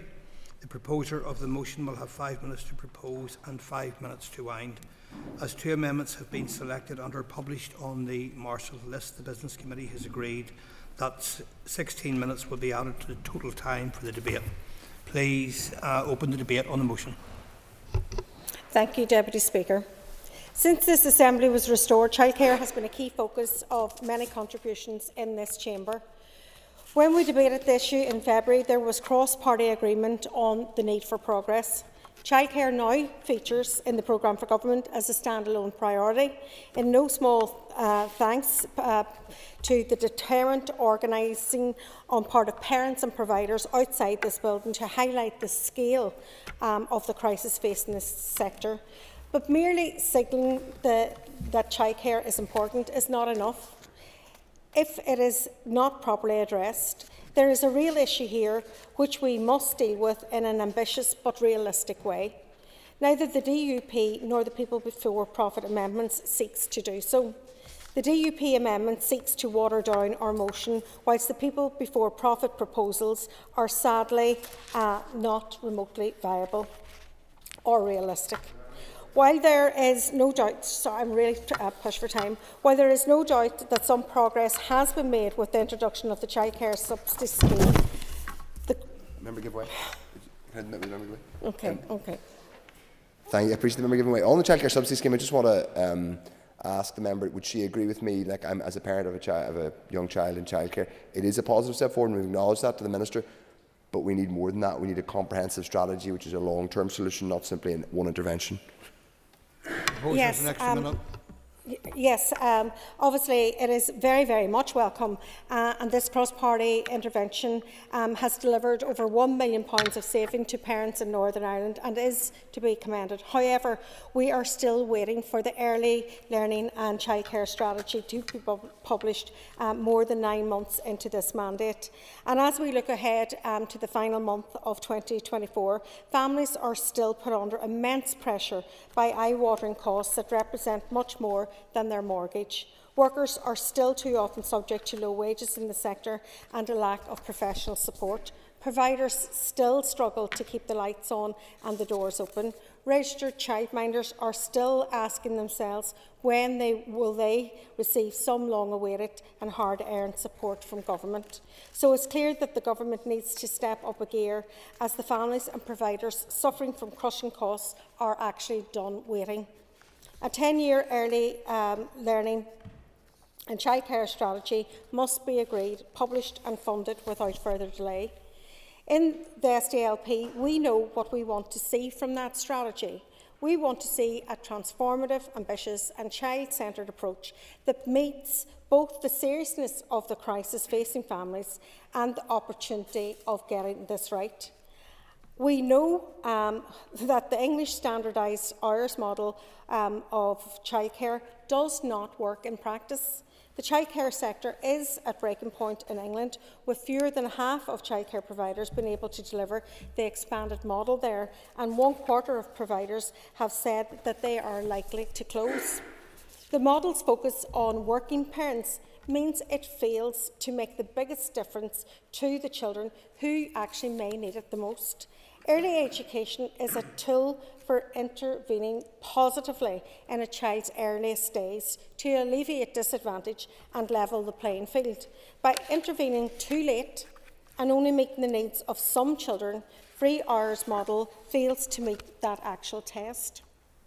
The new strategy must set a much higher ambition. It should treat early education and childcare as what it is, the single most important tool at our disposal to address poverty, reduce disadvantage and boost our economy. If we thought about childcare like that, it seems only sensible that the strategy caps costs, so no parent is paying more than they can afford, and fees are at least halved by 2030. Denmark, Finland, France, Norway, Portugal and Sweden all apply fee caps for public and sometimes private services. We can too. With the right priority, we would also design a strategy that invests in providers and raises pay and qualifications for workers through a new public funding scheme. And we would also want to put in place a structure around early education that delivers quality through a new independent body and by accelerating cross-border collaboration.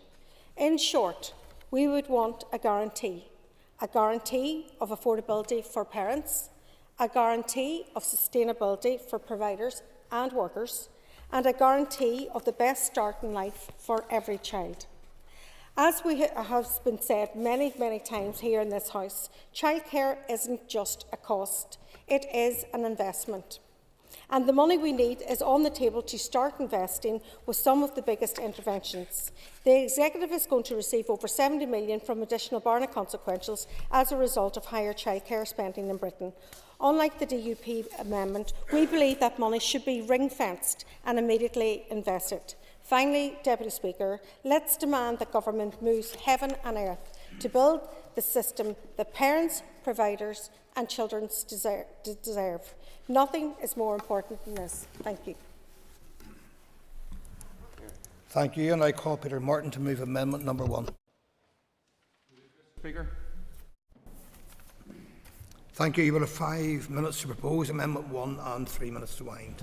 Please open the debate on amendment 1. Thank you very much, Mr. Speaker, and I want to thank, first of all, the members opposite for bringing forward this important debate, and I have no doubt their sincerity in proposing it.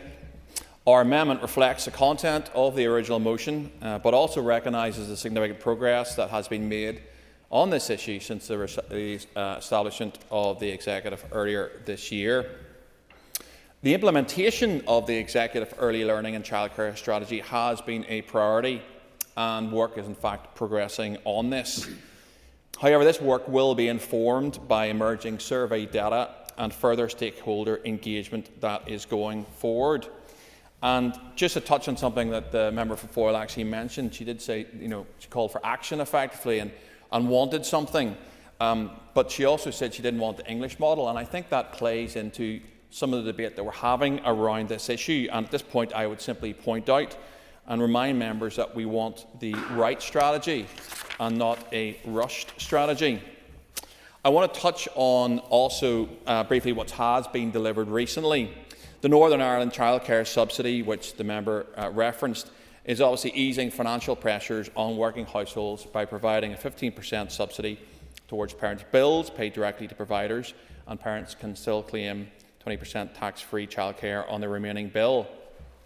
Just 8 weeks ago, over 11,000 parents were benefiting from this scheme, including 700 in my own constituency. The standardisation of the preschool education programme was called for within the Fair Start report. £5 million is already allocated, and an additional 2,200 full-time places are expected to be there by September 25 via 107 preschool settings. And it should be noted by members here that this is the most significant expansion of early years education in Northern Ireland for decades. This will have a positive impact on thousands of children every year, and as such, the hard work of the Education Minister and his department should be warmly welcomed. I want to quickly mention 3 other schemes that are currently in the package that we're discussing today. Sure Start, for example, has an additional £3.1 million, and this has allowed a 10% uplift in this programme. And in fact, this year it has brought 22 additional disadvantaged areas in Northern Ireland into the programme on a permanent basis. An additional $473,000 has been added to pathway funding. This intervention is now supporting over 10,000 children who are at risk of educational underachievement, and the total funding stream sits at nearly £4.5 million. And we know that many preschool education settings are facing challenges as they support children who are undergoing special needs assessment. And £1.6 million of funding is allocated to the support of children with emerging SEN in early years. However, more widely, we must be cognizant of the pitfalls of simply demanding fast action on this issue, not least because we need to be aware that the policy driver is the right one or the correct one, and not just be a fast one. Member give way. I will. Would the member agree, as well as having the right plan, we have to have evidence-based plans? We can't pick arbitrary targets out of the air and sort of label them as ambition. Members, an extra minute. Thank you very much, Mr. Deputy Speaker. I would concur with my colleague, and I've referenced the evidence-driven model earlier. I think that's incredibly important, and actually I'll touch on it shortly in my statement. But I'd also ask the proposers to accept that both capital and resources need to be in place, in addition to funding, to facilitate this positive transition that we are all looking to achieve. We've already clearly indicated in our amendment that building the evidence base is the most appropriate model.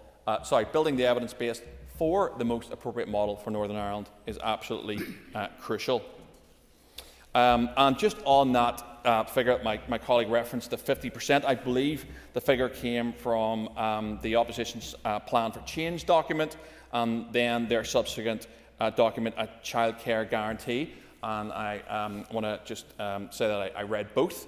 But it wasn't clear to me, that 50% figure, whether it was evidence-based or sectorally driven or just an arbitrary figure that they landed on, and perhaps they could mention that in their closing statements. However, just in closing, Mr. Deputy Speaker, I would ask members to pragmatically accept that significant progress has been made on childcare since the re-establishment of the Assembly, and in fact affordable child-centred childcare as referenced in the original motion. And this is also remarkable given the constrained budgets that the Education Minister has. That growth will continue if the Executive continues to fund the strategy moving forward. And finally, achieving affordable childcare with a tailored model for Northern Ireland is probably something that we all want. We want the best model. It can't be rushed. It must be tailored to this place. And that's what our amendment seeks to achieve. And as such, I would ask members to support it. Thank you very much, Mr. Speaker. And thank you. I now call Jerry Carroll to move amendment number 2. I moved. Thank you. The Assembly should note that the amendments are mutually exclusive, so if Amendment 1 is made, the question will not be put on Amendment number 2. You will have 5 minutes to propose Amendment 2 and 3 minutes to wind. All other speakers in the debate will have 3 minutes. Please, Mr. Carroll, open the debate on Amendment number 2. Thank you, Deputy Speaker. Deputy Speaker, high quality, accessible and affordable childcare is one of life's basic essentials, but for too many families across the north, suitable and flexible childcare is either too hard to find or the costs are simply far too high. Employers for childcare report that the average cost of a full-time childcare place in 2023 was £183 per week. Research by Melted Parents, Deputy Speaker, found that 80% of families were spending more on childcare each month than they were on mortgage payments. For some people, juggling childcare with work just doesn't add up. 88% of parents surveyed by employers for childcare had to change their work arrangements due to the cost of childcare, including cutting back on their working hours. Lower income households were much more likely to stop work altogether due to childcare costs. And this leaves too many families, Deputy Speaker, dependent on a failing social security system to get by, ravaged by over a decade and a half of austerity. A lack of high quality, accessible and affordable childcare affects us all, but has particularly failed single parents and low income families.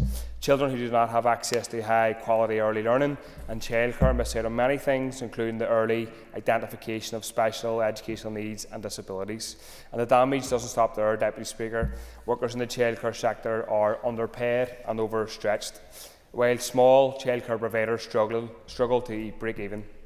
All of this, Deputy Speaker, is because our current political and economic system sees childcare as an individual or family responsibility rather than a collective social responsibility, which it is. We agree that the motion that the existing 3 hours model doesn't go far enough to help struggling families. Parents in Scotland, England and Wales have access of 30 hours free childcare a week. The fact that the preschool offer in the north is up to 22.5 hours a week reflects a shameful lack of action and ambition. What's even worse, Deputy Speaker, is that only 40% of children are receiving those 22.5 hours. The early learning and childcare strategy should also be published as a matter of priority. For almost a decade, the North has been the only part of these islands without a childcare strategy. In that vacuum, Deputy Speaker, and without targeted investment, costs for families have continued to rise, and working class families have suffered the most.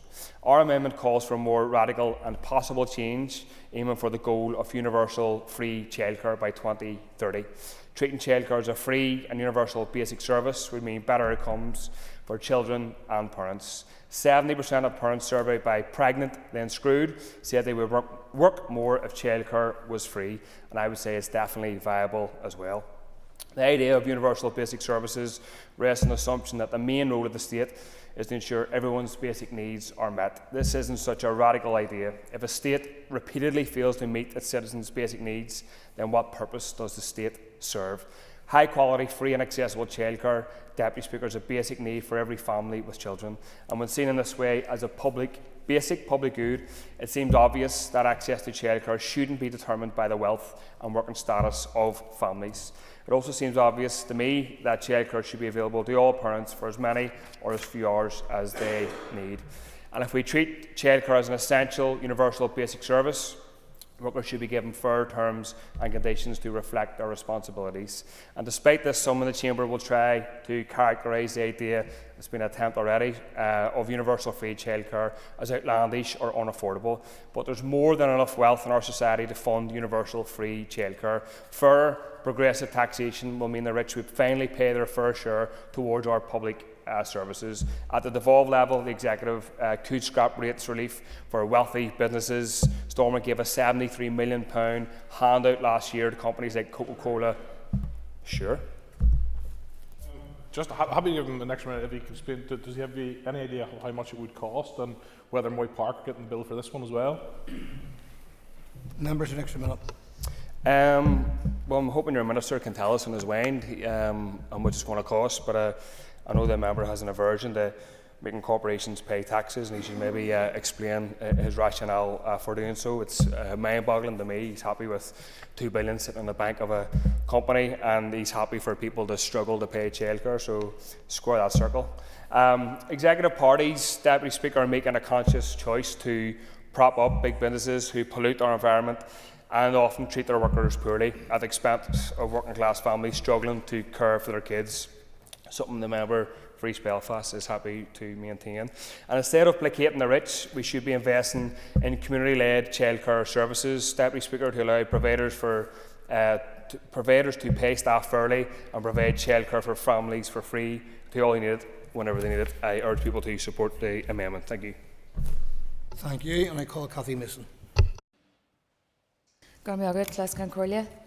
The high cost of childcare is a serious burden on many families, and it leaves parents struggling to make ends meet after paying their essential bills.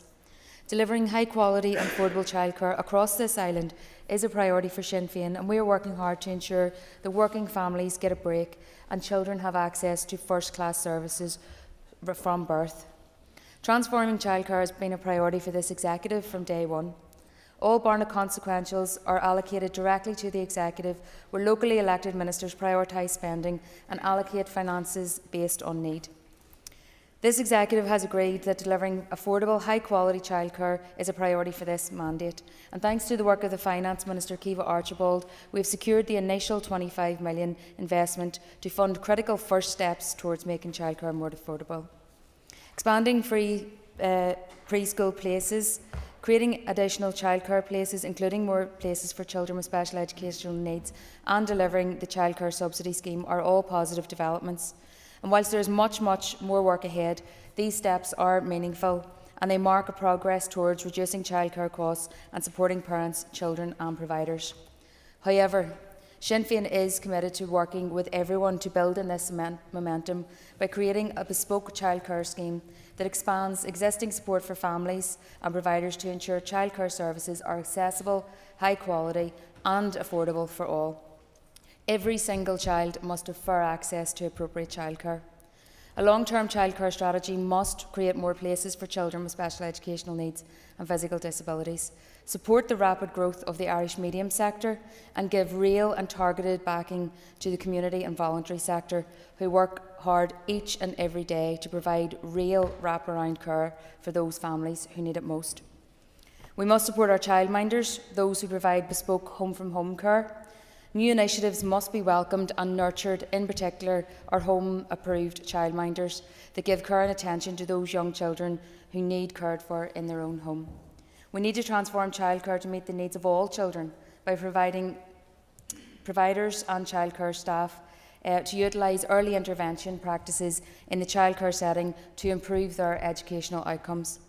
No matter who I speak to in the childcare sector, their biggest single concern is always about their workforce. Real dedicated plans to transform the childcare workforce is imperative for any strategy to work. We will continue to work hard to deliver high quality, affordable childcare to ensure that all families are supported and our young people get the very best start in life. Michelle Guy. Thank you, Deputy Speaker, and thank you to the SDLP for bringing this motion, which is absolutely worth our time. The pandemic had the effect of focusing the minds of policymakers on childcare. Its function as vital economic infrastructure, rather than just a domestic issue for the mummies and the grannies to deal with, became suddenly understood. Rapid interventions with the objective of getting people back to work followed, and childcare has remained at the top of the political agenda, and its recent inclusion in the PFG and progress to make costs more affordable has been rightly welcomed. The Department of Education and Early Years should be commended alongside providers and parents for delivering the childcare subsidy scheme, which is making a real impact. But as many will raise today, the model is too limited in scope and it must be extended to include school-aged children and those on universal credit. Members who took the opportunity to question departmental officials at the last Education Committee were encouraged to hear they are considering this as part of the development of the full early years and childcare strategy. Turning now to this strategy, those of us... Yeah, go ahead. Sorry. Would the member agree with me, though, that the organisations in the sector are those who have really pushed this and have really helped with the development of the strategy going forward? No, absolutely, and I would point to employers for childcare in particular, who have done an awful lot in terms of developing the evidence base that will inform the strategy. So those of us who are passionate and sincere about continuing momentum in this space must be accurate about how we frame the debate going forward. I feel the narrative is being pushed that it is not quite accurate, that the interim steps just by the department and a priority around action is delaying the production of the full strategy. This strategy is about a decade in the making. There has been ample time for these measures to have been brought forward and implemented as part of that wider strategy. But successive education ministers have not prioritised this strategy, and since 2017 we have had 2 periods of collapse of these institutions. Democratic accountability requires that I make these points because these collapses have undoubtedly contributed to how overdue support to parents and the publication of the childcare strategy are coming. We are anticipating the consultation early in 2025, and after 10 years of development, our expectations are high. What drives further delivery in early years cannot have a purely economic rationale.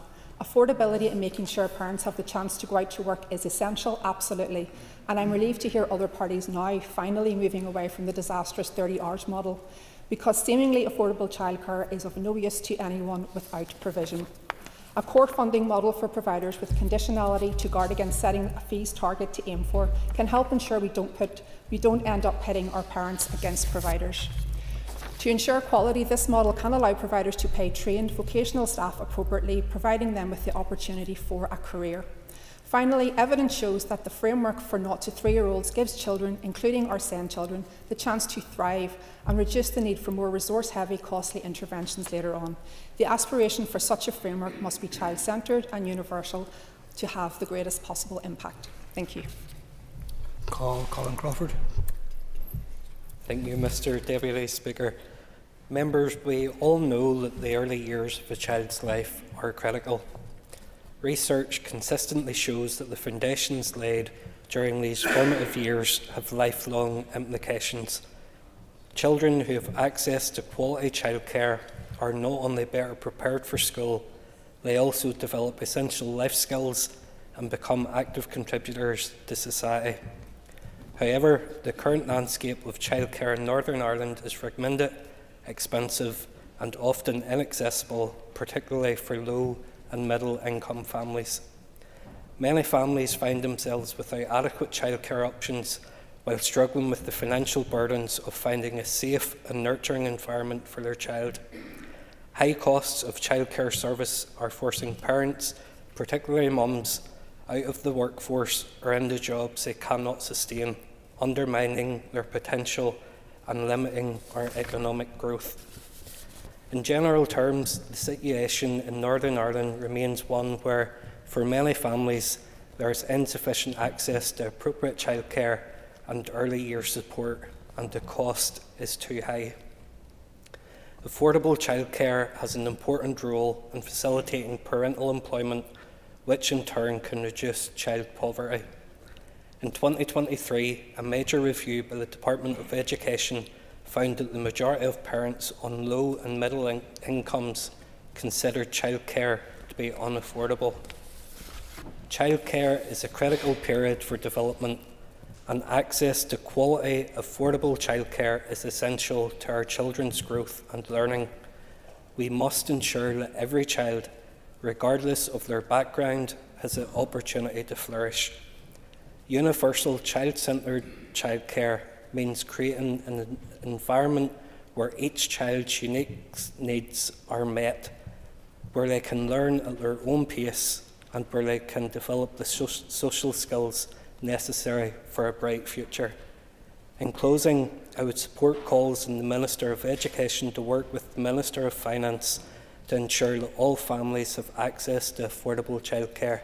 I would also encourage continued collaboration between executive departments to develop flexible and diverse childcare options that meet the varying needs of families. Thank you, Mr. Deputy Speaker. Call Shamil Holland. Mr. Deputy Speaker, I want to thank the SDLP for bringing the motion forward. I am genuinely glad to see that they've moved away from championing the free hours policy pursued by the UK Government. I think that we all have seen it's failed to reduce costs for families, and it has placed undue pressure on providers, leading to an even more restricted provision, which has caused untold frustration and challenges in the UK. I support the motion's intent. I do think that we need to go much further if we are to properly address the challenges that our parents, our providers and our economy is facing. To truly transform childcare in Northern Ireland, we need a holistic approach that addresses some of the following. So the childcare subsidy scheme is a step in the right direction.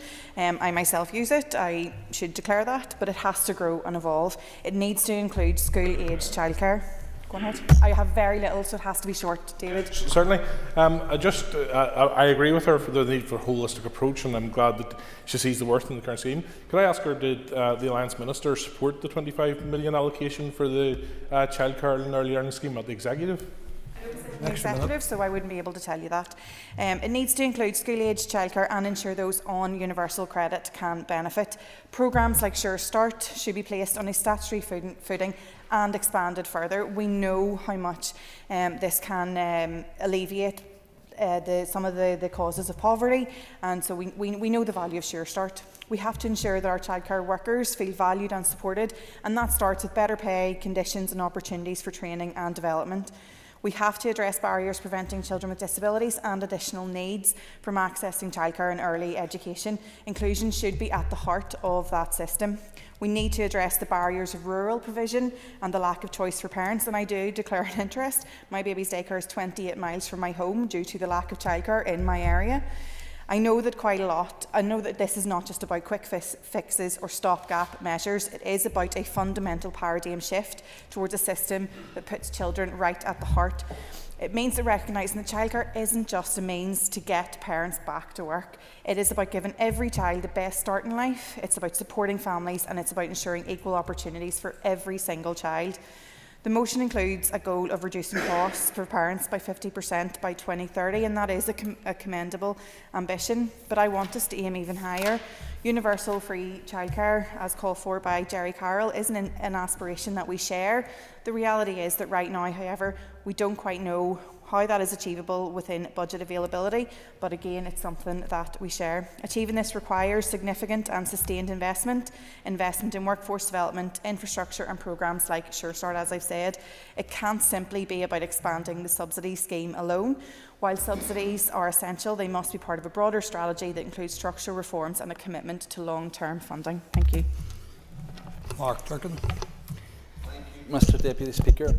The cost of childcare isn't just a personal issue for parents, but it's an economic and societal issue that hinders progress across the region. Looking at the places that do childcare well, like the Nordic countries, we see how affordable childcare systems create thriving economies, higher workforce participation, gender equality, and all-round more prosperous communities. The Executive has failed both families and childcare providers, many of whom have been pushed to breaking point, with some forced to close their doors in recent years due to unsustainable pressures. The recent £25 million investment, while welcome, is just 6% of the £400 million needed for a comprehensive childcare strategy. And fair play to the Minister for doing something with what he had, but referring to our motion, if the Minister had more, would he not do more? The Northern Ireland childcare subsidy itself has been a wee bit clunky for parents and providers to navigate, and it does reflect, sadly, the Executive's half-hearted and half-baked approach to childcare support. We've heard about the high costs of childcare, with some parents spending more than their housing costs. Families find themselves in the absurd predicament of working just to hand over a monthly wage for childcare.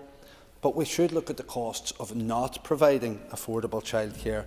The burden is often disproportionately carried by single mothers, many of whom are faced to leave their jobs in order to care for their children.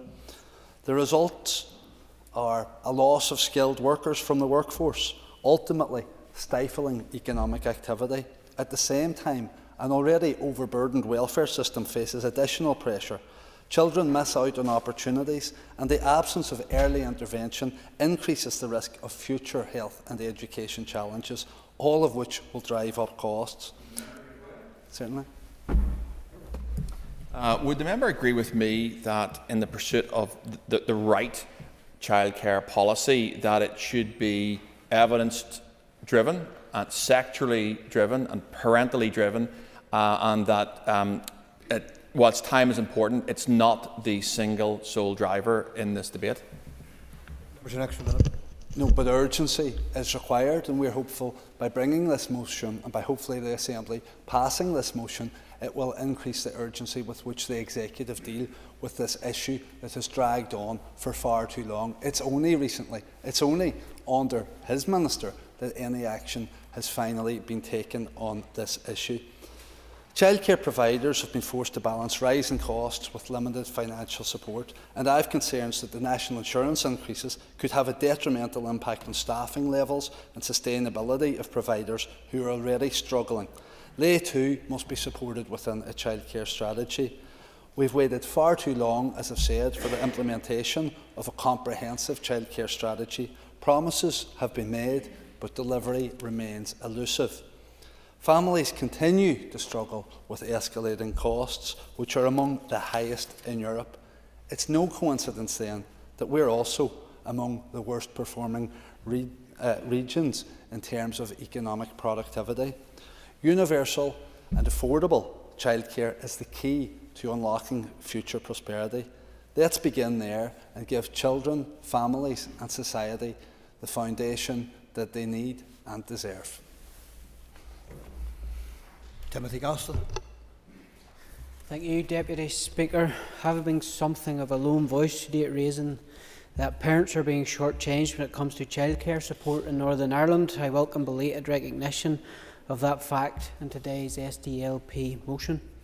It ill becomes of this House to seek to con the people of Northern Ireland that Stormont is doing something great for working families with the support scheme for childcare, when the reality is that the Executive has taken money which should have gone to this scheme and spent it on other things.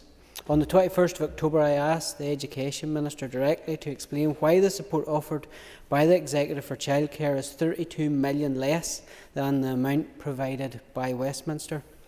The Executive got 57.2 million in Barnett consequentials because of a scheme introduced in Great Britain, yet the four-party Executive, of which the Minister is a part, allocated only 25 million to childcare. I am still at a loss as to what either the Minister himself or the Executive deem more important than allocating all of the monies received from Westminster for childcare on actual offsetting childcare costs. Neither the Minister nor his Executive colleagues even blush that having got 57.2 million for a childcare scheme, that a whopping 32 million of it has been taken and spent on goodness knows what else. If this Executive is serious about addressing the rise in childcare costs, a good place to start is by ring-fencing the entirety of past and future monies received from Westminster and spending it solely on that purpose. I will be supporting the motion in its original form today. Thank you. Now call on the Minister of Education to respond to the debate. Minister, you have up to 10 minutes.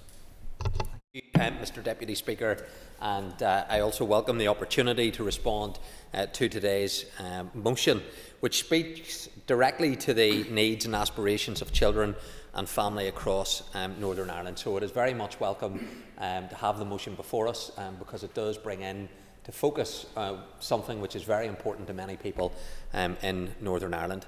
Can I just say that I absolutely recognise the importance of quality early learning and childcare provision in giving children the best start in life and supporting parents, particularly women, to enter or remain in the workforce. And I want to take this opportunity to acknowledge the quality early years and childcare services that currently exist across Northern Ireland. When I took up this post in February, I said that I would bring forward an early learning and childcare strategy which would support child development and make childcare more affordable and accessible to enable parents to work. And I remain fully committed to doing so. However, strategies take time to develop and implement, and I realised that urgent action was needed immediately. That's why I secured an additional £25 million of executive funding in May to implement a package of measures this financial year. That investment is making a real difference to thousands of children and families right across Northern Ireland. And I welcome the support that the Finance Minister gave to me in that £25 million. I also welcome the Ulster Unionist Party support for this being included. I note the comments made by my colleague in Lagan Valley, the Alliance member. This has been decades in the making. We've been waiting years for this to happen. Well, I thank Sinn Féin and the Ulster Unionist parties for supporting the £25 million allocation to this particular budget. Members may wish to look closer to home when it comes to what priority was given within the Executive on this particular issue. A strategy, while necessary to provide a blueprint for the longer term, would not have delivered these immediate benefits, which I knew were urgently needed. So let me summarise what has already been achieved. Firstly, I've implemented a Northern Ireland childcare subsidy scheme which provides eligible parents with a 15% reduction on their childcare bills. The uptake for the scheme has exceeded our expectations, and to date, nearly 13,300 children and 1,550 providers have registered, with reductions already made to bills from September. The mover of the motion indicated that there had been £1 million of savings provided. Well, that's £1 million per month. In the first 2 months alone, the scheme has saved parents £2 million on their childcare costs, with a further £2 million saved through the tax-free childcare. The combined effect of both these schemes have saved working parents in Northern Ireland over £4 million in the last 2 months alone. By way of example, a parent with 2 eligible children can now save up to £668 on their monthly childcare costs, a reduction of 32%. Over a 12-month period, this would represent a total saving of £8,000. This is a very significant step forward from where we were just 9 months ago, when I last stood here and responded to a similar motion on the 12th of February. Having listened to both parents and providers, it's my intention to bid for funding to sustain the scheme beyond the end of March 2025, and indeed until a longer-term strategy is in place. I appreciate there has also been calls to increase the level of the subsidy and extend it to others, such as parents with school-aged children. These are options which I'll be considering over the coming months. With a limited budget, the focus this year has rightly been on working parents with children below primary school age, and this group typically faces the highest costs due to their reliance on longer childcare hours. It also targets the stage where parents, and it's mainly mothers, are making decisions about whether to return to work after maternity leave, and childcare costs can be a significant barrier. The scheme is set up in such a way that we can easily expand it if there is a case to do so and the required funding is made available by the Executive, and I'll give this careful consideration. So to Mr Durkin's point, if the Minister had more, would he do more? Absolutely, I would do more. Mr O'Toole made a comment when he intervened on his colleague that we needed to make more than just one intervention. So a second area of progress that I want to highlight is the investment that we've made in a range of core early years programmes. Those which have benefited include Sure Start, Pathway, Toy Box, non-statutory preschool providers, the Irish Medium Preschool Support Service, Playboard and the Book Start Baby programme. This investment has helped secure vital services for some of the most vulnerable in our society. It has also enabled these programmes to provide pay rises for their staff at the same time as maintaining and in some cases expanding frontline services. I've one more area I would like to highlight, and then I will. As well as supporting Department of Education early years programmes, we've been able to boost some of those administered by other executive departments. So this has included the Departments of Health's early years and childcare provision for children with additional needs or disabilities, and support for the expansion of their approved home childcare scheme. Funding has also been provided to the Department for Communities to train more childminders through labour market partnerships. And a third area of progress that I want to mention relates to the standardisation of the preschool education programme. The Education Authority is well advanced in identifying the first preschool settings to transition to deliver at least 22.5 hours of preschool education per week from September 2025. 3 lists with a total of 107 potential candidates have been published on my department's website, and they're currently undergoing consultation. Final announcements regarding the first settings due to transition are planned before the end of this calendar year. So far be it in terms of only making one intervention, there are many interventions that I've been making, and I'll give way to the member. Well, I'm impressed with the Minister's list there. I wasn't suggesting that he hadn't done any other work, and I think he will acknowledge that we have acknowledged that he has taken action and made progress. Specifically, since he mentioned Sure Start. Sure Start, I think, provides a fantastic service. One of the things they have been challenged with is the lack of funding certainty over multiple years. Is he working with the Finance Minister to hopefully secure a longer-term profile of funding for those Sure Start centres across Northern Ireland, so that they can be guaranteed of their funding for multiple years? Sure Start can be assured of the priority that I have given to the organisation in this strategy. Of course, when it comes to multi-year budgets, that's something the Executive want to do, and that will provide that greater security. But given that I've made it a priority to support Sure Start, we were able to make just over 20 areas that had been temporarily extended in terms of areas that they operate in. They have now been given permanency in terms of those areas. I absolutely recognise the importance of Sure Start. The motion also called for financial support for childcare providers. The package of measures announced in May included proposals to establish a targeted business support scheme for those providers in significant financial difficulty and in areas where demand for childcare exceeded supply. I've been engaging with the Department for the Economy in this area. The Minister wrote to me on the 1st of August offering to lead on a scoping exercise in conjunction with InvestNI, Department of Health, Education and wider stakeholders to develop a clear picture of the business support requirements in the childcare sector, and that's something that the Department for the Economy is leading on, and I look forward to further engagement. Turning finally to the work being done to collect data which is necessary to inform future policy development, and this speaks to the issue about informed policy.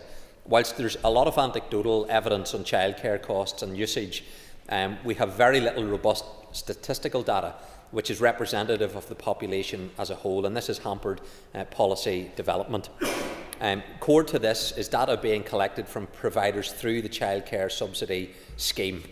Based on the data collected since September relating to 13,000 children currently registered, we know that the average net cost for families per child is about £400 per month.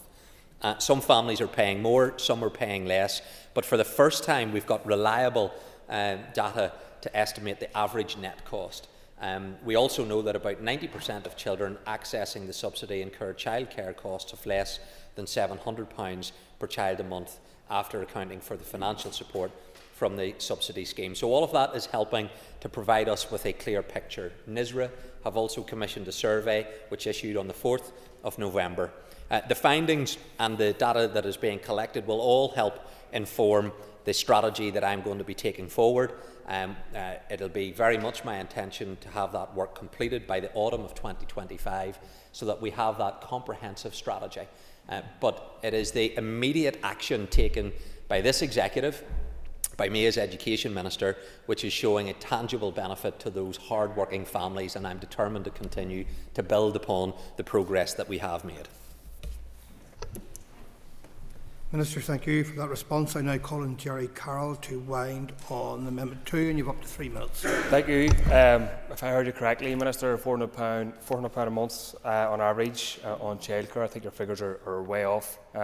People are paying way more than that, so not the first time in the past week. I think you may be incorrect on that. You may want to check the figures that I previously referred to.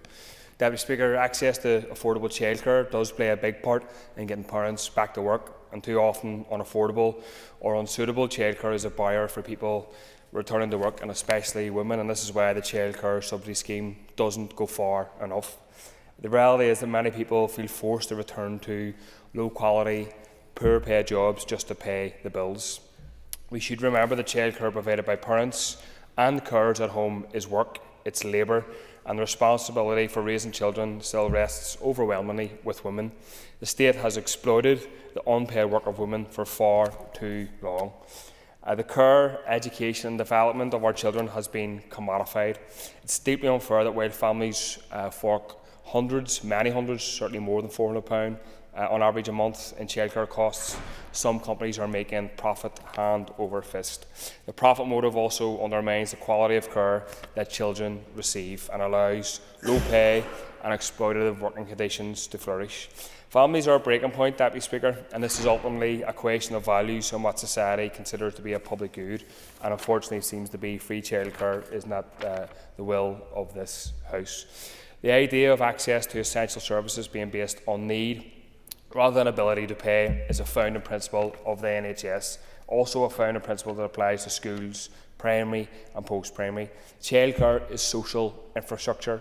Our current system is broken and is failing children, families and small childcare providers and workers. If we believe every child and every family has the right to benefit from access to high-quality childcare according to need and not their ability to pay or what's in their bank account, then we should be aiming and voting for universal free childcare by 2030. No time to go through all the debates, but obviously some have said that the current system isn't functioning, which is right, but when it comes to thinking outside the paradigm, it seems to be business as usual, and I don't think that's a good enough approach for this or any other issue. The Alliance MLA mentioned about sharing the aim of free childcare, Shan, and that's good, but I presume from her comments that her and her party is not voting for the amendment which mentions the aim in the amendment, and I think that's I think it's a bit of a shame. And to me, that says people are talking about the concern that exists out there, but they don't want to rock the boat too much. So there is an alternative, there's a solution out there, and that is fighting for free universal access to childcare. So I'd urge people to vote for the amendment which says that. Thank you. Thank you. I call on David Brooks to wind on Amendment 1. You have also up to 3 minutes. Thank you, Mr. Speaker. First of all, I'll just address the previous speaker to say I am not opposed to people paying their tax or indeed better services for working class people and everyone in our society. It's just that the member tends to lean, I think, towards pipe dreams without costing it. And I think where we've seen that just in his own speech there is that his dismissal of accurate figures given by the Minister without actually going into anything other than something that he has heard or something that he has seen. Yeah, well, I'll give way if the member wants to give us the data that he has. Yeah, sure. Repeating what I said earlier, so I don't know if he was listening, but I said employers for childcare reported the average cost of a full-time childcare place in 2023 was £183 per week. Unless I picked up the Minister wrong, I heard him say £400 per month. So there's other figures as well that can go on and on and on. So there's data there. Go back to the Hansard and see what I said. I think the point remains that the Minister's point was made on data that has been collected and therefore is accurate. First of all, I'll see what I can get through. First of all, I want to acknowledge that in general in this place, Mr. Speaker, there is goodwill towards childcare. We all want to see improvements, so we all want to see improvements for our constituents and for our families.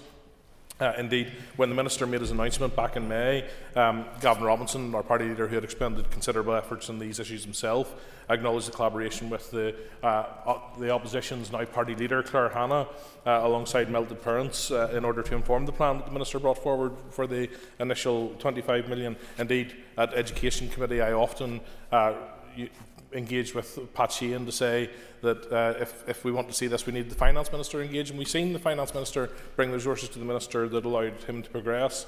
I think it's fair to say there's always been within the committee a rightful intent to apply scrutiny to decisions and not allow ministers to rest on laurels, but that's something I know the Minister wishes himself, and there's never been and there has nevertheless been a general acknowledgement of the progress and shared interest in seeing the issue prioritised and advanced. And I certainly believe, and the Minister has outlined, how he is grasping those challenges and meeting them head on. My party colleague Peter Martin has already laid out our party position on the motion amendment. I align with that. I won't duplicate too much. I recognise that the opposition will want to be seen to hold feet to the fire, to push more and faster and for greater ambition. But if I may say, I think plucking the arbitrary figure of 50% out of the air, even if it sounds good to the public's ears, I mean, you could pluck arbitrary figures on just about anything. We could have 50% cut on electric bills, food bills, fuel bills. It's all desirable, universal perhaps even for Mr. Carroll. But all of those things would help families. Nobody wouldn't welcome them. But I think for the official opposition, we need more than that, and we need to have a plan in that regard. Sorry. Oh, next minute. There you go. Sorry, I thought it was up there. Yeah, I think we can't rely on sort of the fantastical pipe dreams of how we may fund it. It would, of course, be desirable to be able to give everyone in our society universal free healthcare. It would, of course, be desirable to give everyone who depends on, particularly working families who depend heavily on childcare, a 50% cut in their bills, and I hope we can work towards that. But I don't think we should set unrealistic targets or raise expectations beyond what they may. I think we should instead stick to the minister's plan, which is helping people and has delivered in real time. And we look forward to all parties at the executive supporting efforts in the longer term and multi-year to see further support for childcare. Thank you, Mr. Speaker. Thank you. I now call Cara Hunter to conclude and wind up on the debate on the motion, and you have up to 5 minutes. Thank you, Mr Deputy Speaker. Unaffordable childcare costs impact so many families in Northern Ireland. For so many, this is not just a policy issue, but an everyday human struggle. Parents are working every hour God sends, are rightfully angry, annoyed and tired. Tired of working hard, but somehow never having enough money.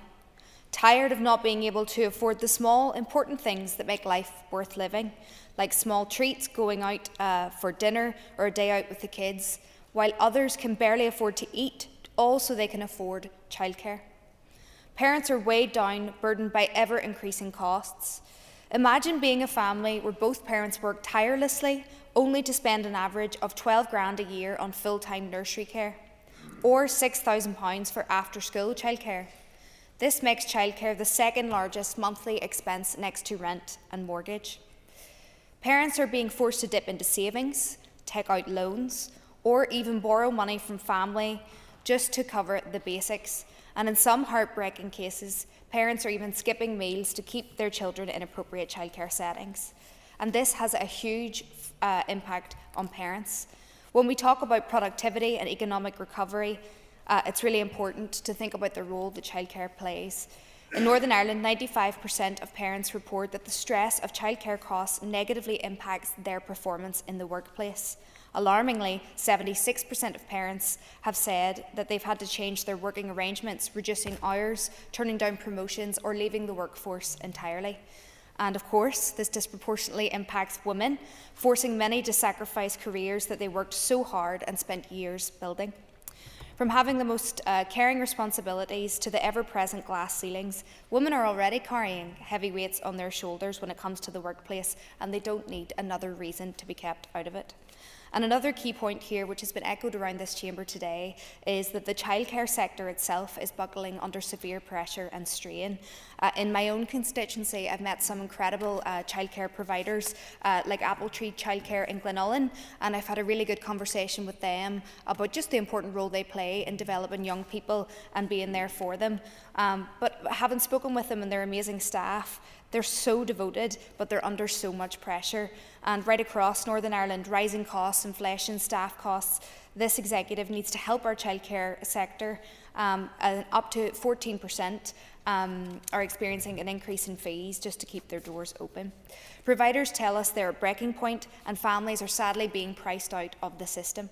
And I'll move briefly now just to members' comments, and I thank everybody for contributing today. Definitely a wide range of views, but I think ultimately at the heart of this we all just want to help parents and families across the north. Mr Carroll had touched on the importance of supporting childcare providers who are struggling profusely. Cathy Mason alluded to the importance of supporting working families by creating a strategy as well, looking at workforce and looking at the long-term vision and where we go from here. Michelle Guy had referred to the fact that this delay in this strategy shows a lack of priority, and also the collapses that we've had over the past number of years certainly doesn't help. The DUP also included that significant progress has been made, and I would agree welcome steps have been made, but I think we also have a very long way to go, and I think a huge important aspect of that is the childcare strategy, and knowing that that might take years to bring forward I think will make a lot of parents really, really concerned.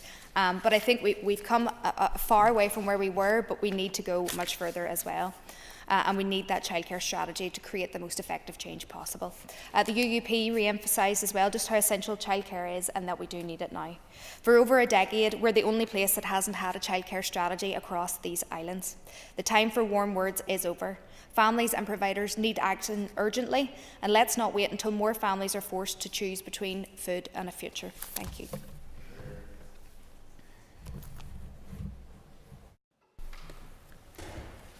Members, before I put the question on amendment number 1, I would remind members that if it is made, I will not put the question on amendment number 2. So the question is that amendment number 1, standing in the names of David Brooks and Peter Martin, be made. All those in favour say aye. Aye. Contrary, no. No. Aye. No. I think the noes have it.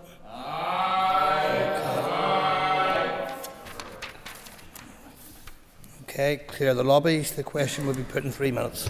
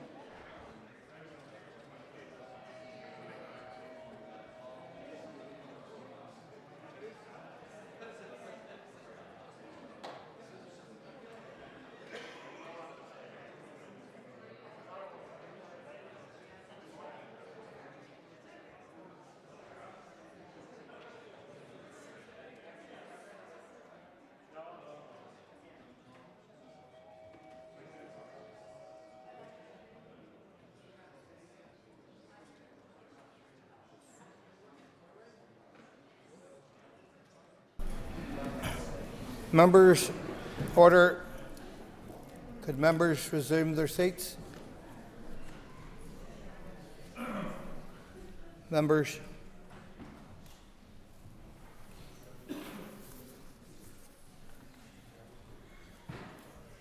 Members, the question is that amendment number 1, standing in the names of David Brooks and Peter Martin, be agreed. All those in favour say aye. Aye. Contrary, no. I think the noes have it. Do we have tellers?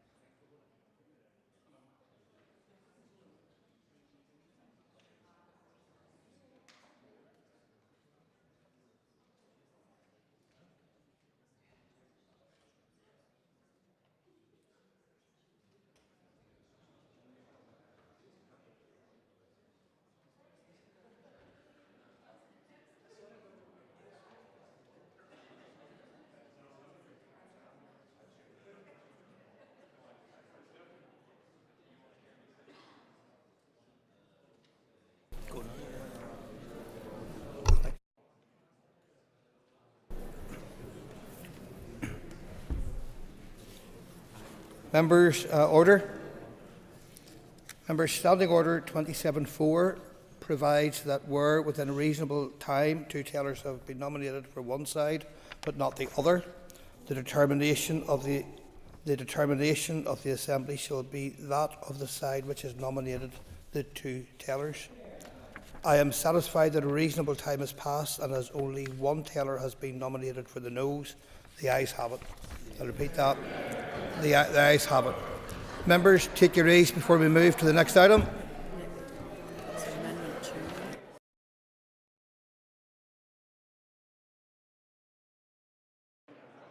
Members, order.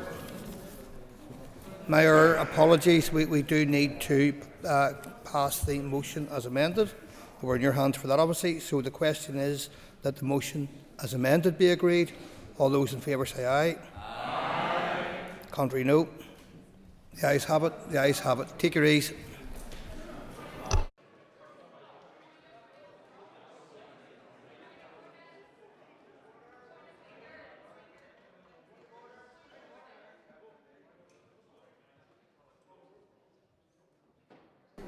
Yeah.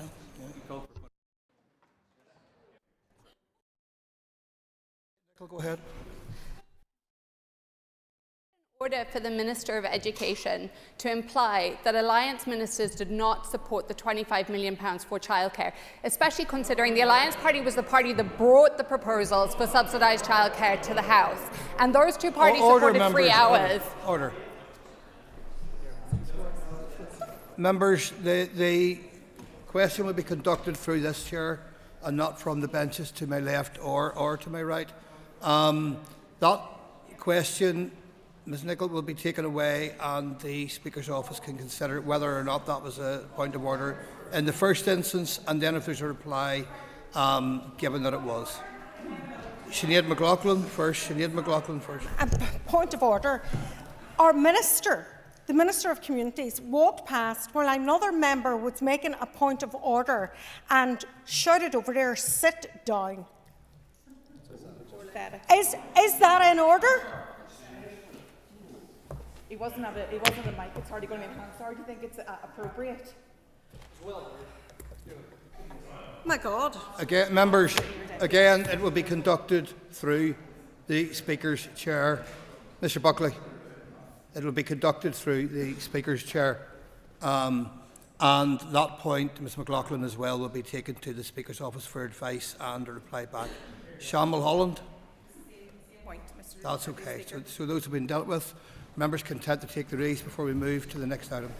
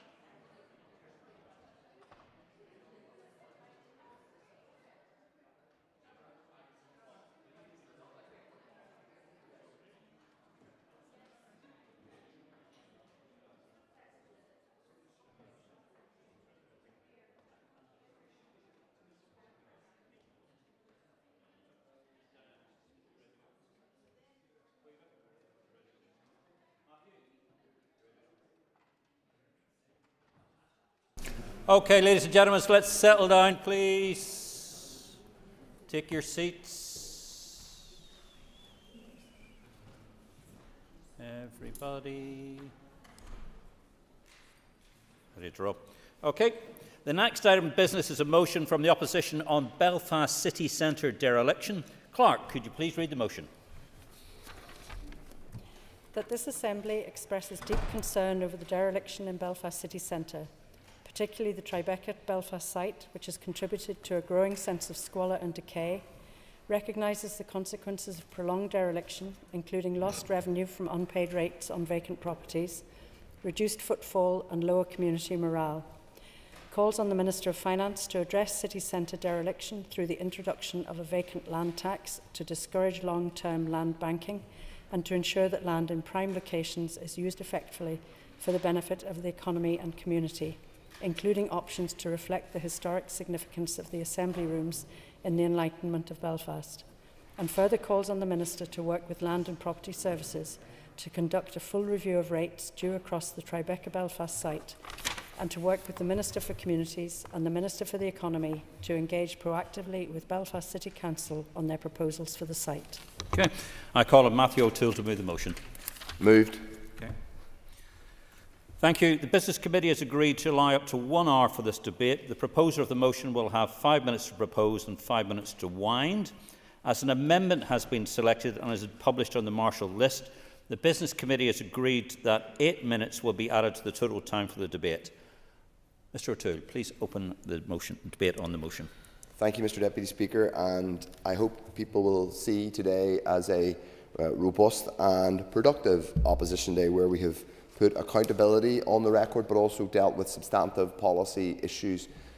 And this is the question we debate in our final motion of the day is not simply a local Belfast issue. It's something which affects the whole region because our major city is a key economic, cultural driver of this region, and none of us should be relaxed about the state of Belfast city centre. Mr Deputy Speaker, a gateway project to revitalise the northeast quarter of Belfast city centre was first proposed 25 years ago in 1999. Shockingly, not only has that part of the city, specifically what is now known as the Tribeca quarter or the Tribeca district, not been revitalised, it has fallen into the most appalling disrepair. There has been enormous improvement in what is now known as the Cathedral quarter in terms of our hospitality and cultural offering. It is the go-to part of the city for visitors.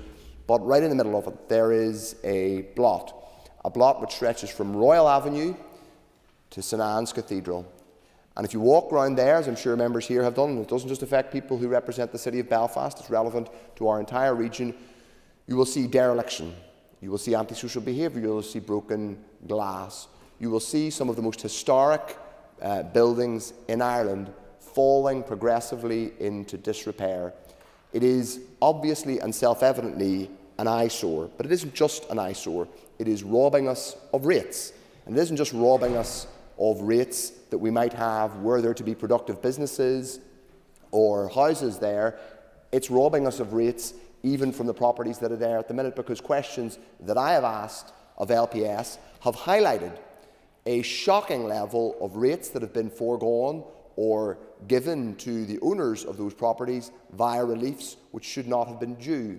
So we have lost millions of pounds in rates revenue. What's happening with this site? We simply don't know, is the honest answer. I don't want to spend all of this brief debate talking about the intentions or the wishes of the current owners of the Tribeca site, because frankly, Mr Deputy Speaker, I think a little bit too much energy has been wasted already on it. What I want to do is have a constructive and clear conversation about where we go from here, because it simply is not acceptable for us to allow this dereliction in the middle of the major city of this region to continue. It is not acceptable, and it would not be accepted, I don't believe, in any other major city in this region. Can you imagine if this was the case in Dublin or London or Manchester or Glasgow? It's simply, by all means, of course, there's dereliction in those cities, but to this extent and in such a strategically important place, no. So what do we do about it? Well, our motion calls for a number of things. It calls for the Minister of Finance to start to address city centre dereliction, not just in terms of Belfast and Tribeca, but throughout this region. And it does affect other places. We want to look at a vacant land tax to discourage long-term land banking. And my God, we have a problem with land banking. We also want a specific look at how we can revitalise and make use of the extraordinary opportunity of that part of the city. We're in the Northern Ireland Assembly now, but this is but a boy compared to the Assembly rooms in the middle of the Cathedral quarter, which is rich in radical history, the dissenting Presbyterian tradition of 18th century Belfast and all of that rich history. We're allowing it literally, shamefully, to fall into ruin. It isn't in our motion today, but we have put forward a specific proposal today, and I'm happy for the Minister to explain to me why she thinks it's not a goer, as long as she and her colleagues are thinking about an alternative. We think you could look at financial transactions capital, which is something we in the Finance Committee are always shaking our head about how much of it we give back. We've given back more than 300 million in the past half a dozen years of financial transactions capital. It isn't grant funding. It can't simply be given to build a railway or a school. It has to go to an entity that is capable of completing a financial transaction. So we think, why not look at something like a Laganside-style corporation, perhaps with commercial involvement, who could use this unspent financial transaction capital to vest that site, what is now known as Tribeca, get it into proper hands, make use of it commercially, culturally, historically, to properly celebrate the Enlightenment history of that part of the city, to get rid of the dereliction and to move on, to turn the page on decades of shameful dereliction in that part of the Cathedral quarter. It's time for us to take action. I hope the Minister will do so with her colleagues in Belfast City Council, and I commend this motion. Let's finally get on and do something about this blot in the middle of our city. Thank you. Yeah, thank you. And I call on Dan Forsyth to move the amendment. Moved. Okay. Thank you. You will have 5 minutes to propose and 3 minutes to wind. All other speakers will have 3 minutes. Over to you, Diane. Thank you, Mr Deputy Speaker, and I thank the opposition for highlighting the importance of Belfast, the capital city of Northern Ireland, in this motion today. As MLA for South Down, I'm usually speaking up to champion my part of the country and showcasing the Mourne Mountains, but today I speak to recognise significance for us all with these issues in Belfast. The DUP wants to ensure our capital city is a vibrant place to live, work and to do business. We want to see Belfast and its city centre continue to grow and to prosper. In recent years, we have welcomed investment to our city, and we want to continue to attract development, business and tourism. We would be wrong to ignore those projects benefiting in Belfast city centre that have been a success. However, we fully agree that prolonged dereliction reduces the footfall for businesses, reduces community morale, opens the door to antisocial behaviour and raises a number of health and safety issues. And the Finance Minister must take action to ensure that land and property in prime locations is used to the benefit of the economy and the community, and that goes for public and private land, something the original motion did not seem to acknowledge. There are significant public-owned sites in the city which present issues. Our amendment seeks to widen the focus of this motion beyond just the city centre. As someone who commutes to Greater Belfast 4 days most weeks, I'm well placed to speak to the image presented to people when they travel along main arterial routes, including Newtonards Road, Peters Hill and Sandy Row. And they should not see the dilapidation and dereliction en route to our city centre. This is not attractive to residents, tourists or businesses considering investment. It feeds into poor perceptions of community safety. And there is a key role for the local council in addressing this, and we welcome the reference to the need for action from Belfast City Council on this. Ministers, their departments and other partners, such as local councils, must work together to address dereliction. And in particular, we look forward to seeing Minister Muir introducing his dilapidation bill. Delays to urban regeneration are not only unsightly, but also have real financial consequences due to lost rates revenue on vacant property and reduced footfall. The Finance, Economy and Infrastructure Minister must encourage investment to Northern Ireland and work to attract developers. The DUP want to promote continued and timely development in Belfast. However, we are aware that vacancy is a complex issue. A vacant land tax does not represent a silver bullet and risks simplifying the issues involved. It presents many significant questions. Would it create a chill factor for investment? What would the impacts be for publicly owned vacant land, which is also a key feature in our city centre? Would it unfairly penalise landowners for delays beyond their control? And is the SDLP proposing to apply a tax across Northern Ireland? And there are derelict sites in my constituency of South Down in isolated areas for a variety of reasons, and I'm concerned at possible precedents that could be set here. The SDLP have called for the introduction of a vacant land tax without any mitigation for consultation or indication of what scale or range of sites it might be applicable to. The Welsh example would suggest such a policy is problematic to implement. Pardon me. Our amendment expands the motion, noting the opposition to long-term land banking, but records concern over introducing a new tax and highlights that land affected is both public and private sector owned. A proactive solution, rather than the punitive approach suggested by the opposition, is required. The Finance Minister should regularly review that rates across the Tribeca-Belfast site. Indeed, responses to questions by the Leader of the Opposition would suggest that LPS is already having some success in ensuring rates reliefs are applied effectively. The full review proposed by the Leader of the Opposition is unquantified and raises question as to why any future review or revaluation should only be limited to one area when dereliction is a common problem across towns and villages in Northern Ireland. And the Finance Minister and colleagues should absolutely engage with landowners and Belfast City Council on their proposals. The Minister should work with the investors and landowners rather than moving to penalise them. So, as I say, our amendment seeks to widen the scope of the area included in the motion and notes our concerns. I commend the amendment to the House.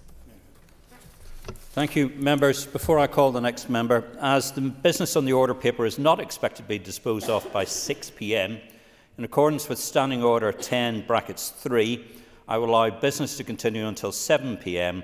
or until the business is completed. Deirdre Harvey. Deputy Speaker, and I welcome this debate. It's important in terms of the vital role Belfast plays, the population who reside here and those who work, visit and do business. There's no doubt that a prolonged period of dereliction has impacted the city centre and indeed sites across the city, including in our neighbourhoods. Land banking of key sites, the Primark fire, COVID, the cost of living, the change in retail trends, out-of-town shopping and the policy of austerity have all impacted on this situation. The absence of adequate housing in the city's core and the failed regeneration policies of the 70s, 80s and 90s that segregated the city centre working class communities from the city's core have also played their part, and the impacts of those policies are still being felt today. Developer-led regeneration and traditional economic development practice are failing to address the challenges of our time. This has been demonstrated in this area of Tribeca, and I would warn against simply seeing a transfer of land from one developer to another developer, trying to secure sites via paid lobbyists that could potentially lead to a conflict of interest. What we need is a new people-centred approach to economic development, one which redirects wealth back into your local economy and places control and benefits into the hands of local people, communities and businesses. Building an inclusive and shared city for all, regardless of ethnic and socio-economic status, and where economic power works for local places and people. We need to learn from the mistakes of Laganside and of others of not engaging communities, and proactively excluding them is not the way to do this. I live in one of those such communities where Laganside drew their strict boundaries that excluded all of the inner city communities, and we know that that was a deliberate policy. It was by design. Again, communities are feeling the negative impact of that approach, and I would implore on anyone that's promoting that approach to go and speak to all of those communities. Greater citizen and community involvement and meaningful participation is viewed as improving the quality and legitimacy of decision making, thus building democratic accountability. What we need is a community wealth building vision, a vision with underpinning principles and outcomes and with time-bound actions that will direct all future development and ensure that sites are developed in a way that meets the needs of our people, communities and economy. This includes all of the communities, not just the few that were in the amendment, and that's why we have a concern with the amendment. It includes all working class communities. We want a Belfast city centre, and indeed the city, to be a place that thrives, a place where people can live, access services, and that are open and accessible to all, no matter your socio-economic status, and one that reflects the rich heritage of our city, such as the assembly rooms. Thank you. I call on Kate Nicholl. Thank you, Deputy Speaker, and I'm glad to be speaking on this motion today. Many of the aims and ambitions set out in the text were also reflected in our Alliance motion on rejuvenation of high streets across Northern Ireland, and I'm always very happy to talk about tackling dereliction, which is an important part of creating more vibrant high streets. And as any MLA for Belfast will attest, we know how deeply this has impacted on our city centre. While there are a range of factors at play in this motion, a key priority for Alliance is the devolution of regeneration powers. Alliance has for many years been clear that we need to secure the devolution of regeneration powers to our local councils, and we have been waiting too long for this to transfer. I'm an unashamedly proud champion of Belfast. I love our city, and I genuinely believe that councils are at the heart of our communities and are best placed to deliver local solutions for our towns and cities. And while planning has been devolved to councils, it's long past the time for these powers to follow suit. Within Belfast City Council, our councillors have been working hard on tackling dereliction and regeneration of our city centre, and while the substance of this motion is really important, I don't want to discount the important work that is happening. I think the work around supporting the Vibrant Business Destination Programme, including work on local high streets, can support and complement the city centre, and improving street furniture is really important. Fighting for the recently announced expansion of the Vacant to Vibrant scheme outside the city centre to help revitalise neighbourhoods and inject vibrancy into vacant commercial properties is so important. Working to secure the creation of a small business champion is something that we've been pushing for as well. And I'm really excited about the delivery of Belfast Stories and other City Deal projects such as the Lagan Footbridge to ensure that all projects are accessible, inclusive and sustainable.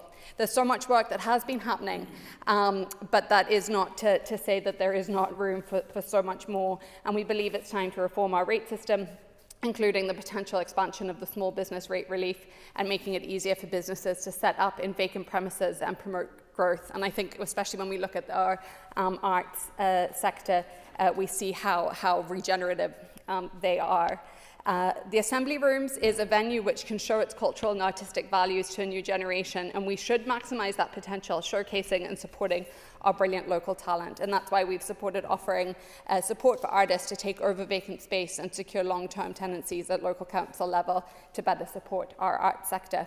There are roles for executive departments, local councils and a multitude of stakeholders that must be included in these conversations, which is why we've been calling on the Economy Minister to develop a comprehensive strategy to rejuvenate high streets and town centres. No one action alone can tackle the dereliction or bring vibrancy to our high streets. The winding down of the High Street Task Force following the publication of the Delivering a 21st Century High Street report was bitterly disappointing, particularly in the context of the 2022 report being left to gather dust. Could the member draw remarks to a close? Thank you. Thank you very much indeed. I call on Andy Allen.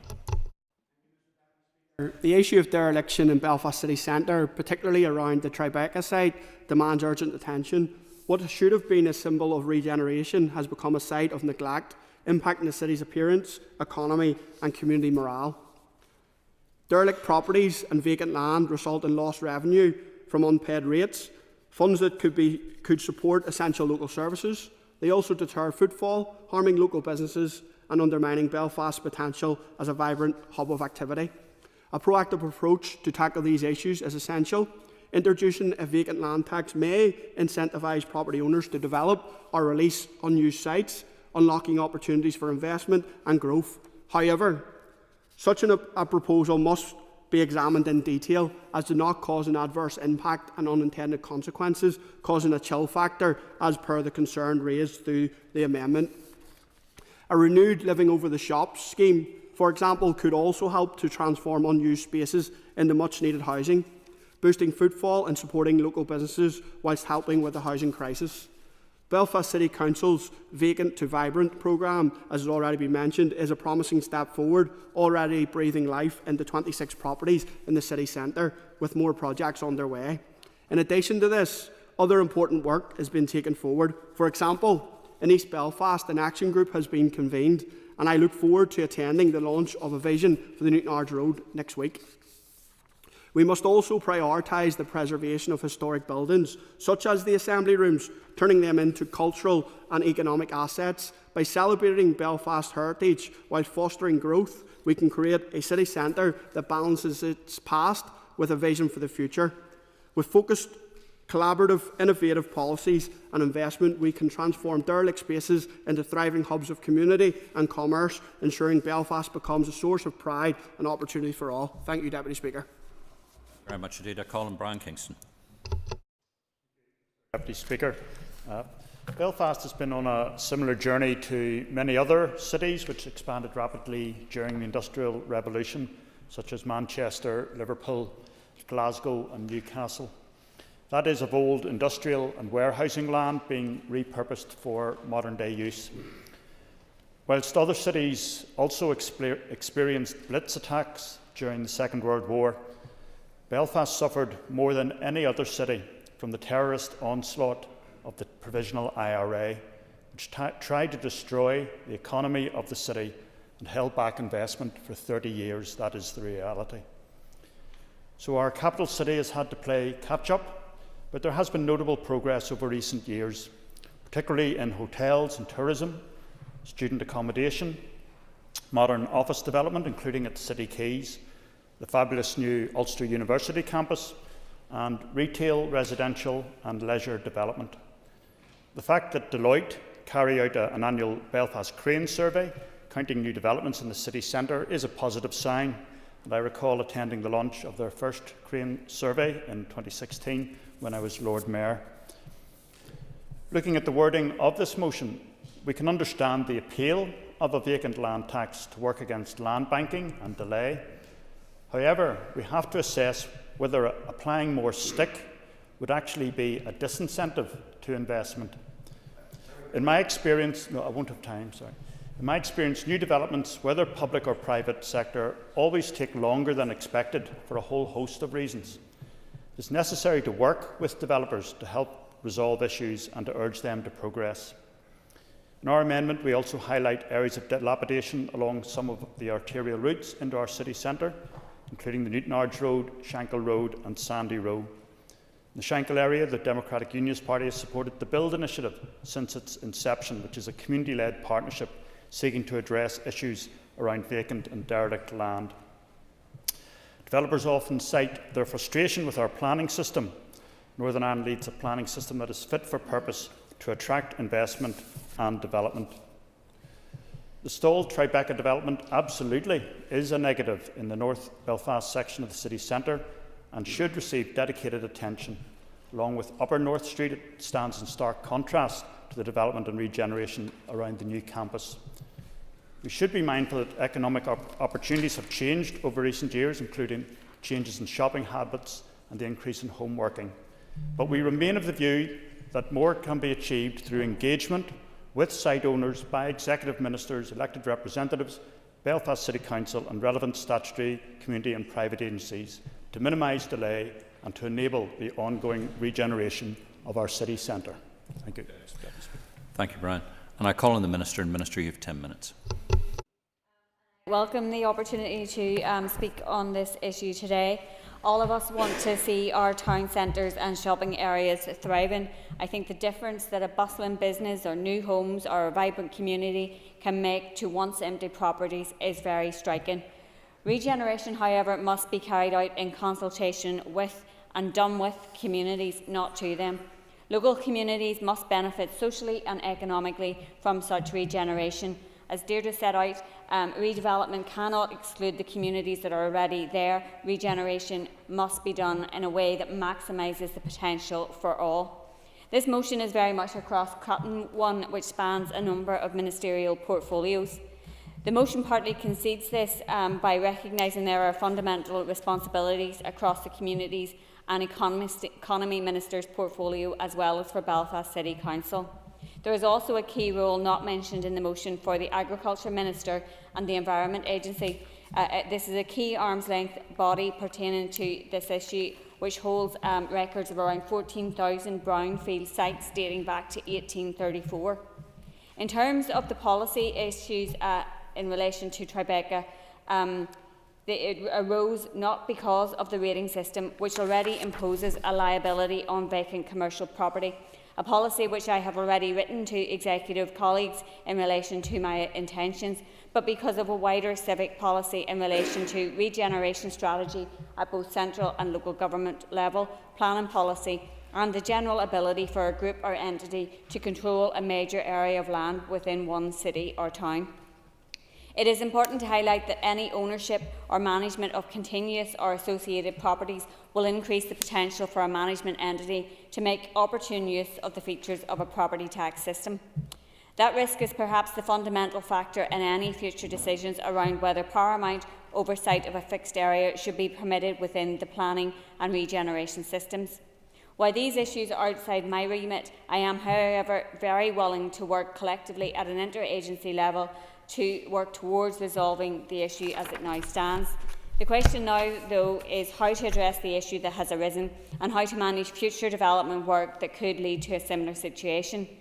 Mr Speaker, neither of these points are neatly contained within the central two elements of this motion, which have been addressed to my portfolio as Minister, but which have been touched upon within the wider debate. The first element within the motion refers to the introduction of a vacant land tax to discourage long-term land banking. A question, of course, is what is meant by vacant land. My department holds no such data set, and while I'm happy to be corrected, I'm not aware of a central registry of such land being held at either central or local government level. In regard to the DUP amendment, while I'm not sure about a chill effect that has been claimed, I do think there is obviously a clear requirement for there to be an evidence-based approach to such a significant tax intervention. While on that amendment, I should also note that, as with the original motion, it asks me to do many actions that sit outside of my policy portfolio, although I am supportive of the wider executive's work to facilitate regeneration alongside local government bodies. In order to implement a new and novel tax, establishing a vacant land dataset would be the first step required in assessing feasibility. That database would then also need to incorporate the number and size of individual sites qualifying, along with their ownership profile, their location, other characteristics such as current zoning, socio-economic context, market context, previous and former use, or what exemptions should apply within such a data set, and how to distinguish them between urban, rural and mixed areas. None of that detracts from the potential value of such a measure. However, the timescales for researching and establishing even the fundamental data to begin looking at the economic value of such a tax measure, let alone creating the administrative and IT infrastructure for developing and maintaining such a tax base, mean that it is not a short-term fix for the immediate situation pertaining to Tribeca. The rating system, of course, already imposes a liability on vacant commercial property, and that brings me on to the second element of the motion. This is in relation to land and property services and pertains to a call to conduct a full review of rates due across the Tribeca Belfast site. As implied in the text of the motion, the fact that rates are due in relation to the Tribeca site is the first key point. My department earlier this year concluded a consultation which looked at the issue of non-domestic vacant rating and increasing the liability level to raise revenue. This highlighted the policy issue was not one of simply escalating the liability level. Over 70% of respondents raised issues with such an approach in the immediate term for valid reasons. There are particular concerns in relation to the increase of stranded assets in the offices and retail sectors due to wider market changes, many of which have been accelerated due to the COVID pandemic. We need to ensure that in increasing the liability, we do not simply increase dereliction that often accompanies higher property tax levels in other jurisdictions. Despite this, I am attracted to the option of increasing liability in this area in a managed and coordinated way, and have already outlined to the Executive that this is an area that I want to look at in terms of my strategic policy direction. It will, however, need to be coupled with work across the Executive in relation to sequencing any increased liability in this area with our wider work to regenerate and decarbonise our built environment. As regards the current level of liability, LPS either assess liability or grant relief in accordance with the statutory framework for the rating system, which in turn is set by the Assembly and Executive. If a property qualifies in line with the statutory framework, then it is entitled to that support, and of course rates can only be applied to a property that is there. Occupiers of properties that are granted relief are awarded the support after a process of application, assessment and decision by the district valuer on the basis of the facts and evidence in each case. LPS will, however, update and backdate liability when changes in this area are identified.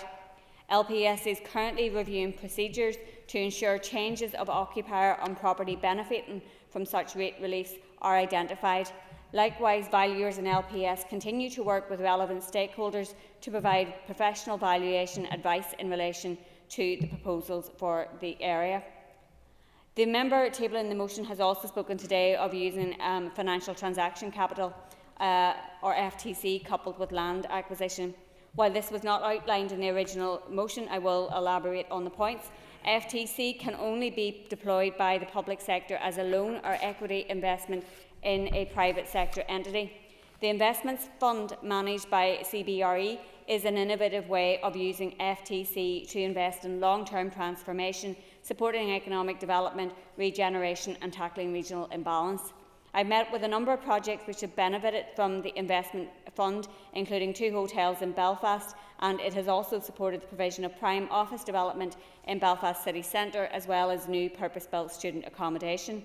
I have encouraged and continue to encourage all project developers to check the fund's criteria and to engage with the fund manager to see if they are eligible for support.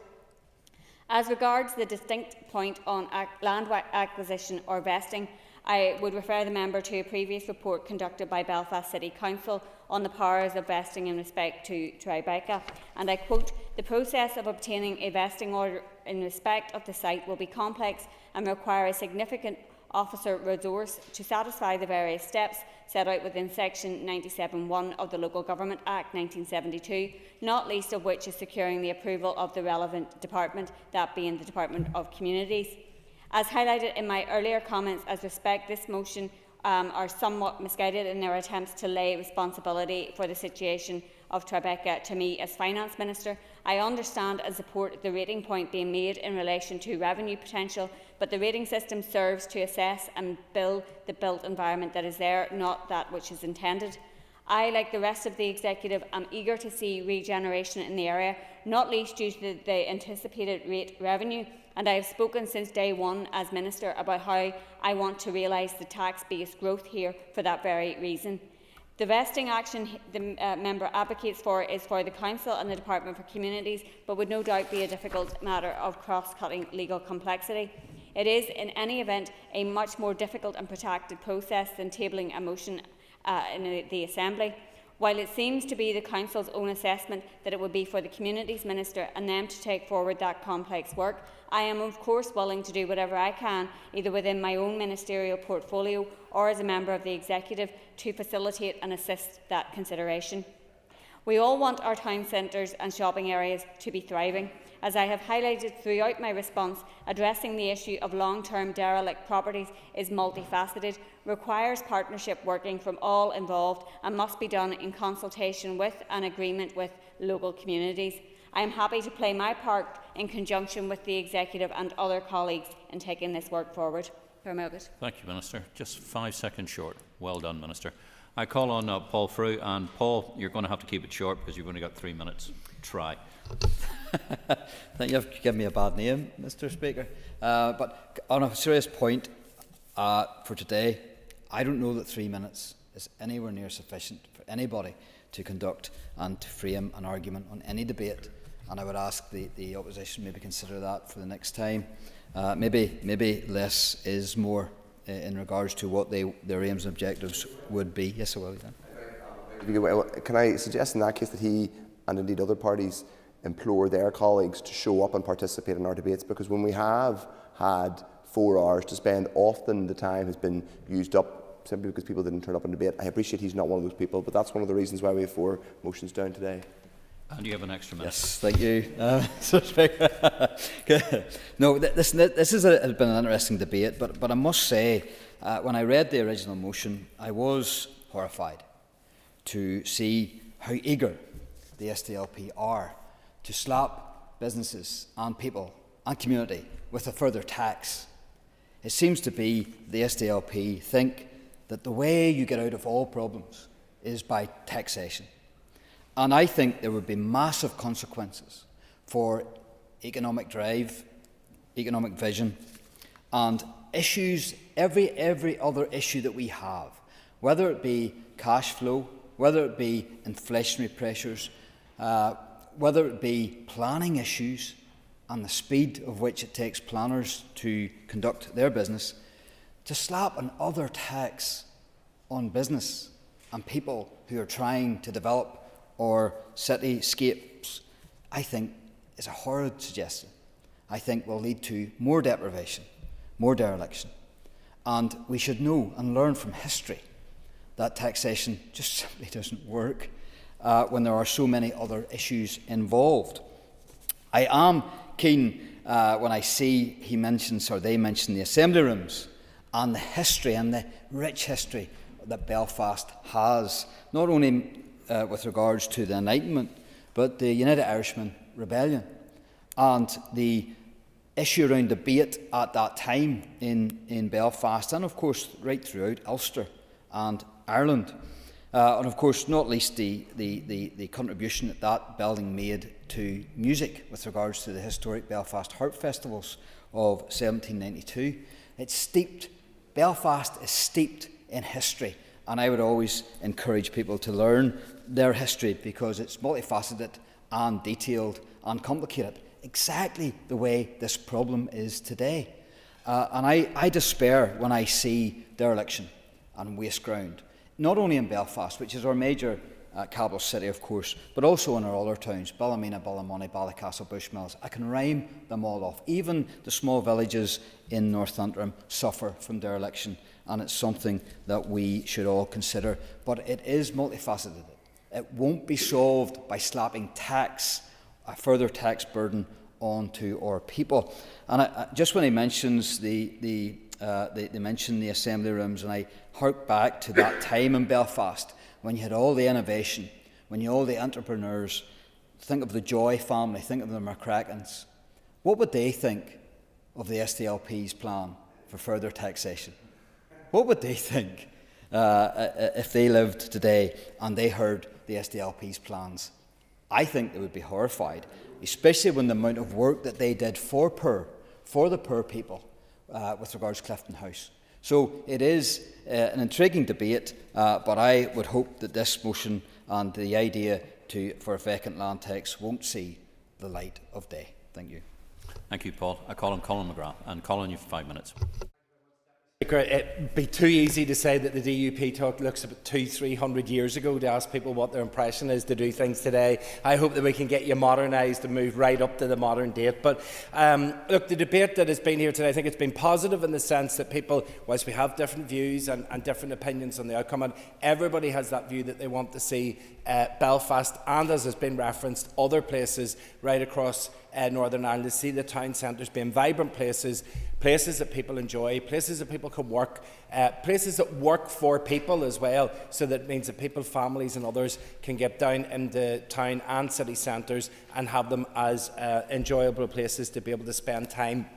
I think it's fairly obvious from the example that we have in the Tribeca area that it is just not working. It has been like that for a really long time. It is a grim part of the town, and the difficulty is that if you have a business down in that area, you're impacted by the fact that the area is just continually running down.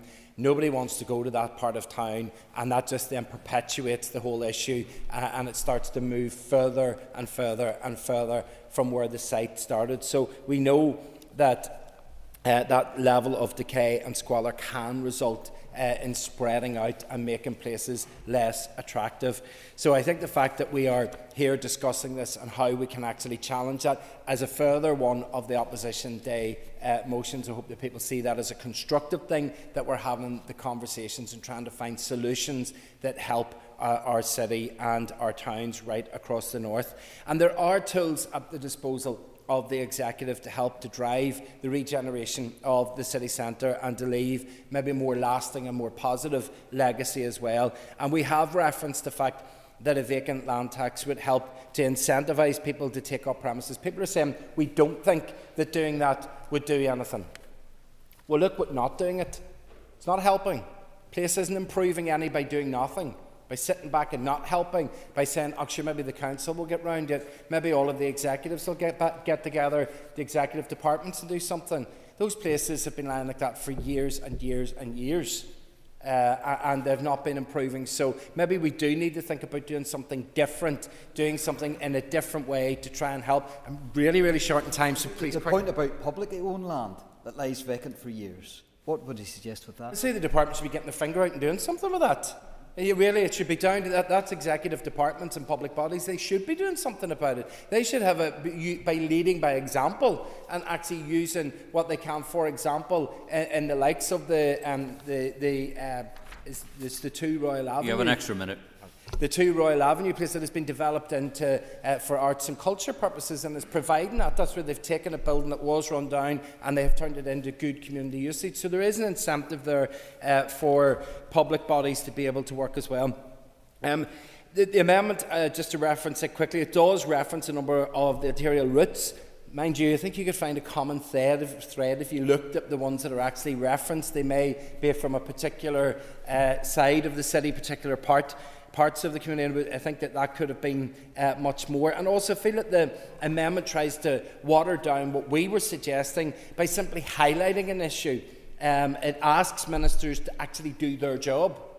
Ministers should be out working together, working with their colleagues to see is there a way that they can help to regenerate areas, to revitalise areas. To actually have an amendment that then says that those ministers should be meeting together and that they should be trying to help areas feels like we're just asking them to do their job. And it does ask for just simply a review. So I feel that the amendment is just a bit weak because it doesn't have that punch in behind it, which would help to bring some sort of resolution to the problems that we can see. There was references in the debate to there being a number of new issues, things like the COVID and what's happened as a result of that, the reprofiling of high streets, which we're all aware of because that's happening everywhere, not just in Belfast. My colleague from Southdown referenced places in Southdown as well. And I know in Downpatrick we're suffering from that lack of footfall because people are doing their shopping habits differently. So we need to try and reprioritise how we deliver things in the high street. But by leaving big empty buildings that lie for years, we have one building in the corner of our main junction. In fact, sorry, two of the corners of the main junction in Downpatrick. The buildings have been lying empty for nearly decades. And it's just lying there doing nothing, and it is right in the heart of our town. So if there was something that could be done to try and incentivise those that own the land to actually do something with it, I think it could help to turn around and repurpose the high street as we need to do as well. There was some references to the schemes like living above the shop scheme. I know that we did that successfully in Downpatrick, and it would work as well, I'm sure, in Belfast, and was done for a number of years. And it did help to encourage a wee bit more footfall in the city centres and town centres in the evening time because there's people living there rather than it just being work-based areas. There was reference about the carrot and the stick, and I think that maybe the problem, as I've already referenced, I think is the wrong way round. I think there's been too much carrot and not enough stick, and that's why we are where we are, with so many of the town centres being left languishing. I accept that the Minister has said too about there being, for example, no data sets to get the information to be able to deliver some of what we've asked. And let's do it. Let's not always just look and say we can't do that. That's not a forward-looking executive that's going to try and deliver for our local communities, which is what the SDLP wanted to do. Thank you, Colin. Ladies and gentlemen, the question is that the amendment standing in the name of Diane Forsyth, Paul Frew, David Brooks and Brian Kingston to be made. All those in favour say aye. All contraries? No. Aye. Okay. Clear the lobbies. The question will be put in 3 minutes.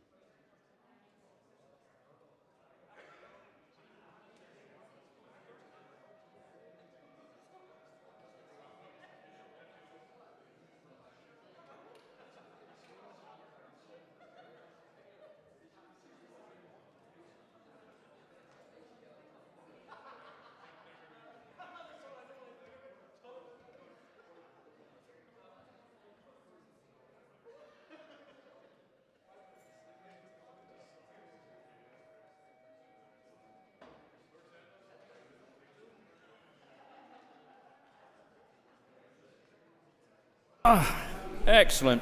Order. Order. Members will resume their seats. A little bit of quiet, please. Thank you. The question is that the amendment standing in the name of Diane Forsyth, Paul Frew, David Brooks and Brian Kingston be made. All those in favour say aye. Aye. All those contrary say no. No. Okay. Do we have tellers?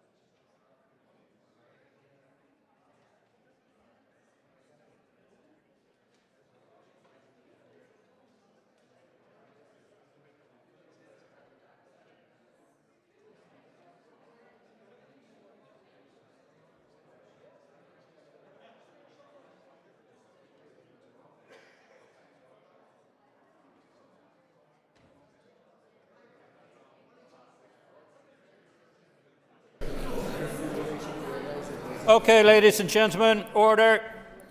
Tellers have been appointed as follows. Tellers for the ayes are Diane Forsyth and Paul Frew. Tellers for the noes are Matthew O'Toole and Colin McGrath. Clear the lobbies. The Assembly will divide. Ayes to my right, noes to my left.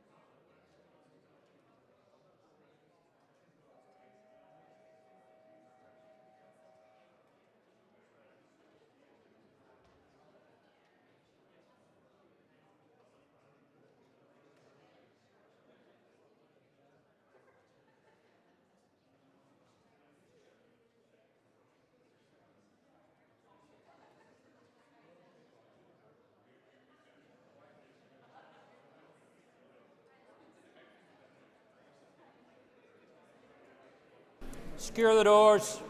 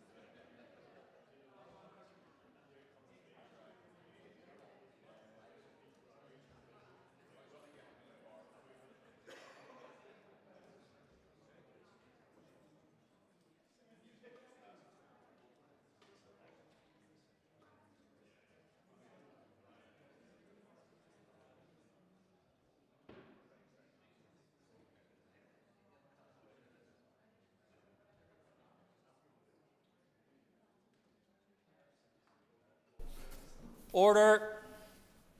Clerk, could you please read the results? 58 members voted, 21 members voted aye, 37 members voted no. The amendment therefore falls. Unfasten the doors. Therefore, as the amendment falls, the question is that the motion standing on the order paper be agreed. All those in favour say aye. Aye. Any contraries? The ayes have it. The ayes have it. Ladies and gentlemen, the last item on the order paper is item number 5, the adjournment. The question is the Assembly do now adjourn. The Assembly is adjourned.